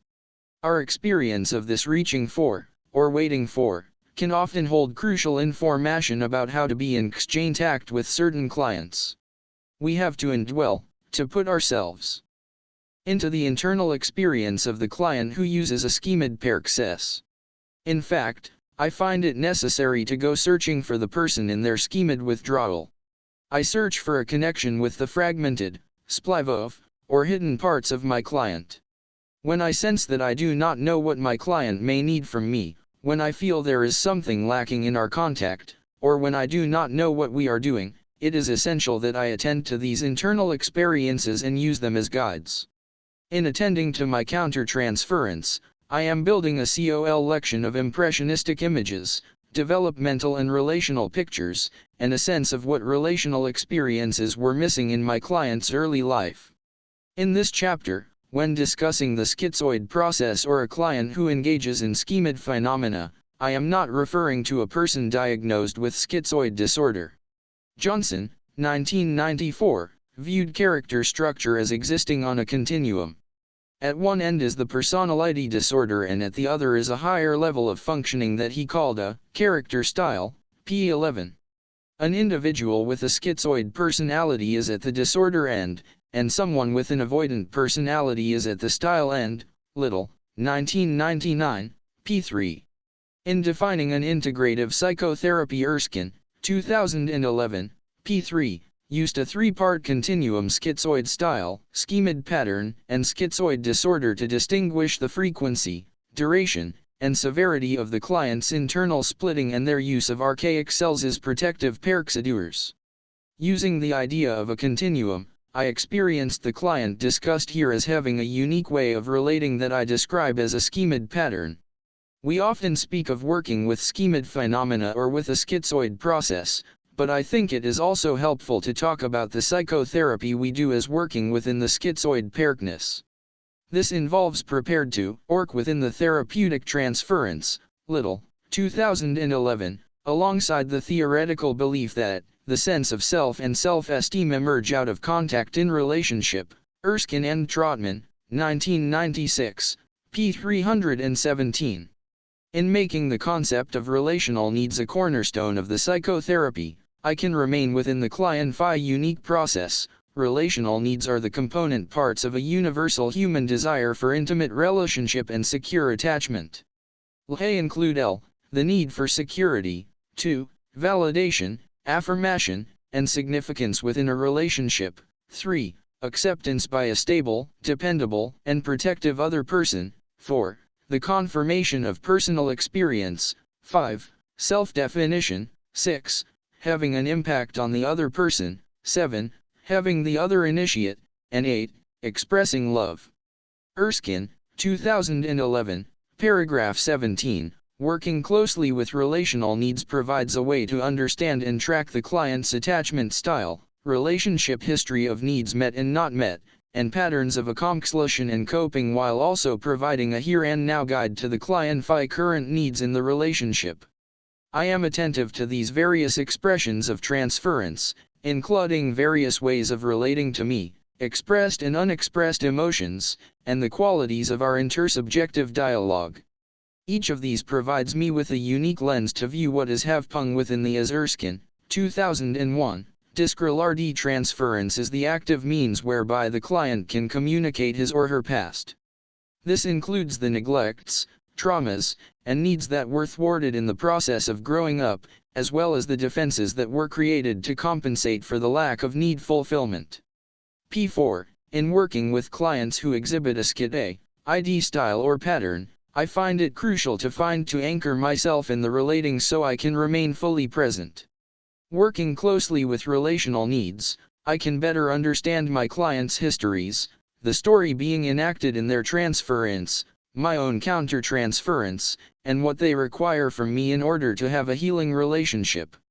The concept of relational needs creates an anchoring in the relating and a structure to my understanding of which needs are emerging in the foreground of the relating and which are in the background, either disavowed or waiting to emerge. Many clients who have either a schizoid style or schizoid pattern will enter therapy with little or no appreciation of their current or historical relational needs. A psychotherapy that is relationally focused involves creating an interpersonal environment in which the relational needs can freely emerge, be felt, and known, and be responded to in active, contactful relating. Case study. Helen. I will use a case study of psychotherapy with Helen to illustrate the concept of relational needs. I will show how different relational needs moved in and out of the foreground of our relating, including which needs were out of the client's awareness, yet to emerge. I will highlight the quality and nature of how relational needs were expressed or not expressed and how I used my counter-transference to discover and attune to the relational needs of this withdrawn, hard-to-reach client. It is possible to see a cluster of relational needs unique to clients who have either a schizoid style or pattern, and this awareness can guide our work. Relational needs are often out of the client's awareness and may be disavowed, inverted, or blended together. In my working with relational needs within the schizoid process facilitates the emergence of the true self, Winnicott, 1% 5, that is, an intrinsic sense of self that is, vital and vulnerable, Erskine, 2020, p. 18. Helen entered therapy with no awareness of her relational needs and appeared unconscious of having any needs at all in relation to others. Therapy involved her gradually seeing herself as having unique relational needs, understanding how these were neglected by significant others, and discovering how she created ways of coping. Her primary way of coping and adapting involved being a hard-working student and disavowing her feelings and needs. This continued into higher education, where she achieved several degrees in mathematics and science. In Helen's early her mother focused her attention on Helen's two brothers. Significant memories for Helen included her father dying when she was 17 and her leaving home for university. She took pride in being the trailblazer of the family and described how she went it alone as a self-sufficient unit. When her mother moved the family to a new house, Helen no longer had and so seldom returned home. She said, "I'm like a bad penny," to describe how she always seemed unwanted. In our psychotherapy sessions, Helen behaved as a client, always arriving on time and rarely missing a session. She was the same way at York, an employee who worked hard and waited for praise. As a result, she performed at a consistently high level in her work but was always exhausted and lonely. Her husband worked in the same company, and they had 2 children. Helen described herself as having a breakdown in which she felt emotionally and physically incapacitated. Her doctor diagnosed a major depression. I understood her breakdown to mean that Helen's sense of self, her internal structure, became so emotionally overwhelmed that it no longer provided the psychological functions of stabilization and regulation. As I pieced together a picture of Helen's script system, Erskine, 2015a, 2015b, it became clear how her early experiences, her relationships with others, and her ways of coping matched the isolated attachment style, Erskine, 2011, people like her used to organize their relating with others. Her core script beliefs had shaped her career and approach to life. These included, I am alone in the world, other people are scary, and, L must work hard for others. IHEs and other behavioral patterns reinforced the necessity of finding ways to fit into the world. Eventually, Helen's script system exerted such overwhelming pressure on her work persona that she was unable to interact in the workplace. Under the pressure of her script beliefs, she could no longer integrate her affect, physiology, and cognition. The result was a breakdown in her sense of self, the capacity to integrate physiological sensations, various affects, and thought processes, in a retreat to a less demanding internal world. Deciding to come to therapy was difficult for Helen because it was an admission to herself that she could not and needed the support of a psychotherapist to re-establish a secure sense of self and to be able to work again. Her initial struggle in therapy was about the polarity between her childhood patterns of self-reliance and self-containment and the therapeutic opportunity to vulnerable and receive support from someone else. Prior to her breakdown, Helen's role at work had changed. Previously her tasks had been solitary, and the isolation from other people had become her comfort zone. However, she had made a project manager, which required her to interact with numerous workers as well as to rely on others. Helen described herself in this breakdown as if she were in a mixing bowl with no ingredients, with an emptiness and of processes. She told me she felt like a jigsaw puzzle broken up and swept off the table, and described how her depressive phase felt as if the world had been turned on its head. Her usual ability to rationalize and order things had been taken away, and she felt stripped of her normal self. Helen experienced a great deal of shame in going through the breakdown and airing off work. She talked ADN, losing her role and processes and being embarrassed about what others would think of her on her return. In the beginning of our work together, I frequently asked Helen what she needed from her session that day in an attempt to give her a sense of choice and bring us into contact with what she needed. Over time, I discovered that my questions were misattuned to her patterns in relationship. The inquiry was confusing and opaque for her. She was not in a place to communicate her needs or even to access what her needs were in the moment. I began to see her confusion as an image, redundant communication in itself. The I don't know to the question of, what do you need, was an expression of her unmet relational needs, needs that were unknown to her. I wondered if her I don't know meant, I don't know who I am. In those early days, Helen was unable to define herself, particularly in relation to the authority of a psychotherapist. Instead, our work centered on Helen finding her own needs in relation to me rather than my explicitly inquiring about them. However, both Helen and I became increasingly aware of her relational needs as they emerged both in our person-to-person relating and through the transference. In the beginning, I did not yet know of rich, creative fantasies and ideas. I was preoccupied with the rigidness of how she presented herself, her routinized and how she related to me. The more I tried to make contact, the more she pushed me away. I began to appreciate Helen's overwhelming need for safety in the therapy. This was not initially obvious because of the way she presented herself. She was not nervously quiet or shut down, nor did she show a clear need for protection. As Erskine and Morsand, 2022, described, need for relational security is most likely to be foreground at the outset of treatment, p. 109. Helen strove to uphold a narrowed perspective on her life that discounted and avoided other aspects of who she was, particularly her relationships with others. Her life had involved carefully structured, controlled relations with people. She remarked that she was experienced by others as a loner, superior at times, not easy to interact with.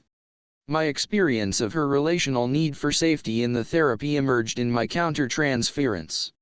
I felt controlled. The space, interactions, and rhythm of our work felt stifling. Early on I felt fixed, and unable to feel involved. Helen is needing to direct the dialogue. She ignored my questions and changed the subject so that our conversation remained superficial. She kept me at a distance, avoided interpersonal contact, and declined my invitations to explore her affect. She needed to feel safe in herself, safe in relating with me, and safe in the parameters of what our psychotherapy was for her. Healthy relational need for security in relationship was masked by her very zero-LLS attempts to control the process of the therapy sessions. She was often highly descriptive in her language, using words or intellectualization to fill the space. It was as though she were saying, if we stay over here talking about this stuff, we won't get near to the vulnerable me inside. It eventually apparent that Helen was withdrawing from interpersonal contact in the midst of our sessions. I suspected that she used this form of withdrawal in all her relationships. She appeared to have developed a carefully constructed social self, a part of her that was able to interact with others but in a rigid and narrowly way. She had a well-rehearsed scryal facade. Guntrup, as cited in Hazel, 1994, described this social self. This fundamental detachment is often masked and hidden under a facade of compulsibility, incessant talking, and hectic activity. One gets the feeling that such people are acting a somewhat exhausting part. p. 168. The phase of therapy with Helen could seen almost entirely as a demonstration of the instance of the relational need for security in relationship. She observed me from the safety of emotional withdrawal and revealed little of her inner experience. I was unsettled and distracted by her repetitive, prepared, and superficial stories, which kept us in safe areas of discussion. I was perplexed. Where am I going with this? How come I can't seem to feel a relational connection with this person? And, how come I am left confused and cold, out of touch? As with many clients, Helen's relational need for safety in relationship was crucial for any psychotherapeutic work to take place. However, this need is often not conscious because the person, like Helen, may have prematurely, and without awareness, assumed the function of stabilizing and regulating themselves, a pseudo-sense of security. Reliance on a social facade as a protective way of relating and maintaining control with others can mask the underlying need for a profound physical and emotional sense of security. O'Reilly Knapp, 2012, Compass Zionately depicted this attempt at pseudo-security, describing how a social facade masks the pain and loneliness of an isolated existence. p. 3. Many individuals who rely on schemed processes had early child slow caretakers who repeatedly overlooked and neglected the person's physical and relational needs while also being invasive and/or controlling. Such neglect or invasion/controlling resulted in the person accumulating physical and affective memories that are often disavowed and unconscious. IHs can result in them placing their personal needs secondary to the needs or even demands of their caregivers. They learned to hide what they needed to split off from their own awareness and to attend instead to the needs of their caretaker.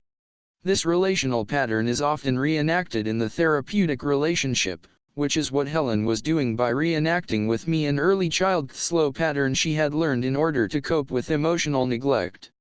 The schemed individual may be extremely attuned to the therapist's needs, often appearing to be kind, thoughtful, compliant, and/or peaceable. As clinicians, we need to keep in mind the early experiences of the child, the adapted self that is skilled at meeting the needs of others and disavowing, splitting off, and/or detaching from their own. Stewart, 2010, highlighted this. If a therapist brings his/her archaic needs for security into session, then there's a he/she will communicate in covered ways messages such as I need to be taken care of or I am overwhelmed by your need. p. 43. Accommodating to the therapist is a form of withdrawal. I sense you need caring for so I will go away, or I sense you can see my vulnerability and I am scared. The behaviors that emerge from a person's scryal self are centered upon conforming and accommodating to others.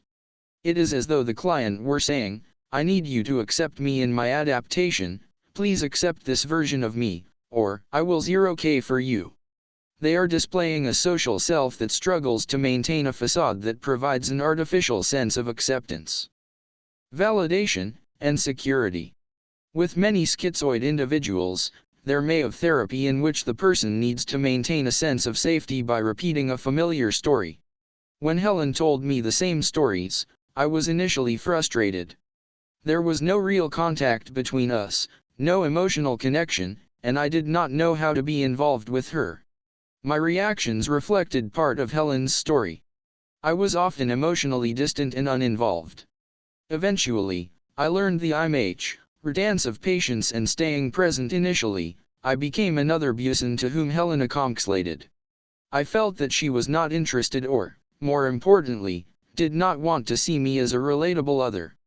But she also needed me to be there every week, to be reliable and consistent, to be a mirror to her rigid and R+T-itive style of relating.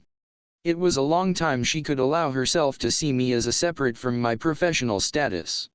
It was a revelation for both of us when she began to allow herself to see that the psychotherapy offered much more than support for her job performance. As our work shifted into a new phase, Helen needed to idealize me in order to create a new sense of safety, much like a child needs a stable adult who is predictable, consistent, dependable, and responsive to their emerging needs. With Helen's increased idealization of me, she perceived a new quality of safety in our therapeutic relationship. She described needing a safe space to speak her thoughts to a sensitive listener who would not criticize, overwhelm, or make demands of her. This new phase allowed Helen to become aware of needing safety in the relationship with me. She needed a therapist who was involved in her life, whom she could trust with her ideas, and who would foster her changing sense of herself. Impact in supervision. I shared how I was not making an impact on Helen's life and how uninvolved I felt I was in our work together. I was in deep countertransference, feeling I had so little influence and so little emotional connection with her. There was something happening between us that I needed to understand and resolve. I wondered if I was mirroring her experience of me. Did Helen sense that she had no impact on me or on anyone in her life? Was she living without any emotional connections? Her relational need to make an impact became apparent to me through my experience of how hard I was trying to relate to her. Helen was skillful at making as little impact on others as possible.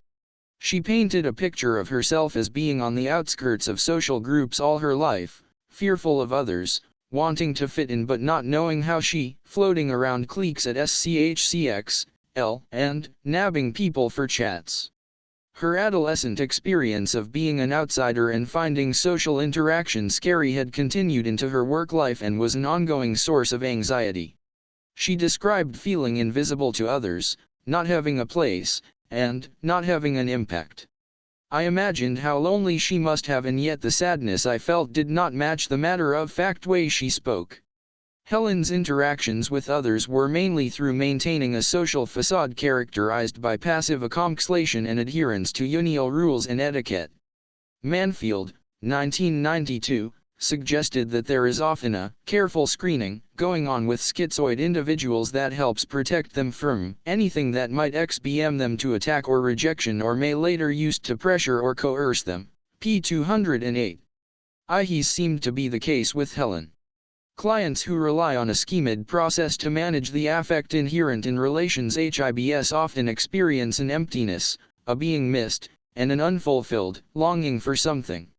At the same time, being in a contactful relationship is a huge risk for them, the risk of being known and therefore possibly invaded or controlled by the other. Some schemed individuals express their internal confusion and hurt through script beliefs such as, "No one is there for me, I'm on my own," and "I'm not important." Erskine and Morsand, 2022, wrote, "Relationships in which one does not experience having an impact on the other person are one-sided, just as with a thwarted need for self-definition, that one is unimportant and that others don't care." p. 112. Guntrup, as cited in Haas-Evan-Eel, 1994, described this internal polarization of desire and fear as the schizoid compromise, that is, being half in a relationship while simultaneously being half out. IBIS polarization then exacerbates an internal experience of loneliness. For instance, Helen described the tension she felt as a duality between feeling alone and needing others. She noticed an uncertainty around depending on others and a strange, uncomfortable feeling when she felt others were dependent on her. Helen had not planned to have a family but had 2 children whom she described as like accessories and little friends.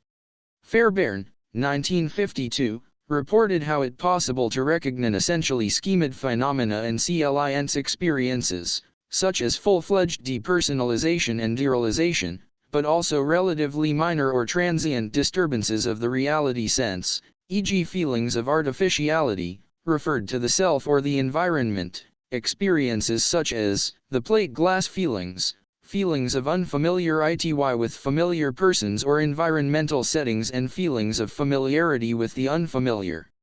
P5. It was heart-wrenching to hear ALK T1T Helen's struggle to be in contact with her current family members. She reported feeling unfamiliar within her own family, a jarring confusion of, who am I to these, who am I when in with these people? These are the exhausting challenges faced by those living with schizoid processes who attempt to be parents and to be in intimate relationships. This schizoid compromise results in the formation of a social self, a split-off part of the self that is adept at accommodating to different relational situations, including the relationship with a psychotherapist. This social self may dominate and distract from the person's attempts to express the vital aspects of themselves, such as various affects, unique interests, pleasures, desires, dislikes, or any aspect of vulnerability. Helen's strong need to remain safe within herself and to regulate the impact she had on the world around her meant she would repeatedly experience misattunement and misunderstanding from others. Although her affect was often hidden and her stories were distracting, I committed myself to doing my not to disregard Helen's relational needs for security and self-definition or to make an impact on me.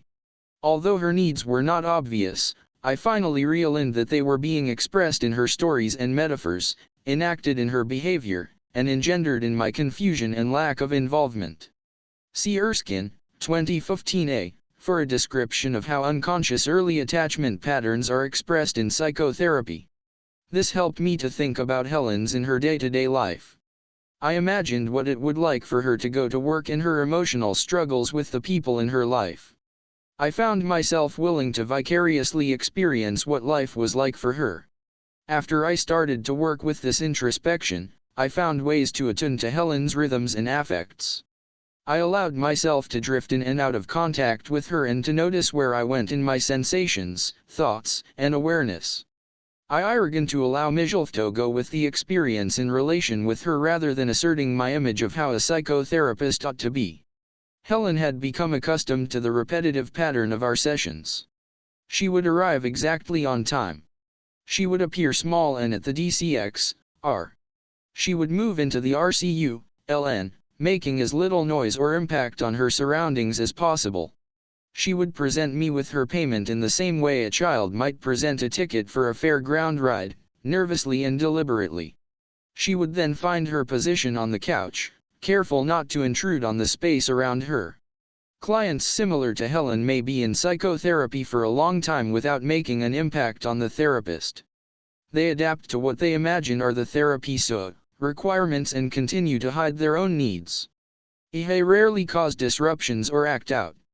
For instance, Helen was shocked when I asked her to message me to let me know how an important medical appointment went. It was difficult for her to comprehend that she had made an impact on me, that her health mattered to me. Many people who use a schizoid process to manage their emotional and relational life actively regulate the impact they make on others and the degree and type of impact others make on them. They move through life without impacting others, and so they are often not aware of the effect they have. In the family stories, such clients reveal that their child was marked by the of defining themselves or of making any significant impact within the family. They report that their need to make an impact was not enjoyed or welcomed.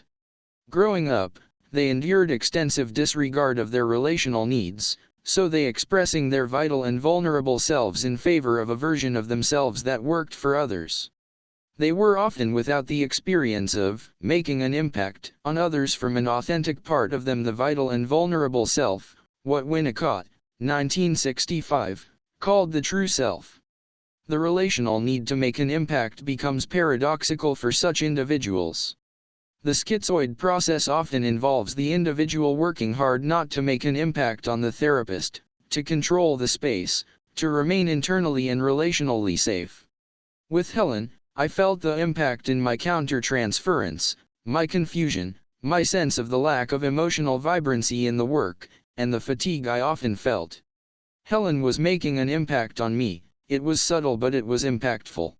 She was relating from her sequestered, vital, and vulnerable self. If we are to be effective with such individuals, we must maintain a belief that we are gradually having an impact on them.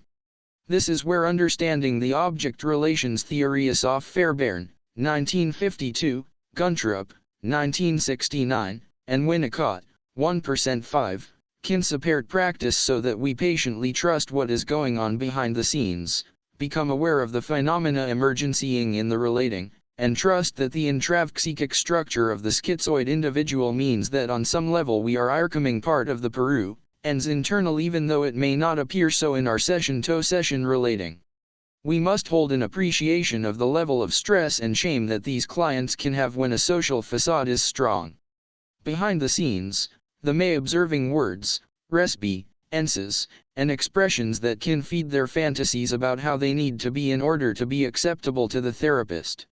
Fairbairn, 1932, described his Eschin.id client's Sells' criticisms with the term internal saboteur, p. 101. IHE withdrawn self splits further to create the internal saboteur who turns against the vulnerable self. One of the functions of this saboteur is to anticipate criticism from others and regulate the behavior, Erskine, as cited in Zolotel, 2010. IHE internal saboteur serves to keep the vulnerable self hidden and repressed. It is the anti-wanting self that is contemptuous and despising of neediness and ensures the schizoid individual neither seeks nor obtains what they want. J. Klein, as cited in Little, 1999, p. 36. Self-definition. In my work with Helen, I came to realize that her relational need to make an impact and for self-definition were simultaneous and interrelated, both part of her need for self-expression and validation. A person relying on a schizoid pair quest struggles with a lack of self-definition and also to comprehend that they have an impact on others. If I don't know me, how can I impact others? Erskine et al., 1999, described how children who grow up in an environment that demands conformity, unquestioning to rules and norms, may never learn how to be themselves, p. 137. For example, when Helen was in the teachers and other students defined her by her academic ability. In her adult life she was defined by her position and status at work. Her sense of self seemed strongly anchored to her performance on the job and how others perceived her. Helen was frustrated with repeatedly seeking validation through her role at work, particularly it was the scenes. She often despaired and was confused how all her efforts to be good and perform well were not acknowledged. One of the few times I saw her express anger was in NSE to the pressure she felt to perform a certain way at work. That anger led us to explore how she could get a satisfying response to her need for self-definition and to have a sense of making an impact on others. As the therapy progressed, my appreciation deepened for Helen's strong attachment to her work life and how meaningful it was for her to retell stories about her work experiences. I began to see these as essential to her sense of self and self-identity. Her work life made her feel real and connected to something. It created structure, attachment, and fulfilled her needs according to her script of having to work hard and do well for others. All her energy would go into managing and surviving her week, although she was often exhausted by the weekend. She did not have friends she saw regularly and found it difficult to initiate and keep in touch with people. She spoke of people seeming to drift away. The effort she put into work, particularly interactions with others, meant she needed to withdraw internally on weekends in order to recuperate. For a long time, she viewed her therapy as supporting this process, a chance to verbalize her grievances so she could survive the next week at work. Guntrup, as cited in Hazel, 1994, described how the schizoid individual, without a satisfactory relationship with another person he cannot become a developing ego, he cannot find himself. That is why patients are so often found complaining, I don't know who or what I am, I don't seem to have a mind of my own, I don't feel to be a real person at all. Here early object relationships were such that they were unable to find themselves in any definite way. p. 129, This reflects a reason for the schizoid person to be in therapy, to find or reclaim their self-definition. I wondered how I could help Helen with this when she needed such self-protection. How could I find her without losing her again? I needed to continue carefully, always holding in mind her fears around interpersonal contact and her need to protect herself. Further into our work together, Helen arrived excited to tell me about a workaway day she had helped to CTK, written it around the theme of pirates. She had dressed up and organized games and activities. The excitement and change in her energy amazed me. I knew Helen was showing me something new and different, a spark of vibrancy that I had been waiting patiently to see for a long time. He's marked a turning point in her therapy as we began exploring her creativity and her enjoyment in planning creatively for others. Helen was starting to allow herself to express a different, emergent energy, away from the structure of her daily life towards something creative, playful, and fun. These moments of vitality were polar opposites to the repetitive staidness of her social facade. I was excited to finally see them and at the same time careful not to overwhelm her with my responses. I did not want to scare her away by expressing much excitement or suddenly changing how I was with her. As we explored fantasies about what she would do outside of her long-term workplace, she shared her dreams wanting to teach. I encouraged that through my inquiry and involvement, and she eventually decided to volunteer as a classroom support at a secondary school. This was a hugely significant decision, to move out of her comfort based around work and home life and to work alongside children who needed individual support. I was deeply moved when she reported the connections and relationships she was forming with the children and how she was appreciating their particular needs in learning. Helen began to reflect on her child's slow through the experiences with the children, which led to richer exploration of her emotional memories. In Greenberg's 2016 words, I tend to find these particular clients difficult to connect with because their real self is so hidden, even from themselves. All of their aliveness goes into their fantasy life.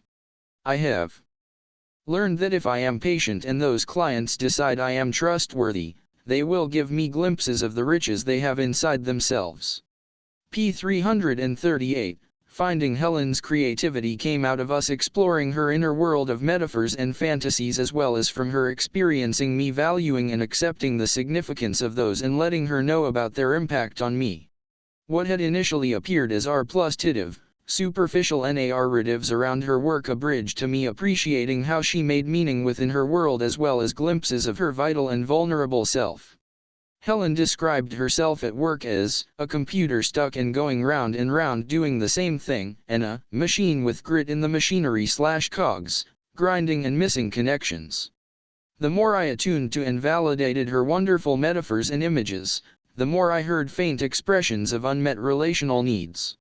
Such needs are often held within fantasy or, at a synmic level, Yontef, 2001, p. 8.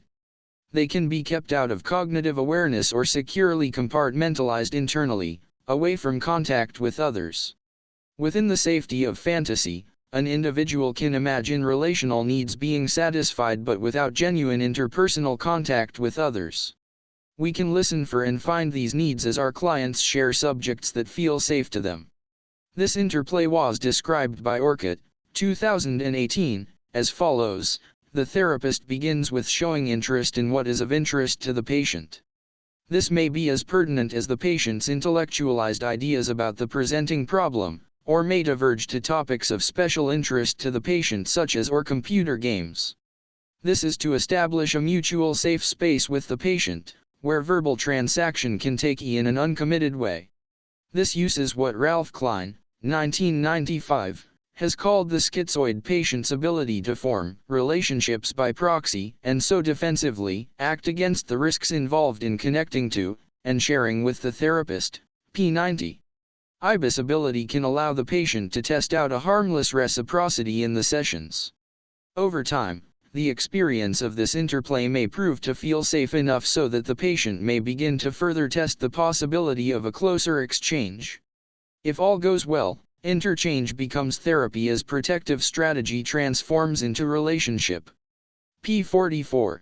Instead of challenging or ignoring Helen's repetitive narratives around work, I moved into her work world with her. Through cognitive attunement, inquiry, and involvement in her retellings, I became deeply knowledgeable about her workplace, the people, the systems, how she worked, what she did.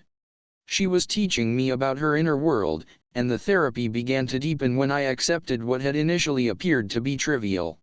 I began to understand through working with Helen how to be involved in whatever is of interest to my client. Work was safety for Helen. It gave her an identity and provided for some of her relational needs. Nevertheless, she was gradually able to verbalize how her work did not provide the valuing she needed. She realized how little impact she was having in her work life, regardless of how hard she worked to adapt to its requirements. Our sessions became more her making contact with herself in a reflective way rather than controlling the space with retellings of what had happened to her. She was able to speak more emotionally and vulnerably her experience as a mother and her struggles in connecting with her son. Forming an identity from a place of shame, withdrawal or protection comes from acknowledging and accepting a relational need for self-definition. As a result, the organization of a once hidden self can now begin to form an identity. O'Reilly Knapp, 2012, 8.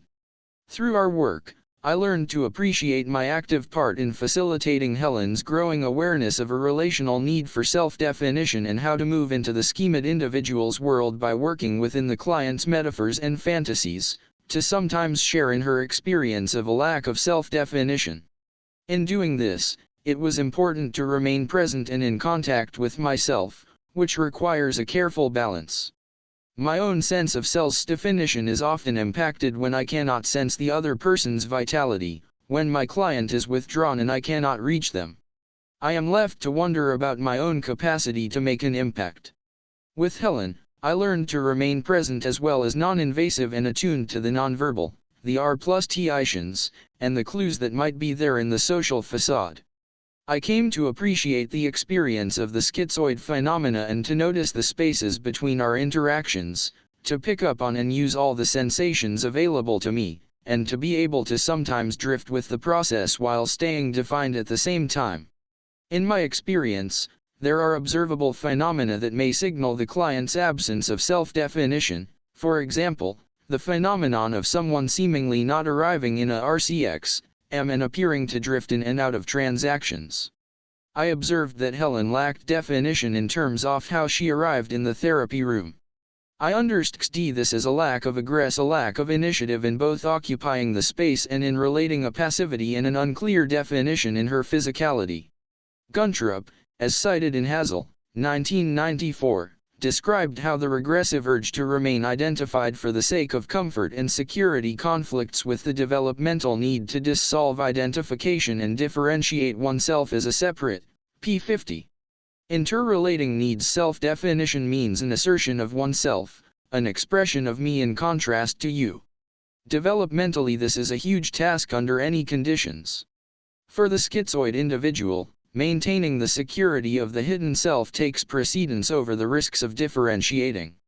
This is an example of how relational needs interrelate and interplay and how one need can be compromised by or contrasted with another. It's not safe to define myself in contrast to others. I don't know myself enough to make an impact on you. When you initiate with me, it feels unsafe. I found that Helen's relational needs often fused together in clusters and appeared theoretically interrelated. Evelk et al. 2020. I came to understand how the triad of relational needs to make an impact, for self-definition, and to have others initiate were all in the background of our relating. These were needs Helen was not aware of and did not outwardly express. I believe it aided Helen therapy for me to hold the potential for them to emerge in our contact together, to be curious, and to watch for clues or expressions of them. These relational needs were thwarted at various points during Helen's life. She had given up expressing or seeking satisfaction of them and had found creative ways to compensate or adapt. Her therapy involved a slow growth in her awareness of her previously unmet, unknown relational needs. Need to initiate Helen's need for me to initiate contact was in the background of our relating during our early work. Her dominant need was to remain safe and in control of the space. My attempts to initiate beyond the safe parameters of what she was prepared for were brushed away. I could see from her physiology and her responses to inquiry how wary she was of initiations into relational contact. However, the more I stopped trying to do and the more I allowed myself to work within the schemed process to involve myself in whatever Helen was prepared to involve me in, the more I began to see the fragments of the need to initiate coming through, particularly in the form of developmental imagery. As Helen trusted me enough to share more about her inner world, I was often reminded of how a young child might share ideas and thoughts. I imagined her not having the experience in child CHKL of a significant other alongside her at different ages, someone listening, involved, and impacted by her sharing ideas. It began to occur to me that Helen was, in her own way, initiating play in her therapy. She appeared to be enjoying my enjoyment of her sharing of ideas, concepts, and metaphors. If a child has not had others initiate with them, all their ideas for play stay internalized and in fantasy. In her workplace, I imagined Helen as a little girl trying to initiate and get on with the other kids, not understanding how they spoke and what they wanted from her. As Stewart, 2010, suggested, it is important to be aware of the dynamics of initiating, since sometimes it is clinically astute to wait until the client initiates reaching out to us. The presence of the therapist's need to have the other initiate might be felt as a longing for the client to reach out to them, and a disappointment when they don't. Therapists should be mindful of their own need in this regard and not make it an expectation of clients or withdraw when it's not met. P48, again, the need to have others initiate may be bound up in the schizoid process and the unique style of relating that this involves. I need you as a therapist to initiate contact, but I need to regulate contact by withdrawing and presenting a schizoid facade. How do we as therapists hold on to the crucial need the client has when it is in the background of the relating?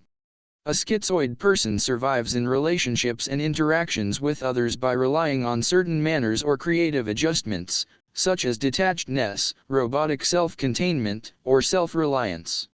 I.e. underlying need for others to initiate is repeatedly missed as people relate to the social facade rather than the hidden self. This relational need remains out of awareness or hidden away, but it is there and will within the field of relating in the psychotherapy. I imagined this confusion of unknown or hidden needs being expressed by Helen in statements such as, I need you as therapist to initiate contact with me but I am scared of what this is like, or, I need you to initiate but I can't tolerate this and need to regulate with withdrawal.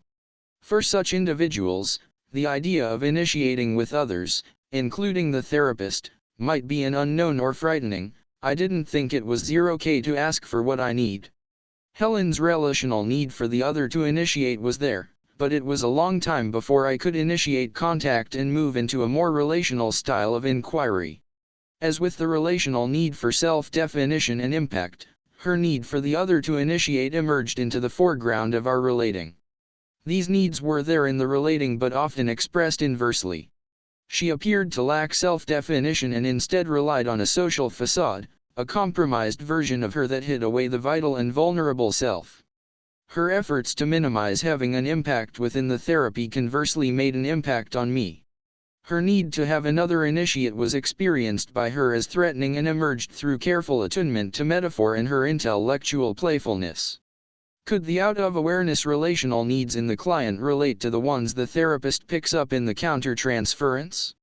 I found how important it was to identify and track where Helen's relational needs were within our relating, that is, which needs were in the foreground, which could be noticed within my counter-transference, and which were out of awareness or in the background. Need for Mutuality. Erskine and Morsand, 2022, wrote, the need for self-definition is the complement of the need for mutuality, p. 112. For her part, Helen's relational need for mutuality was in the background of our relating until much later in our work together. Her predominant needs were to feel safe and to have her experiences and way of surviving validated and accepted. Any sense of mutuality between us would have been threatening and risky to her. Her loneliness and independence as a child did not include much companionship or many shared experiences with others. Her playfulness came through in her intellectual life and within fantasy. There was a gradual movement toward a more mutual relating as she grew in her self-definition and allowed me to be a more relatable presence. Zolotel, 2010, described how with her client in this therapy phase she expressed her needs mutuality and self-definition. Lara in contact with her real self and thus I, too, could become more of a real person, p. 23.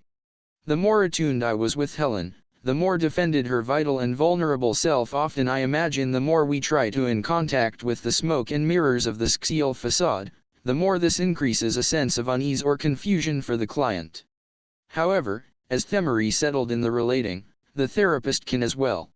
As Helen's therapy progressed, we were able to relate together in an increasingly equal, mutual way. Working within a schemid process, we might meet the social facade of the person who seems easy in conversation and willing to engage in therapeutic interactions. There may appear to be a need for a mutual or shared relating when, in fact, the hidden, vital, and vulnerable self not need mutuality with the therapist at all. That part of the self needs the emergent paroxysm of self-definition, to move out from a cut-off, defended place to reclaim their voice and a sense of their uniqueness. There can be moments when it feels like the client is seeking some kind of mutuality or sharing of with the therapist when they are actually not ready to hear this and instead need the therapist to remain in an idealized position, bigger, protective, and an object onto whom they can project ideas from a younger, more vulnerable self. It might be like a scene in which a young child is sitting with adults at the dinner table attempting to join in grown-up conversation. His appears as a need for mutuality and shared experience when actually the stronger need is to have their own experiences responded to, validated, and accepted in an age-appropriate way, or even to get down from the table and go and play with the other kids.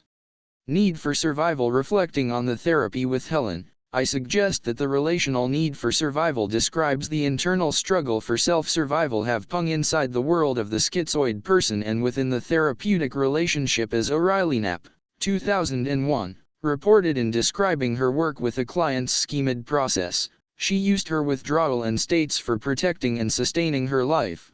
p4. Defensive processes reflect the individual's need to survive in relationship. They are creative ways of maintaining safety in the maelstrom of relating with others. Beyond the need for safety is the need for the vital and vulnerable self to have survived as described in the encapsulated self. p12. This is a process that goes on internally, privately, and silently. A client will show their struggle for self-survival through the transference. The philosophical principles of integrative psychotherapy include the idea that all human behavior has meaning in some context. Erskine, 2013, p4. Taking this into account, I think the person who uses silence, withdrawal, or a social facade to cope with extreme distress or trauma needs to create an internal closed relational system in order to organize experience and keep the vital and vulnerable self alive. IHE therapist needs to appreciate and honor the function of this closed system and how the vital and vulnerable self has been in exile, deadened, put in a kind of deep freeze, the idea that to survive one must keep that part of the self, dead to the world. This becomes a need in itself. A client can show us in the therapeutic relating that, I need to hidden, I need to withdraw, or, to survive, I needed to seem dead in myself. It is essential to acknowledge this need for solitary survival as part of a relational psychotherapy. Otherwise we may rush to offer the kind of contact and relating the individual may yearn for but also be highly fearful of. As Yontef, 2001, outlined, from the of the schizoid individual, it is dangerous to move into intimate connection if you cannot separate when needed. If you think you are going to be caught up, devoured, or captured in the connection, it is terrifying to move into intimate contact. On the other hand, if you do not feel connected with other people, especially if you do not believe you can intimately connect again, the separation or isolation is both painful and terrifying. p9. A relational need to survive involves the individual's fears around intimate contact and threat to existence. The vital and vulnerable self is locked in a closed internal system of survival. Guntrup, as cited in Hazel, 1994, described the internal tension with a metaphor, a closed picture frame, the inside edge of which was an unbroken array of sharp teeth all hinting in at the patient. P. 142. He's precarious, fragile, self-contained inner world has to acknowledged by the therapist as part of an in-contact integrative relational psychotherapy. Helen showed me that she needed to create a rigid structure of relating to others. Her way of regulating interpersonal contact was a tolerable compromise born out of necessity in order to survive early experiences in which her relational needs were not met. Conclusion to TX, Row WCHK1 Mans, cited in Colander, 2008, phrase ALN, UT Dreams. I like to think of the schemed individual as, like a deer at the edge of forest, p13. At first you may catch only a glimpse of her, and then she is gone in the blink of an eye. But this is enough to know she is there. Reflecting on the many hours I worked with Helen, patiently listening and attuning to her R+titious narratives, hoping to catch something of the vital and vulnerable self that she guarded so well, I found in myself a unique love and care for her in our struggles to find authentic contact with each other. This was someone who found intimate relating frightening and risky. Helen entered therapy not knowing what she needed or what possibilities lay ahead, but she followed a yearning inside herself for something different. Therapy within a schizoid pairness is like a slow rescue mission. It is our patient, caring and careful involvement with these clients that eventually allows someone to unfold, like a flower, Byrne, 1961, p. 226, and emerge from the protected internal spaces in which they have hidden. Guntrup, as cited in Hazel, 1994, described therapy with these clients as being like a steady recuperation from deep strain, diminishing of deep fears, revitalization of the personality and rebirth of an active ego that is spontaneous and does not have to be forced and driven. P. 186. IHE therapeutic relationship is a place of growth and healing, a SYMLX, lick space of potential in which someone can begin to emerge and express their vital and vulnerable self. Within this growth, we must validate and accept the unique ways of surviving. Helen and I worked together early in my practice, when I was and did not appreciate what I now know about the schemed pairness. I wonder if this not knowing actually helped the initial phases of the therapy. I was not trying to MXSE myself TCU, hard on the work or trying different strategies. I was to work patiently and gently at the pace Helen in order for her to gain trust in the relating and to allow her true self and needs to emerge. When I first met Helen, I had no idea of the richness of her inner life or how creative she was in her fantasies, thoughts, and way of seeing the world. I was met into relating with an adapted scryal facade that needed tight control over the therapy space in order to feel safe. IHE close consideration of how her relational needs shifted within the therapy offered anchoring in the often slow and early kiss of our work. My attention to how her relational appeared out of awareness and yet longed to emerge gave me a guide to what could be happening in our relating. Over the years we worked together, Helen taught me about what it means to be a therapist. Winnicott, 1965, wrote of a devotion to the emergent self. IHES implies a commitment to cherishing the creative ways a person remains interpersonally safe, their styles of withdrawal, and the internal unknowns that epitomize the schemed struggle to find contact with the external world, themselves, and others. References: Byrne, E. 1961. In Psychotherapy, a Systematic Individual and Social Try. New York, Grove. Erskine, R.G., 2001. Psychological Functions, Relational Needs, and Transferential Resolution, Psychotherapy of an Obsession. Transactional Analysis Journal, 31, 4/2/2226 doi.org/lo.1170362153701031004003. Erskine, R.G., 2011. Attachment, Relational Needs, and Psychotherapeutic Presence, Keynote Address. International Integrative Psychotherapy Association Q.Inference, Vichy, France, April 21. https://Erskine, R.G., 2013. Vulnerability, Authenticity, and Intersubjective Contact, Philosophical Principles of Integrative Psychotherapy. International Journal of Integrative Psychotherapy, 4, 2I9. Erskine. R.G., 2015a. Life Scripts, Unconscious Relational Patterns and Psychotherapeutic Involvement in, R.G. Erskine, Relational Patterns, Therapeutic Presence, Concepts and Practice of Integrative Psychotherapy, pages 91-112, _IA Jandon, Karnak _Erskine, R.G., 2015b. Life Scripts and Attachment Patterns, Theoretical Integration and Therapeutic Involvement. In, R.G. Erskine, Relational Patterns, Therapeutic Presence, Concepts and Practice of Integrative Psychotherapy, pages 73-90. London, Karnak. Erskine, R.G., 2020. Relational Withdrawal, Attunement to Silence, Psychotherapy of the Schizoid Process. International Psychotherapy, 1428. Erskine. R.G. and Morsand, J.P., 2022. IHE Art and Science of Relationship, The Practice of Integrative Psychotherapy. Bicester, UK, Phoenix.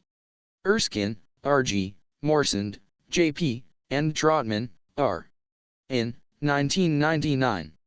Beyond Empathy, A Therapy of Contact in Relationship. London, Routledge, 2023. Erskine. R.G. and Trotman, R.L., 1996. Methods of an Integrative Psychotherapy. Transactional Analysis Journal, doi.org/l left parenthesis 11177/036215379602600410. Fairbairn, W.R.D., 1952. Psychoanalytic Studies of the Personality. London, Routledge. Greenberg, E., 2016. Borderline, Narcissistic and Schizoid Adaptations, The Pursuit of Love, Admiration and Safety. Nina York, Greenbrook. Guntrup, H., 1969. Schizoid Phenomena, Object Relations, and the Self. New York, International Universities Press. Hazel, J., ed., 1994. Personal Relations Therapy, The Collected Papers of H.J.S. Guntrup. Northvale, New Jersey, Jason Aronson. Johnson, S.M., 1994. Character Styles. New York, W. W. Norton. Klein, J., 1987. Our Need for Others and Its Roots in Infancy. London, Routledge. Klein, R., 1995. The Self in Exile, A Developmental, Self, and Object Relations Approach to the Schizoid Disorder of the Self. In, J. F. Masterson and R. Klein, eds, Disorders of Self, New Therapeutic Horizons, Masterson Approach, Part I, ch. 17, pages 3142. New York, Brunner/Mosel.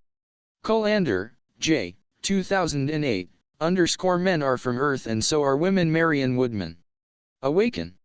https://awaken.com/2018/03/men-are-from-earth-and-so-are-women. Little, R., 1999. Processes, Working with the Defenses of the Withdrawn Child Ego State. Transactional Analysis Journal, 3/133-43 doyerg/10.1177/036215370103100105. Little, R., 2011. Impasse Clarification within the Transference-Countertransference Matrix. Transactional Analysis Journal, DORG/10.1176/036215370103100105. Manfield, P., 1992. Split Self, Split Object, Understanding and Treating Borderline, Narcissistic and Schizoid Disorders. Northvale, New Jersey, Jason Aronson. Orcutt, C., 2018. Schizoid Fantasy, Refuge or Transitional Location. Clinical Social Work Journal, 46, 142-47 doirg/10.1007/S10615-017-0629-2. O'Reilly Knapp, M. 2001. Between Two Worlds, The Encapsulated Self. Transactional Analysis Journal, O'Reilly Knapp, M. 2012. Organizing Self-Experiences. International Journal of Integrative Psychotherapy, Stewart, L. 2010. Relational Needs of the Therapist, Countertransference, Clinical Work, and Supervision. Benefits and Disruptions in Psychotherapy. International Journal of Integrative Psychotherapy, Winnicott, D.W., 1965. IHE Motivational Processes and the Facilitating Environment, Studies in the Theory of Emotional Development. Madison, CIA, International Universities Press. Yontef, G. Psychotherapy of Schizoid PR, ZES. Transactional Analysis Journal, 31, 1723 Doyle, Renew.1176033621537010310031000103. Zolotel, M. 2010. Journey Towards Integration, The Case of Lara. International Journal of Integrative Psychotherapy, 1, 11124. Zvelk, G. Joviniska, and Zvelk, M. 2020.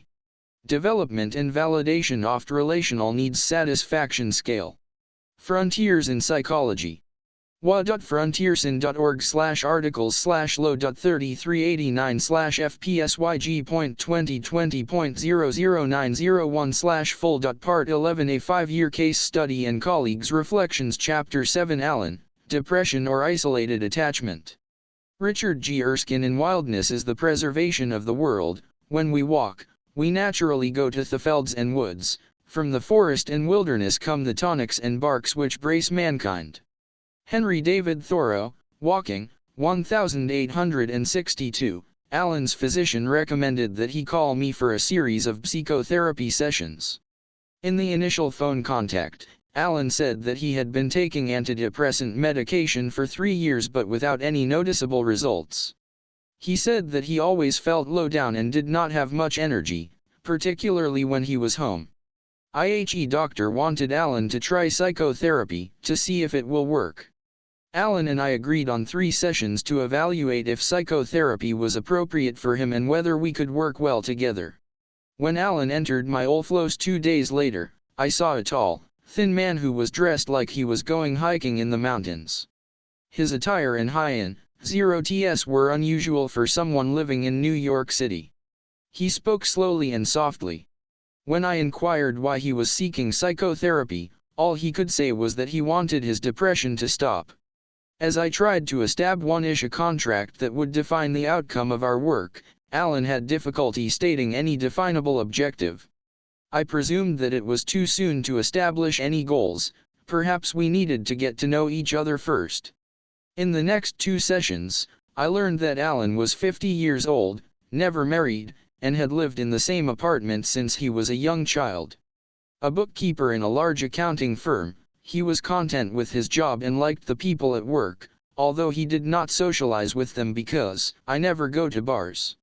He said that he attended church almost every Sunday. He was in charge of the church's finances. Alan spent Saturdays and holidays hiking various portions of the Appalachian Trail and his 4 weeks of summer vacation camping in the wilderness where he could be all alone with nature. Alan's mother had died 4.5 years earlier. As I inquired ADN, Alan's beepsable grief, he was slow to respond. After shrugging his shoulders, he hesitantly told me about his mother's painful struggle with cancer. He claimed that he was not sad about her death but that he did miss her CCX, King. There was an absence of sensitivity in his RNSE to my questions about his mother's death. Erskine, 2014a, 2014b, 2014c. I wondered if his flat affect indicated that he was not ready to talk about losing her or if it reflected a personality pattern. Alan had no memory of his father, who died when Alan was in kindergarten. Alan had a sister who was 5 years older, whom he had not spoken with since his mother's funeral. He sarcastically said, "I can't be in the same with her. She's a know-it-all." Then he added, "Life is better all alone." In our third session, Alan was contemptuous of his medical doctor's abrupt manner of speaking. At two different moments I inquired about his feelings of anger at his doctor's behavior, but Alan avoided my questions. The doctor had decided that Alan would slowly reduce and eventually stop the antidepressants. Alan said that he wanted to continue psychotherapy sessions with me, because it could help. He was not interested in forming an outcome-defining contract, Byrne, 1966, but he volunteered that he would come for individual psychotherapy once a week for a year. It was time for me to do some introspection, a sensorial search of my internal process. I found Alan pleasant, shy, and either withholding his responses or slow to R&D to my questions. He was interesting when he talked eagerly about hiking and camping. At the end of this third session, I doubted whether I could help Alan resolve his depression. I still did not feel an effective connection with him. He was evasive whenever I asked him about his body sensations or other subjective experiences. Other clients had taught me that I need to maintain my own vitality and curiosity when I am working with someone who is depressed. With many such clients, I rely on phenomenological inquiry and carefully observe their style of answering my questions. That style is often more revealing of who they are than is the content of their answers. In the first 3 sessions with Alan, my phenomenological inquiry seemed to be more of a hindrance than a help.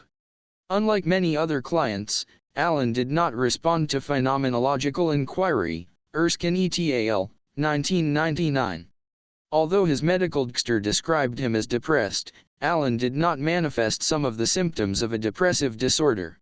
He had previously said that he lacked energy, yet he described himself as engaging in intense physical activities and being a diligent worker, th on the job and in volunteering for his church. He said that he ate and slept well but was uninterested in social activities with people, even with the nice people at church. In evenings after work, he was plagued with miserable feelings. Alan defined himself at those times as depressed and added that in moments he was to get out and walk, even if it is near midnight. Was he depressed? Yes. But it did not appropriate to diagnose him as having a depressive disorder. It was clear to me that the various things he said about himself required careful attention. I did not understand his internal, but I listened for the covert meaning in his stories. I needed to patient, attentive, and attune myself, the I could, to his indistinct and subtle affects. I was reminded of Guntrup's writings in which he described several of his schizoid clients who entered psychotherapy because of depression, as described in Hazel, 1994. I asked Alan if he had any thoughts of suicide. He described how he had always imagined escaping to another world. As I inquired further, he said that he first thought about killing himself when he was 13 years old and that throughout his life he had continued to think about dying and going to a place of peace and quiet. I asked if he had ever attempted suicide, to which he answered no. He lamented that he could not kill himself while his mother was alive because I had to take care of her. I was all she had. While telling me this story, he used the word despair, and the way he said it evoked concern in me. When I inquired further about what he was feeling, he dismissed my question with, "I'm fine." Each time I inquired T1T his affect, he changed the subject. I asked Alan how he imagined killing himself. With hesitation he described ting himself in the head, but quickly added that he did not now, nor had he ever, owned a gun. He described dying as going into a peaceful, everlasting quiet. He was worried that suicide was a sin and that if he killed himself he would not attain peace and quiet. By the end of that session, I was not worried that he was in imminent danger of suicide, but I was concerned that a long-term risk remained. His ideas about the quietness of death, the absence of close friends, the lack of energy when at home, and the death of his mother were some markers that could indicate a major depression, but he did not have many of the other characteristics. American Psychiatric Association, 2013. He ate well, walked extensively, and was able to concentrate on his work. He said that his apartment was neat and clean and that he was making plans for next summer's camping trip in northern Canada. As I reflected on all that he had told me, I was certain that encoded in his self-descriptions and behaviors were unconscious relational patterns that were being lived out in his daily life. Erskine, 2010. If we were to continue with psychotherapy, I would have to explore several clues that he had given me: his sense of despair, his longing for peace and quiet, his excessive walking late at night, the family dynamics of his child XD, and various sensations and tensions that indicated disavowed affect. I only had a few minutes left in the third session.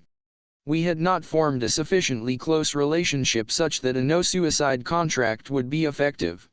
As we concluded the session, I felt that it was necessary for me to rely on his religious convictions and his statement that he did not possess a gun.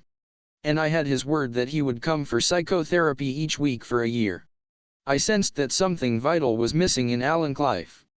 I was not sure what it was, but I kept thinking about how his life was devoid of any intimacy. Internally, I made an emotional commitment. I wanted our psychotherapy to enhance the quality of his life and provide him with a desire to live. I walked home from the office that night questioning myself: was I wanting more for Alan than he wanted or was willing to do? I knew what was possible in an in-depth psychotherapy, but I had no evidence that Alan knew the commitment, perseverance, and time that would be required to make some fundamental changes in his life. The first year, the evening before our fourth meeting, as I contemplated Alan agreeing to come to weekly psychotherapy, I was touched by how alone he seemed, how he preferred to be in nature and not with people, and how he had difficulty talking about feelings. I thought about his depression and wondered if he was describing the results of a prolonged schemed withdrawal. One of the clues was that he did not respond well to my phenomenological inquiry. I was not sure if I could be effective in helping him achieve a satisfactory comfort in his life, but I was willing to invest myself in our therapeutic relationship. I was relying on that Alan was serious about resolving his depression.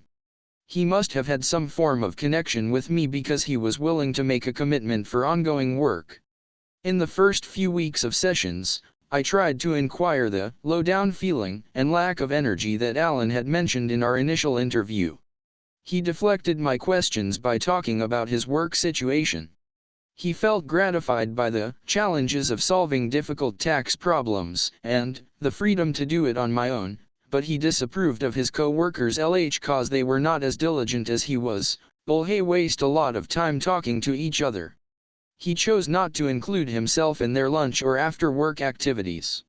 I asked about other friends. Alan was vague and eventually admitted that he had none. As I raised my concern about how much time he spent by himself, Alan said, "Some nights after dinner I prefer to walk the neighborhood for a couple of hours. I watch people a lot, I often see faces I recognize." As I imagined myself in that situation, I felt an intense sadness. Yet Alan spoke of his situation matter-of-factly, with no emotion. He lapsed into long pauses, looking at the ceiling. In the next few sessions, Alan continued to describe his late-night walks through New York City and how he distracted himself from feeling low down by watching people. When I asked if he ever talked with anyone on his walks, he said, "I would never do that." These stories caused me to wonder what he was not telling me. Did he have some secret that he was keeping private? I was curious about Alan, but my inquiries were only partially effective. He answered my questions but often with reticence.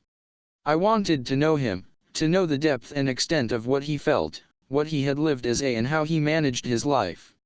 It was necessary to continually remind myself to be patient, to just let his story unfold.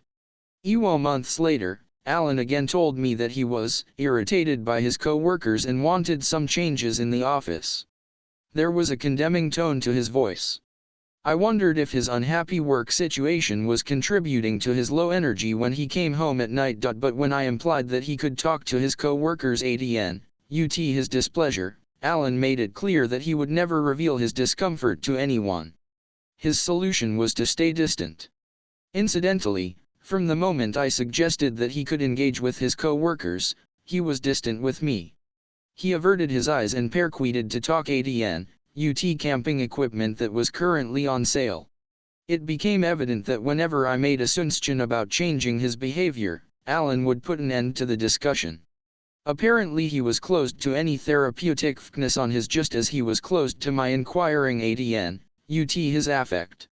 In the next few sessions, rather than ferricing on his behavior, I increased my use of phenomenological inquiry, particularly about his affect and sensations. Although he was slow to answer, he usually identified tension in his neck and chest. Somehow that led us to talking about his difficulty in expressing emotion to people. He said, "I want to remain private. I don't want anyone poking their nose into my business." I asked if that included me. Alan answered, "Yeah, sometimes your questions are too damn invasive." Ended, "What happens inside you when I ask such questions?" Alan shrugged his shoulders and remained silent for the remainder of the during the next couple of sessions. He struggled to how he became physically tense, expecting me to criticize whatever he said, and how he quickly searched for the right answer. I recognized that psychotherapy was not happening when he was giving me the right answer. I asked him to me in the eye and tell me about his irritation, first with me and then with his co-workers. I wanted him to see my face and how I was impacted by what he did not like. It was difficult for him to voice his discontent, but after several sessions he was able to articulate some anger. I was not sure if these sessions were therapeutic or not. Expression of anger may have been authentic or he may have been complying with my request or a bit often, th. I was surprised when a few months later he said that he felt after the sessions in which he expressed his anger. I was curious about Alan's child slow, and over the next months I asked several questions Alan, UT his early family life. Alan was physically tense whenever I did this and did not want to talk about his past. He often said, don't remember my childhood." I was curious about whether what I was observing with Alan pointed to his having an avoidant attachment style. That stimulated me to think ADN, UT the formation of unconscious relational patterns in childhood, unconscious patterns that determine the quality of interpersonal relationships in later life, Erskine, 2008, 2010. It is evident from the child development literature that children who develop avoidant attachment patterns likely had parents who were rejecting and punitive, Kavlina, Wallen, 2007, or at least predictably unresponsive to the child's needs and self-expressions, Erskine, 2009. Maines, 1995, research indicated that mothers of infants with an avoidant attachment style were emotionally unavailable. They tended to neglectful when the child was set and were uncomfortable with physical touch. It is now well recognized that, as an accommodate-ing survival reaction to the caretaker's predictable unresponsiveness to their affects and relational needs, children learn to inhibit communicating emotions, needs, and internal experiences. As a result, they create an unconscious relational schema by which they inhibit emotional expression and undervalue the importance of relationship. They create an imago of interpersonal relationship where intimacy does not exist. Such children may form interpersonal relatedness strategies in which they do not express, or may not even be conscious of, their attachment-related feelings and needs. They may be disdainful of vulnerability and tender expressions of affection or prone to anger. 1999, Kobuk and Siri, 1988, Maine, 1990. These ideas unconscious relational patterns served to heighten my ADN, UT Alan's childhood. I wanted to inquire about both his current life and his, but he was not ready. Alan wanted to talk about the people at work and his activities at church. Each week he insisted on telling me about his experience hiking the previous Saturday. I began to form a developmental image of Alan as a 6 to 8-year-old boy, a child without a father to take an interest in his adventures, Erskine, 2019. This developmental image evoked feelings of compassion in me and increased my interest in his stories. I wanted to go hiking with him and see the trail that he saw, to smell the same forest smells, to be a companion. I listened intently and asked factual questions about his hiking and work. Paradoxically, he allowed me to inquire about what he was feeling, imagining, or remembering. And I was able to have a glimpse of his internal world, a private world he was reluctant to reveal. I felt an emptiness, like a vacuum, in my belly when I imagined that Alan's world was deprived of intimate contact with people. When I listened quietly to his stories, I used my face and body gestures to indicate that I was present and attentive. I wanted to convey empathy even though he expressed little emotion. When I asked about his affect, he generally gave me vague answers and rapidly went into details about his current life. I stayed present and interested. We were developing an emotional connection, but it was still fragile. I was perplexed and questioned myself. Was my wanting Alan to have contact and possible intimacy with people a counter-transference reaction, or was my desire responsive to his needs? Lowald, 1986. Pondering this question allowed me to making any comments, interpretations, or observations Alan, his life.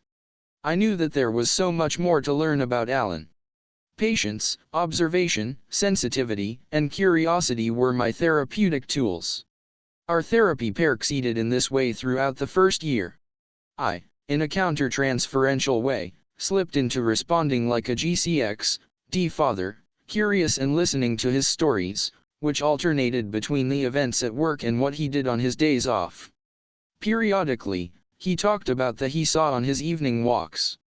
I still did not know much what he was experiencing emotionally, such as when he was at home or when he walked the streets late at night, hoping for distraction from feeling empty. But I felt myself fully attentive and involved. I read some of the classic psychoanalytic literature about the transference-countertransference matrix, Brenner, 1979, Freud, 1920 G. Greenson, 1967, Heinemann, 1950.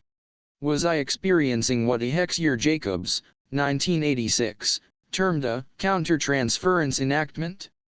Were my concordant or complementary? Racker, 1968. Over several months, my psychoanalytic peer group helped me to delve into my feelings and motivations. I took these conversations into account, formed impressions from what I was reading, and thought about several clients and the different forms of counter-transference they stimulated in me. Novellino, 1984. I categorized my various internal experiences in three ways: reactive, responsive, and identifying. Erskine, 2012, 2013a, 2013b. Sometimes my emotions and behaviors were reactive, a reliving of some unfinished emotionally charged in my own life. In these moments, I was self-centered and the client's therapy was disrupted.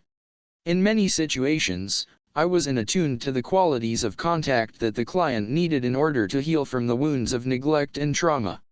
In these instances, my affect, attitude, and behavior provided a healing relationship. Erskine, 2021. Often my affect, demeanor, and words reflected my identifying with the client's unspoken affect or visceral sensations. These various identifications guide me as to when to speak and when to be patiently quiet, informing the phenomenological inquiry I might make, and in assessing the client's developmental level of functioning. I challenged myself with several questions. Were my various affects, urges, and caring behaviors a useful pathway to understanding inner experience? I was sensing the desire of a 6 to 8-year-old to have an adult as his companion, identifying. Was I attuned to be possible relational neglect that he might have as a child? And would my compassionate responses actually be therapeutic, responsive? Was the work with Alan reactivating unrequited relational needs from my own lust, reactive? Was my caring for him an unconscious identification with how Alan had prematurely cared for his mother, identifying? Was I reacting to Alan's desire to be rescued by a father, reactive? Were we co-creating what he needed, responsive? I never found definitive answers to most of these questions. I was continually left to think my motivations and to decipher the unconscious story enacted in his behavior, entrenched in his unrevealed affect, and envisioned in his fantasies about camping in the wilderness. Erskine, 2009. Isolated attachment patterns. I kept thinking about unconscious relational patterns, those that can be described as avoidant attachment, and that take the form of isolated attachment. Erskine, 2009. Alan lived his day-to-day life in a more solitary way than individuals who manifest an avoidant attachment pattern. Although people with such a pattern often avoid expressing tenderness and empathy, they usually have a social life that includes group activities and superficial relationships. Perhaps Alan's unconscious relational pattern was more isolated. He was a loner. In this first year of psychotherapy, Alan did not talk about any interpersonal connection, and he avoided talking about his relationship with his mother.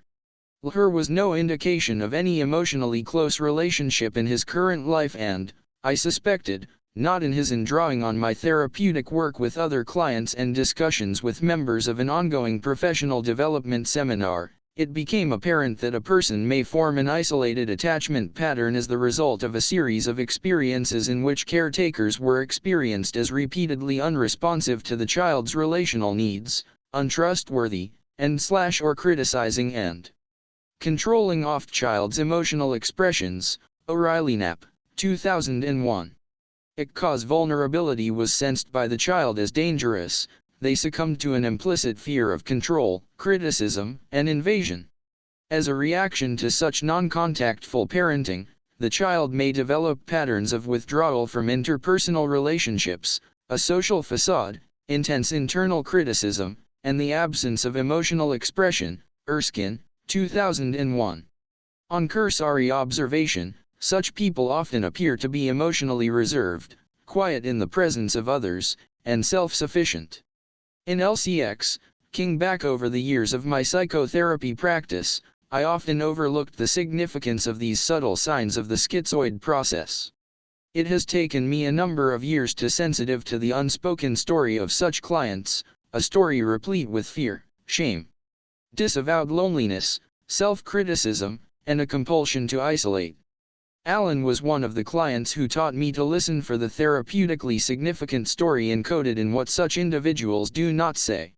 As Aller** first year of psychotherapy came to an end, I hypothesized that his pattern of attachment was isolated. He was a loner, had no meaningful relationships, and was reluctant to talk ALN/UT feelings or his child hockey experiences. In some sessions, he implied that he frequently criticized himself.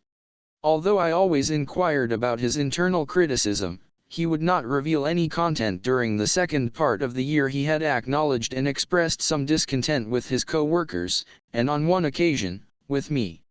He still did not initiate conversations with anyone. When I encouraged him to reach out to people, he was annoyed with me, turned away, and quietly said, "You're bossing me."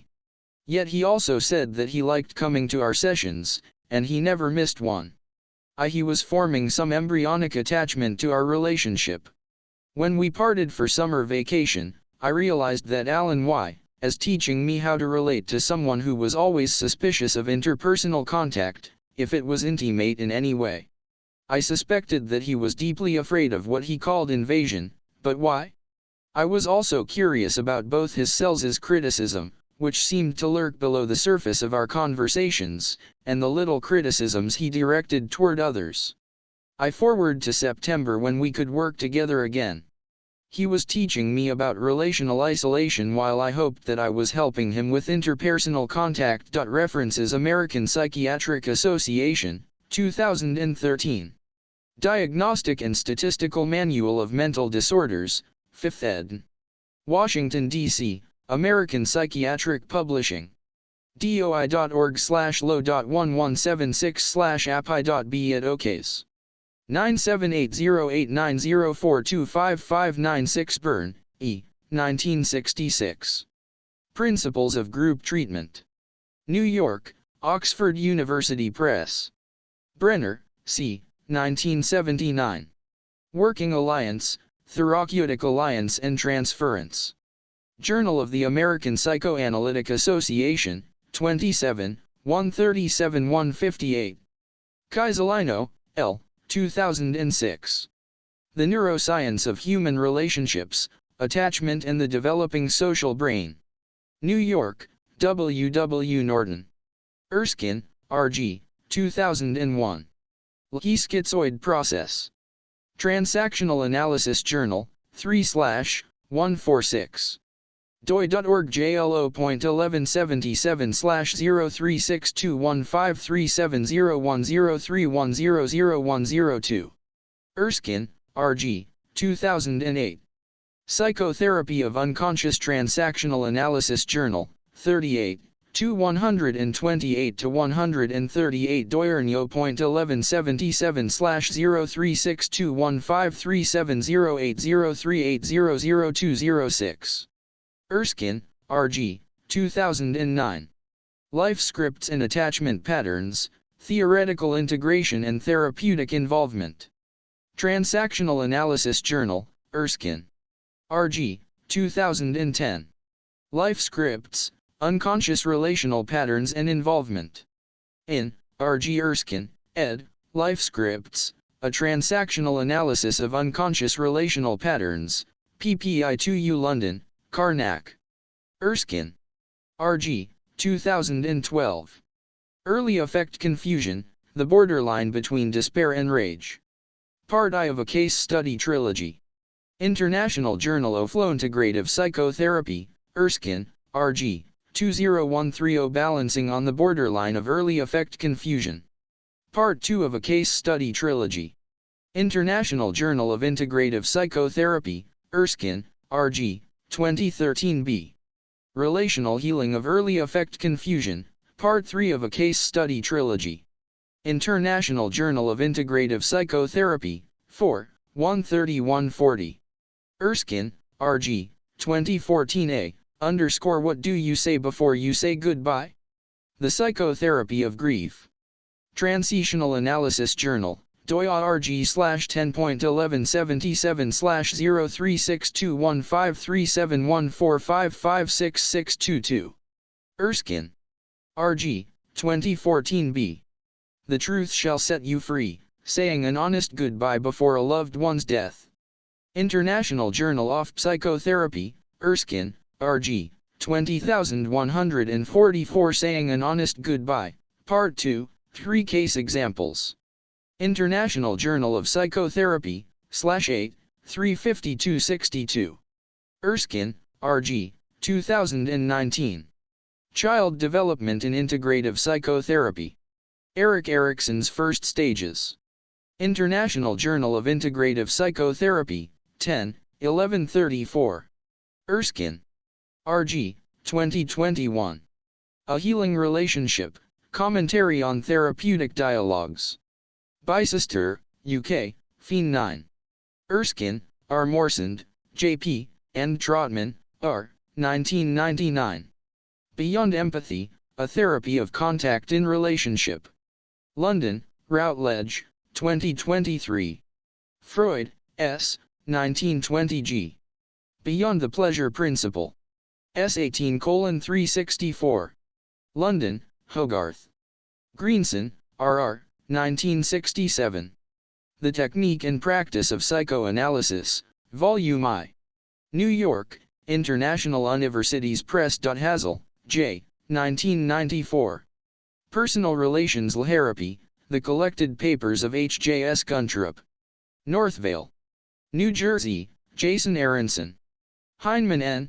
P., 1950. On Countertransference. International Journal of Psychoanalysis, Hesse. E. 1999. The Adult Attachment Interview. Historical and Current Perspectives. In, J. Cassidy and P. Shaver, eds, Handbook of Attachment, Theory, Research, and Clinical Applications, pages 395-433. New York, Guilford. Jacobs, T.J., 1986. On Countertransference Enactments. Journal of the American Psychoanalytic Association, PMID, 372-2698. Kobuk, R. and, 1988. Attachment in Late Adolescence, Working Models, Affect Regulation, and representation of self and others. Child Development, 59, 1135-146 DOI.org 10.2307/11303995. Lowald, H.W., 1986. Transference Countertransference. Journal of the American Psychoanalytic Association, 34 M 275-281 Dugjerg/10.1177/0003006 G18603400202. PMID 372-2697 Maine, M. 1990. Cross-Cultural Studies of Attachment Organization, Recent Studies, Changing Methodologies, and the Concept of Conditional Strategies. Human Development, 33, 14861 Duinr/1, 11159/000276502. Maine, M. 1995. Recent Studies in Attachment, Overview with Selected Implications for Clinical Work. In S. Goldberg, R. Muir, and J. Kerr, eds, Attachment Theory, Social, Development and Clinical Perspectives, pages 407-474. Hillsdale, New Jersey, Leahy Analytic Press. Novellino, M. 1984. Self-Analysis of Countertransference and Integrative Transactional Analysis. Transactional Analysis Journal, 14, 163-677.doi.org/10.117/0362153784014000110. O'Reilly Knapp, M. 2001. Between Two Worlds, Leahy Encapsulated Self. Transactional Analysis Journal, DOI.org/10.1177/0362153701031001006 H. 1968. Transference and Countertransference. Madison, International Universities Press. Thoreau, H.D., 1862. Walking in, R. Finch and J. Elder, eds, I.H.E. Norton Book of Nature Writing, p. 192. New York, W. W. Norton, 2002.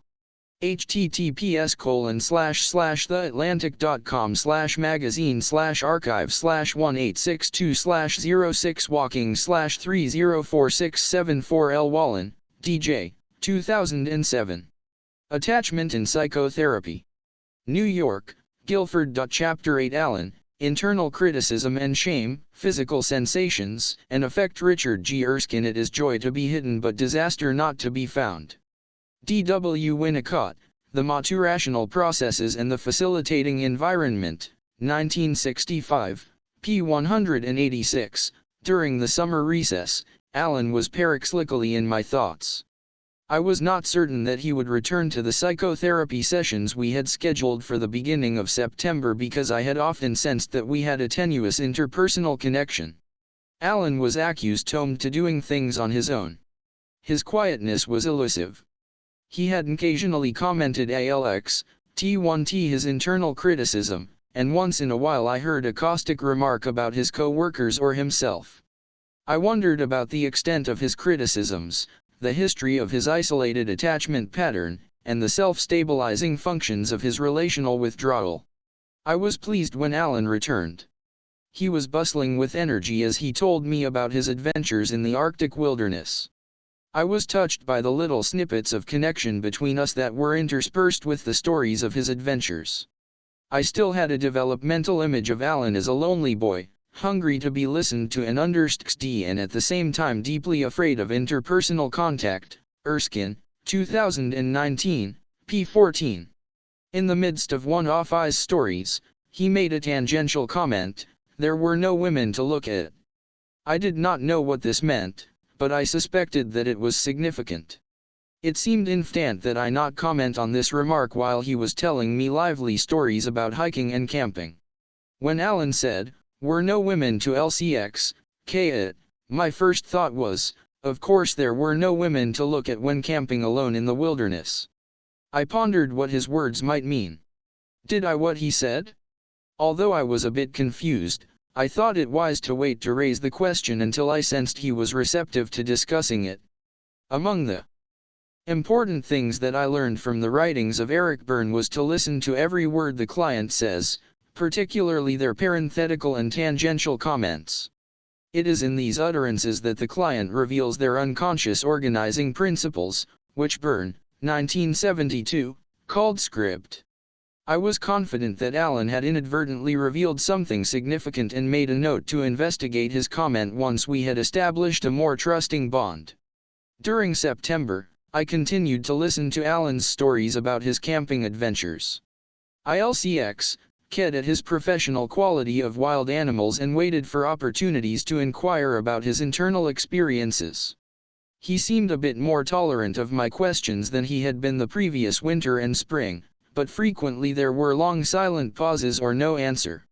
He remained reluctant to talk his affect or family history.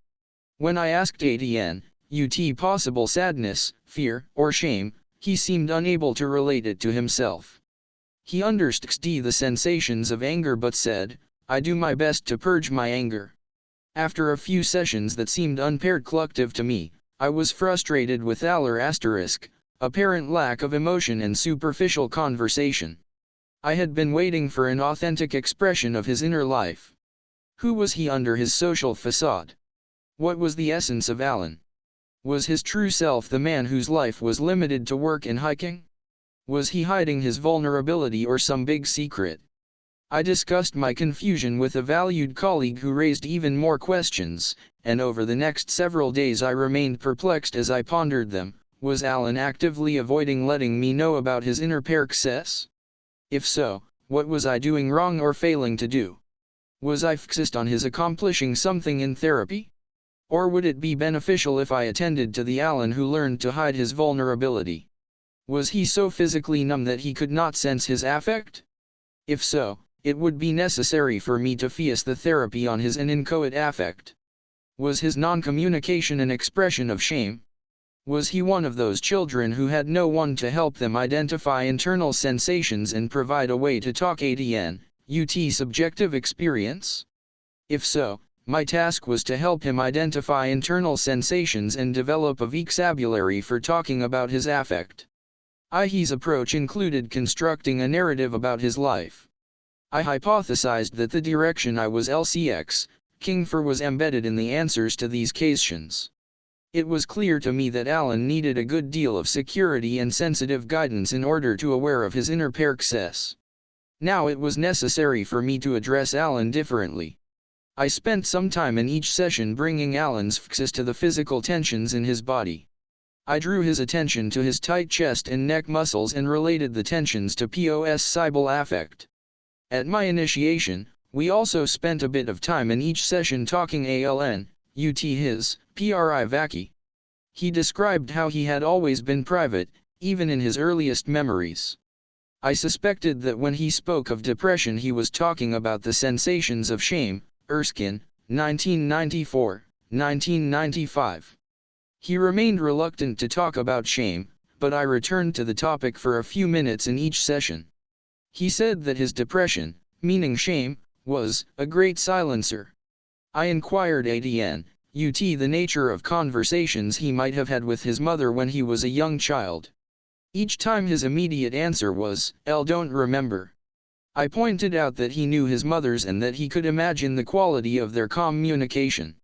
In response, Alan sarcastically said, "My mother knew nothing me or my feelings." In the next sessions, I tried to return to this topic, but Alan responded, "I've said enough about her." His reticence to talk about his relationship with his mother spoke louder than words. His pain and anger were palpable. Even though he tried to keep them out of our conversation. I was willing to be patient, but I was also persistent in my focus on his feelings. I made a few inquiries about his relationship with his mother in each session. A revealing dream months into our second year, Alan asked if we could talk about the following dream: "I am trying to get to the Yukon. I rushed to the train station but the train to Montreal was cancelled. I kept looking for another train to take me to the wilderness, but none of the trains were running. I don't want to stay in the city with annoying people. I asked Alan to tell the dream again, slowly, and add the following phrase to the end of each sentence, and this is my life. As he retold the dream and added, this is my life, we paused after each sentence for Alan to sense the meaning of what he was saying. Then I encouraged him to elaborate on each statement. With the first sentence of the dream he added, I have no relationships. I am there, sad, and lonely, trying to go where there are no people to interfere with me. I am king for quiet. And this is my life. He was then silent for several minutes. I watched the tension in his shoulders carefully even though he made no eye contact or acknowledgement that I was in the RCX, LN. I remained observant and breathed deeply in order to remain present. I knew something important was happening within Alan. After several minutes of silence, we continued exploring the meaning of the dream. His comment on the second sentence of the dream was, I have no people in my life because I was JLLST trying to survive, be safe, and want no one to bother me. His voice became harsh, relationships are a problem. I get tired of people. And this is my life.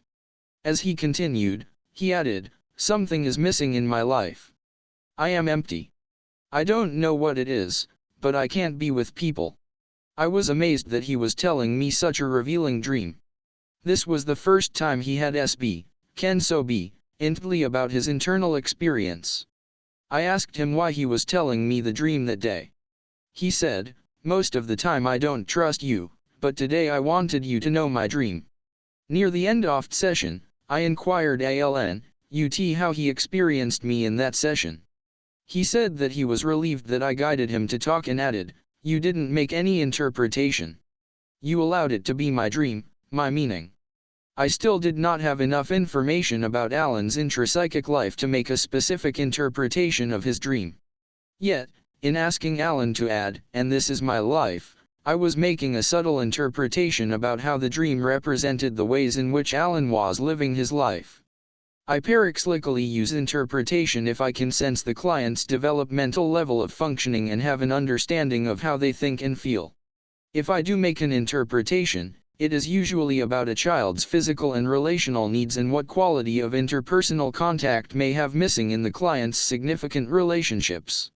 Often it is effective if I invite the client to decipher their own meaning.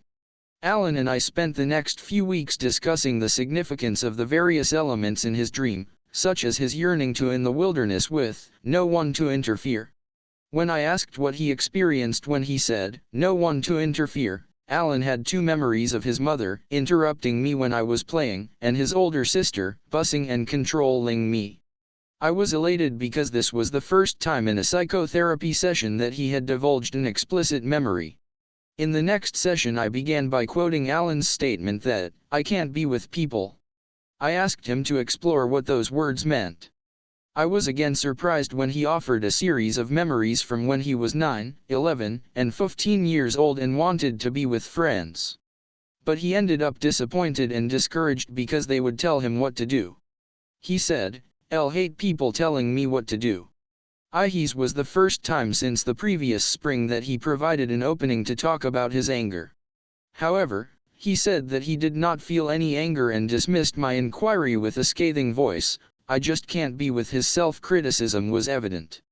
I knew that we would soon have to address his self-critical comments because they were becoming more prominent in his conversations with me. I kept thinking about his statement the day we explored the meaning of his dream, something is missing in my life. I waited for some clue to investigate with Alan what that meant and how it affected his life. I intuitively knew that the phrase was significant. I made a few inquiries, but Alan deflected my questions. I asked Alan what he was feeling during his late-night walks around the city. He had great difficulty describing his sensations, and I introduced the word lonely. At first he did not comprehend that there was such a feeling. He described it as feeling empty. In subsequent sessions, we used the words empty and lonely interchangeably to talk about what he was feeling during his nighttime excursions. I often thought that his lonely feelings might have been even more significant than what we were. I made a note to come back to loneliness in future sessions. But for now, we were dealing with several entwined issues that had to be put to rest before we did any in-depth work on his unconscious pattern of isolated attachment. During this phase of the therapy, I periodically asked how Alan perceived my behavior and my effect on him. He was usually slow to answer, as though he was struggling to comprehend something. For example, in one session he said that I was kind to him and that I did not interfere with what he was thinking. I asked him if my behavior was similar or different from his mother's. With strain in his face he described the contrast between my acceptance of him and his mother's constant disapproval. Over the next few weeks I inquired more about his mother's behavior, particularly his experience of her when he was young. He gave little fragments of stories, and piece by piece the various stories to form a picture of his mother dominating Alan's feelings and behavior. On some occasions when I inquired about Alan's mother's behavior toward him, he gave his usual recipe, NSE. I don't remember. How significant memories are stored in our body tissues and our emotional reactions, and how unconscious relational expectations are formed in early childhood. Whenever I talked about how people function, Alan seemed activated, like a little listening to an adult telling an exciting story. As we talked ways of being in relationship, he said, "You don't act like I expect. You're interested in me." I acknowledged his comment with a historical inquiry. Was anyone not respectful and not interested in you? In the long silence that followed, I could see that he was struggling to answer. Eventually he said, "She was unrelenting in her criticism." Then he ked away and was silent for the last few minutes of the session. Although he said nothing, he looked sad. I wondered if he was trying to purge his anger. The flow of psychotherapy. As I studied my notes to write this story of psychotherapy, I was aware that our therapy work progressed in a nonlinear way. I wish I could tell his story as a simple progression from one insight to the next, from one self-expression to the next, and how each phase of our work led directly to the resolution of another issue. But that is not the way it happened. Rather, we various issues several times. In writing this case study, I am organizing the story chronologically, but readers should keep in mind that what we discussed in one session was often not mentioned again until much later. Some of what I am here may appear repetitive indeed. That is often how the rhythm and pattern of psychotherapy goes. Usually, in each of Alan's sessions, we addressed a variety of topics, such as his walking the streets at night, hiking on the weekends, his internal criticisms, estrangement from his sister, his physiological reactions and feelings, and our relationship. Early in our work I was quiet, attentively listening and acknowledging the significance of what Alan was saying. As this year progressed, I became more proactive and often made links to what we had discussed in previous sessions. I inquired much more his phenomenological experience and his childhood. One of my therapeutic tasks was to gather and hold the diverse elements of story in order to help him construct a coherent narrative about his life. Self-criticism and shame. During the next few sessions, I made several other inquiries about Alan's mother's disdainful attitudes toward him, how he coped with her criticisms, and how he perceived our interactions. By periodically focusing on the characteristics of our relationship, the juxtaposition of my behavior and his mother's stimulated Alan to recall several disheartening memories of how she had treated him. Erskine, 2015, p. 17. Over the next months, he had a number of additional memories of his mother finding fault with him. Often they were only fragments of a memory, an image, a BCXLY reaction, or the sense of repulsion that left him feeling low down and empty. These bits of memory provided for me to engage further in historical and phenomenological inquiry. We were slowly assembling various pieces of a puzzle about a little boy who learned to hide his loneliness and show the world that he was self-sufficient. Our dialogue now provided more openings for me to bring Alan's focus to his physiological reactions and what was happening in his muscles. We began to form a vocabulary to describe both the muscle tension in his back and some of his affects. In the first year and a half, he had unable to talk his feelings. Now when he was occasionally feeling vulnerable, he made several attempts to verbalize his internal distress. My comments were aimed at increasing his awareness of physiological sensations and integrating his intuitions with his various affects. Then the focus was on integrating his affect with understanding his motivations and behavior.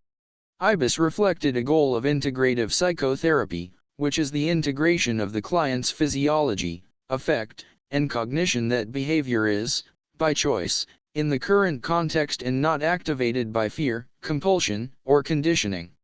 In some sessions, Alan was now able to talk about being angry at his mother's treatment of him. Usually I encouraged him to look directly at me as he told me about his anger at her criticism and control. I wanted him to see my face and that I was taking his anger seriously. I also wanted him to see my sorrow about the way his mother had treated him. Eventually, I asked him to his eyes and talk to the image of the young woman who criticized, manipulated, and controlled him. At first, voicing his anger to an image of his mother was difficult, but after a couple of sessions he was able to vehemently express it. Ain't doubt how sad, even painfully lonely, it must for a child to constantly criticized.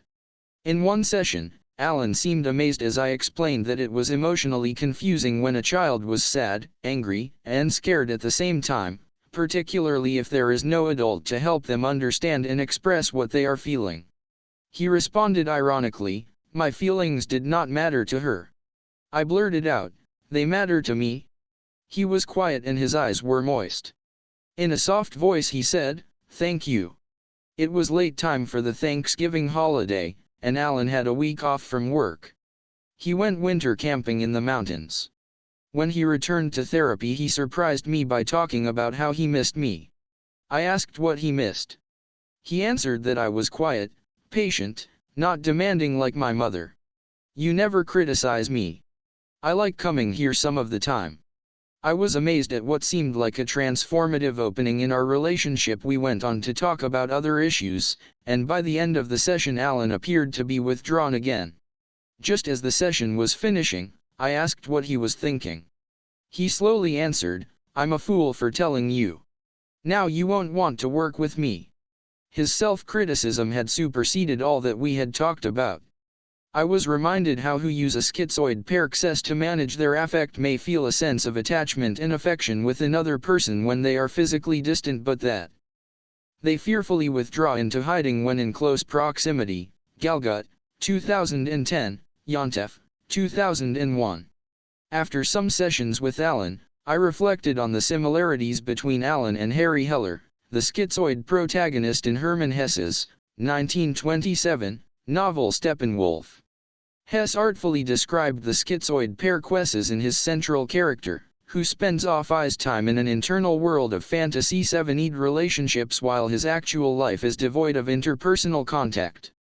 Guntrup, 1968, referred to this as life half in relationship and half out, a stranger to intimate relationships except those that exist in the mind. During these couple of months, I began to notice a new pattern with Alan. In the previous year, he had made several passing references to how he criticized himself after each therapy session. At that time I primarily listened rather than probed with questions. It seemed important that I observe his process and attend to resonating with Alan's affect or unarticulated relational needs. Now of our sessions began with Alan describing how he had chastised himself during the previous week. At first I assumed that he was replaying his criticisms, but I was surprised when he described the criticism as being his own voice. I wanted to know about the intensity and vehemence of his self-criticism. Over the next few sessions, I encouraged him to let me hear what was happening inside him, even to shout the criticisms out loud. When he finally spoke, the forcefulness of his words was lethal. "I'm useless, I'm a weakling, no one's interested in me." My encouragement for Alan to say the self-criticisms aloud was based on a fundamental Gestalt therapy concept: intrapsychic conflict is diminished when it is externalized. Baumgartner and Pearls, 1975, Pearls, 1973. I was certain that each criticism added to Alan's sense of feeling low down and empty. While Alan shouted his self-criticisms, I responded with empathy to the vulnerable part of him that was receiving the criticisms. I made sure that in each session I K some time to address these various self-criticisms. It became clear to me that although Alan wanted to talk to me each week, he was also disdainful of that wish. He rebuked himself for being self-centered and for talking about feelings. He criticized himself and me for talking my mother and the past. He was again retreating from contact with me. It K weeks of tentative inquiry and much encouragement for Alan to tell me more of what was happening on the inside. I'm a fool for going to therapy, I don't have any needs, and I'm worthless. Eventually, I discovered that as he walked home from our sessions, he repeatedly told himself, "Feelings waste mental energy." We learned that he was most critical of himself when we had attended to his emotions or when I made reference to what children need from a sensitive parent. These brief moments of intimacy were discomforting for Alan. He had no memory of anyone else being attentive to what he needed or felt. One day, as Alan was leaving a session, he said, "When you are nice to me, the criticism urgents." As we addressed his internal criticism, it began to subside. Alan was able to talk about his childhood, how his mother was cold and rigid, and that he sometimes felt lost and low down. What every child needs in a healthy child-parent relationship, he was astonished. In the next few sessions, he was vulnerable and described what was missing between him and his mother. I was feeling GCXD about our work together because Alan's awareness of his body, affect, and anticipations seemed to be increasing. In each session, we were now talking his continuing sense of shame and relating it to what he termed turning inward. With tears in his eyes, he described a deep sadness because he was not accepted by his mother and sister for who I am. He was afraid to express his uniqueness because, "I know they will reject me." We also talked about the necessity of hiding his anger because they will overpower me with their nasty comments. Mother was a controlling bitch. He described how he would hide in his bedroom for several hours each day and watch nature shows on TV. He told me how he could hide even when he was at the breakfast or dinner table with his mother and sister. "It is simple. I just remain private, and they're never curious about who I am. They tell me who they think I am and how I should be. But they don't know the real me." To trust or not to trust, one was surprised when Alan began a session by saying, "I know you criticize me when you go home. Yet for nice to me in the office I pay you. But you really don't like who I am." He was doubtful about staying in therapy. After listening to Alan's uncertainty for half an hour, I talked to him about how he had allowed himself to be vulnerable in my presence and how he had sharing his emotional experiences with me. I suggested that sharing his internal processes may have disrupted how he had learned to manage his life and that terminating our psychotherapy sessions might restore an old perception of himself. Although he did not immediately respond, Alan seemed pensive. When the session ended, I assumed that my hypothesis had stimulated him to think about how he had been frightened of his increased awareness of his fear, sadness, and shame. Early in the next session, Alan said that when he was at home, he thought that he could trust me, but when he was walking to our sessions he was certain that I was not trustworthy, that I would eventually criticize him and he would have to quit the therapy. Alan was actively transferring his emotional memories of his relationship with his mother into our relationship. I realized that it was his unconscious attempt to demonstrate his child's relationship with his mother, the relational needs that were thwarted, and how he compensated for the damaging effects of his mother's criticisms by imagining my potential criticisms. Erskine, 1991. My task was to dig through the unconscious childhood stories that were encoded in his transferential transactions, which were entrenched in his cells as contained affect and embedded in his lack of relationships. Erskine, 2009. His was a ripe opportunity for more inquiry about the internal effects of his mother's criticisms and the various ways in which he could not rely on her. Although some oft theme was the same, the details of his life kept unfolding. In the next session, I began by asking if Alan had any memory of my criticizing him. He answered, "No. Maybe you do it silently." Then, after several minutes, he said, L11 eventually hear some negative comment ADN, you tee me. After a pause. But you never do. Again we on the juxtaposition between my attitude and behavior toward him and what he had experienced with his mother. The contrast stimulated additional memories of his mother's despising toward him. Now I was able to appreciate and modulate the responsive counter-transference that had been engendered within me. I wanted to be a companion to him in the way that a 5 to 7-year-old needs a father who listens, understands, and guides without any ridicule. In one of the sessions during which he was imagining that I would reject him, I added my subjective experience by commenting, "I feel privileged to work with you. And your uncertainty ALN, UTR relationships is central in the story of how you lived your early life." After a pause in which we were both quiet, I added, "You needed security in your relationship with your mother and her criticisms interfered with that security." His eyes teared up. He responded with, "My security was in my own room with my little TV. I watched the nature shows, over and over. They were my escape." Self-criticism, a distraction from criticism. One day when he was paying for his therapy sessions, I was startled by his sarcasm directed toward me. When walking home, I recalled several occasions when Alan had criticized his co-workers. His criticisms were often slight or parenthetical, but I now realized that his negative remarks were frequent. I was disappointed and I had missed the significance of his various criticizing comments. But, unlike Alan, I did not chastise myself. Instead, I wondered what was happening within Alan, what was unexpressed, and the functions of his criticisms of others. In LCK, king over my notes for the first year of Alan's psychotherapy, I discovered that I had made only one notation regarding his derogatory comments about other people. I had presumed that his disparaging remarks were his attempt to express controlled anger. As I reflected on other snide comments that Alan had made, I realized that I had disregarded my discomfort. Clients' sarcasm and ridicule usually put me on high alert because they may provide a momentary glimpse of the internal organization. I was concerned, were his criticisms of people a projection and therefore a momentary relief from his own self-criticism? Were the belittling comments an active expression of what he had introjected from his mother and sister?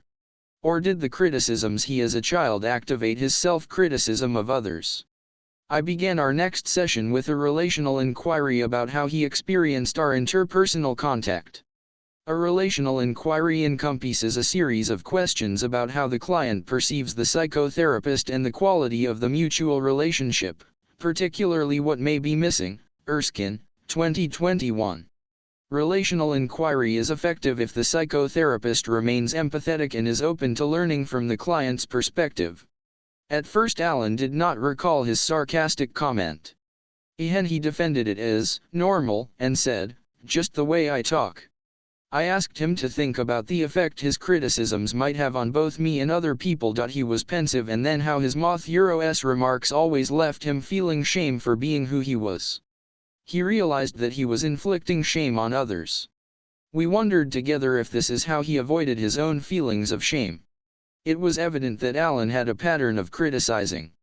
In the following session I made an interpretation composed of 3 points, that he had been sarcastic with me, that he frequently criticized others, and that he criticized himself just like his mother had treated him. He immediately tried to me, but I suggested that there was something more important than an apology. What was most important was that the functions of his criticism as the first step in changing what he had been doing. In that same session, I took the opportunity to talk to him ADN, the concept of introjection and explained how children will unconsciously identify with the detrimental behavior of their parents as a way to not feel rejection, hurt, or shame. As a result, later in life they treat either themselves or others in the same way they were treated. Alan grasped the concept quickly and told me some stories about how he acted with co-workers just as his mother had treated him.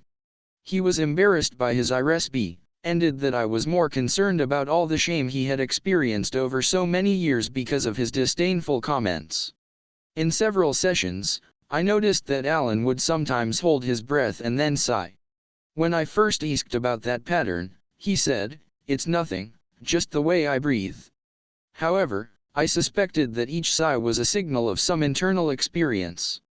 I continued to inquire about his body sensations, and it became evident that each time he held his breath for a moment and then sighed that he had heard an internal criticism such as, "You can't do that," or, "People don't want you bothering them."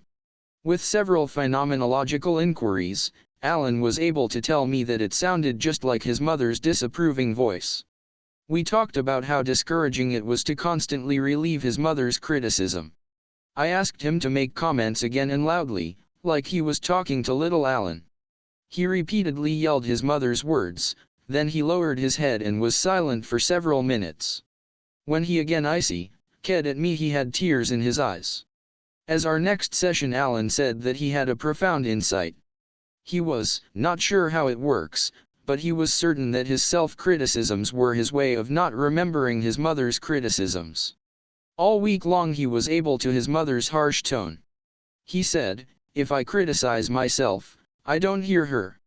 He added, "Now I really 7 that she ridiculed me all the time, even before I went to school." We talked about how his cell's criticism became more prevalent and viquiferous than his mother's, in a distraction from the emotional pain of his words. His posture changed, and the tension in his face and shoulders relaxed as he cried. We the next couple of sessions talking his and the effects of his mother's criticisms and disapproval on him at each developmental age. He again cried about how he had always tried to hide from her. Over the next few weeks, he reported that he stopped criticizing myself, and added, "I criticized myself to stop her from controlling me, but what I say to myself is much worse and more frequent. I feel a lot of what you call shame, then I go to my private inner RCXNN. I was curious Alan's private inner but I did not inquire. Spring was in full BLCX1N, and we had many loose ends of the work to deal with the summer break. That spring we a deal of time talking about Alan's shame and how shame was the result of both his internal criticism and the criticism he received in his family. Back in September, when I had first used the word shame, he did not understand. Later he realized that his feeling low down and depressed were the symptoms of shame. He said that when he was low down he had always known that something is wrong with me. He was now able to recall several incidents of his mother saying, "What's wrong with you, boy?" whenever he was playful or loud. He described how throughout his life he had held himself back in any situation in which someone might tell him he was wrong. He added, "I always go to my private inner room." As he recalled these memories, he had an empty feeling in his belly and tension in his back. I had compassion for the loneliness of the boy who had such a mother. As we discussed his sensations, he was able to talk about being sad for not accepted for how he was and his fear of rejection if he said what he thought or felt. He talked about how he believed his mother and began to say to himself, "Something is wrong with me. I have to hide." To protect himself from his mother's ridicule, he spent most of his time in his. I reminded Alan that he had previously said that he purged himself of anger. We spent several sessions talking about how he worked to keep silent, hide in my RCKJM, and told himself, "Something's wrong with me," every time he felt angry. I refused to be angry like her. I purged myself of anger, but I was depressed instead. Alan was now actively telling me about his anger at his mother. On 3 occasions he grabbed a pillow and shook it with anger. He imagined it was his mother and that he was holding her by the neck. He shouted at her, "Nothing is wrong with me. I am a normal New York." During those sessions, I encouraged him to physically express what he was feeling. I acknowledged his need to protest and validated the significance of both his anger and his sadness. It was again time for summer recess. He agreed to return to psychotherapy the first week of September. He was looking forward to 2 summer events, walking the Appalachian Trail with the hiking club he had recently joined and taking a month-long camping trip in the Arctic. At the last session, the break, he expressed a bit of worry, because last year he had felt empty when he was in the Arctic. He did not want to feel that way again. I again translated Alan's word empty and offered the word lonely as a description of his visceral/affect experience. I knew we had more to discover when he returned in references Byrne, E. 1972. What do you say after you say hello? The Psychology of Human Destiny. New York, Baumgardner, and Pearls, F. 1975. Gifts from Lake Quitten, Legacy from Fritz. Palo Alto, CA, Science and Behavior Books. Erskine. R.G., 1991. Transference and Transactions, Critique from an Intrapsychic and Integrative Perspective. Transactional Analysis Journal, 2/26376. Erskine, R.G., 1994. Shame and Self-Righteousness, Transactional Analysis via Perspectives and Clinical Interventions. Transactional Analysis Journal, 24. 2861020.org/io.1177036215379402400204. Erskine, R.G., 1995. A Gestalt Therapy Approach to Shame and Self-Righteousness, Theory and Methods. British Gestalt Journal. 4. 210717. Erskine, R.G., 2009. Life Scripts and Attachment Patterns, Theoretical Integration and Their Apotic Involvement. Transactional Analysis Journal, 39, 3207-18. Erskine, R.G., 2015. Relational Patterns, Therapeutic Presence, Concepts and Practice of Integrative Psychotherapy. London, Carnac. Erskine, R.G., 201 Child Development in Integrative Psychotherapy, Erik Erikson's First Three Stages. Psychotherapy, Erskine, R.G., 2021. A Healing Relationship, Commentary on Therapeutic Dialogues. Bicester, UK, Fien 9. Galgut, D., 2010. In a Strange Room. Toronto, Canada, McClelland and Stewart. Guntrup, H., 1968. Schizoid Phenomena. Object Relations and the Self. Madison Court, International Universities Press. Hesse, H., 1927. Steppenwolf. York, Henry Holt, 1929. Pearls, F., 1973. The Gestalt Approach in Eyewitness Therapy. Palo Alto, CA, Science and Behavior Winnicott, D.W., 1965. IHE Motivational Processes and the Facilitating Environment, Studies in the Theory of Emotional Development. Madison, CR, International Universities Press. Yontef, G. Psychotherapy of Schemid Perkses. Transactional Analysis Journal, 31. 1723 doi.ornio.1177/0362153701031000103. Chapter 9 Allen, Isolation, Loneliness, and a Need to be Loved. Richard G. Erskine. He third year of Allen's psychotherapy with him telling me the details of his summer vacation, complete with exquisite photos of Arctic foxes and polar bears.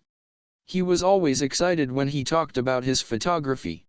After the first 20 minutes, I inquired his internal criticism, something we had been working on a deal in his psychotherapy the previous spring. He said that he was less tense because there was almost no self criticism. I made several inquiries about Allen's internal experience, and he described his sense of comfort when camping alone. He down and was silent for a couple of minutes. Then he added, "L felt empty, what you call lonely."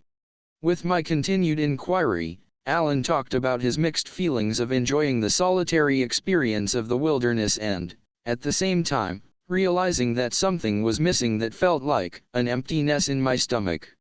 I surprised myself when I blurted out, "Were there any women to it?" I remembered the tangential comment Allen had made the previous when he said, "There were no women to look at." He turned his head awry and was silent. I immediately knew that my remark was disturbing to him. I was embarrassed by my indiscreet comment. My remark was not empathic with Allen's telling me about his empty, lonely feelings. I searched internally for what had prompted my inappropriate question. Usually it is easy for me to be empathic with clients' feelings of loneliness. I was perplexed. Was my countertransference a reaction, an expression of some unresolved aspect of myself, or was I identifying with some unspoken characteristic of Alan? I did not know, and I did not know what else to say, so I remained quiet. I needed time to consider how to repair the rupture in our relationship. After some minutes, Alan returned to telling me about his vacation, but his facial expression had changed. His enthusiasm was gone. Although he was talking, it seemed to me that he was putting on a schiel facade of pleasant but non-meaningful conversation. Throughout most of the previous spring, Alan's social facade had disappeared after a number of sessions in which we attended to his inter-NAL criticism, and particularly after Alan realized that his self-criticism distracted him from remembering his mother's harsh criticisms of him. At the end of the summer, when I thought about Alan returning to psychotherapy, I began to formulate a treatment plan. If he was no longer suffering from internal criticism, I planned to invite him into a series of therapeutically supported withdrawals into his private inner room. I could observe how he often relied on relational withdrawal to stabilize and regulate himself, but I surmised that he was alone in his private RCX, LN. I firmly that the healing of cumulative neglect and trauma occurs through a contactful therapeutic relationship. Erskine, 2015. If we did engage in a therapeutically supported withdrawal, it would mean that I would have to be fully present with him, to listen to him if he spoke and even to his silences, to be an external guardian of his quiet and private place, and to help him access his affect and implicit memories. I had learned from other clients who used relational withdrawal to self-stabilize and ward off anticipated emotional invasion that a supported withdrawal provided the space and opportunity for them to feel viscerally more secure and validated. It upis an opportunity to identify their own, often nonverbal, Erskine, 2020. However, my plan was suddenly placed on hold. We had an urgent situation that required a different therapeutic posture. Throughout the week, I was read ALX, the effects of it was clear to me that my error had triggered a breach in our therapeutic relationship. Prior to that session, I had decided to take direct responsibility by opening the next session with, "I want to apologize for my lack of sensitivity to you when you told me about feeling empty." My question was inconsiderate. What happened between us when I asked about women to it? When Alan heard those words, he hung his head in silence. I assumed that I had again caused him to feel a sense of shame. He ked away, his face was tense, and he remained silent for the next several minutes. Alan eventually ked at me and said, "I guess I had better tell you the truth." There was another long pause and he added, "I'm so tense. You'll think I'm demented." There were a few minutes of silence, during which the previous year when we had spent many sessions talking about the various dimensions of his sense of shame, hiding his shame by avoiding people, the sadness in his conviction that he was not worthy of anyone's attention, his fear of ridicule and rejection, and his core that, "something is wrong with me." He had just said, "You will think I'm demented." Was he again recoiling from internal criticism? Was he making a confession? I honored Alan's silence but continued king at him. I tried to communicate acceptance through my facial expressions. He then said, "Fi what I do at night." I was not certain what he meant, but I knew that it was redant to wait in silence while something churned inside Alan. After another long pause he said, "I have never told anyone when I go walking at night, I am looking for a woman." With a nod I acknowledged what he had just said but made no direct comment. I knew that my patience was a valuable form of interpersonal contact, and it seemed ilftant that I go at his pace. He was quiet for a couple of minutes and then added, "There are several women that I watch. I know what time they get off work and I follow them home." Alan was again silent. While he hung his head I thought how painful shame can be, the intense sadness at not being accepted as one is and the fear of rejection for who one is. After a few more minutes of quiet, I made what I hoped would be a normalizing comment, "Must some important reason you are king at them?" He was again silent for several minutes. I repeated my comment. He looked at me and with tears in his eyes said, "I'm lonely." Slowly, bit by bit, we talked about the empty feeling inside his stomach and how he had some relief when he followed a woman and wondered what it would like to with her in her home. In response to my gentle inquiry, he talked about the pain of loneliness. He described how he always felt low down when he finally returned to his apartment. Throughout that session, Alan was physically tense, caught between wanting to reveal his story and his reluctance to say anything. I decided to reassure Alan that he was not demented, and I explained that his watching the women had some important psychological functions. I promised him that in our coming sessions we would explore his desire to watch them and, importantly, what he was needing as he searched for a woman. Although I tried to reassure Alan, I ended the session with an intense mixture of thoughts and emotions. I felt compassion for Alan. He was lonely and depressed. Simultaneously, I was alarmed.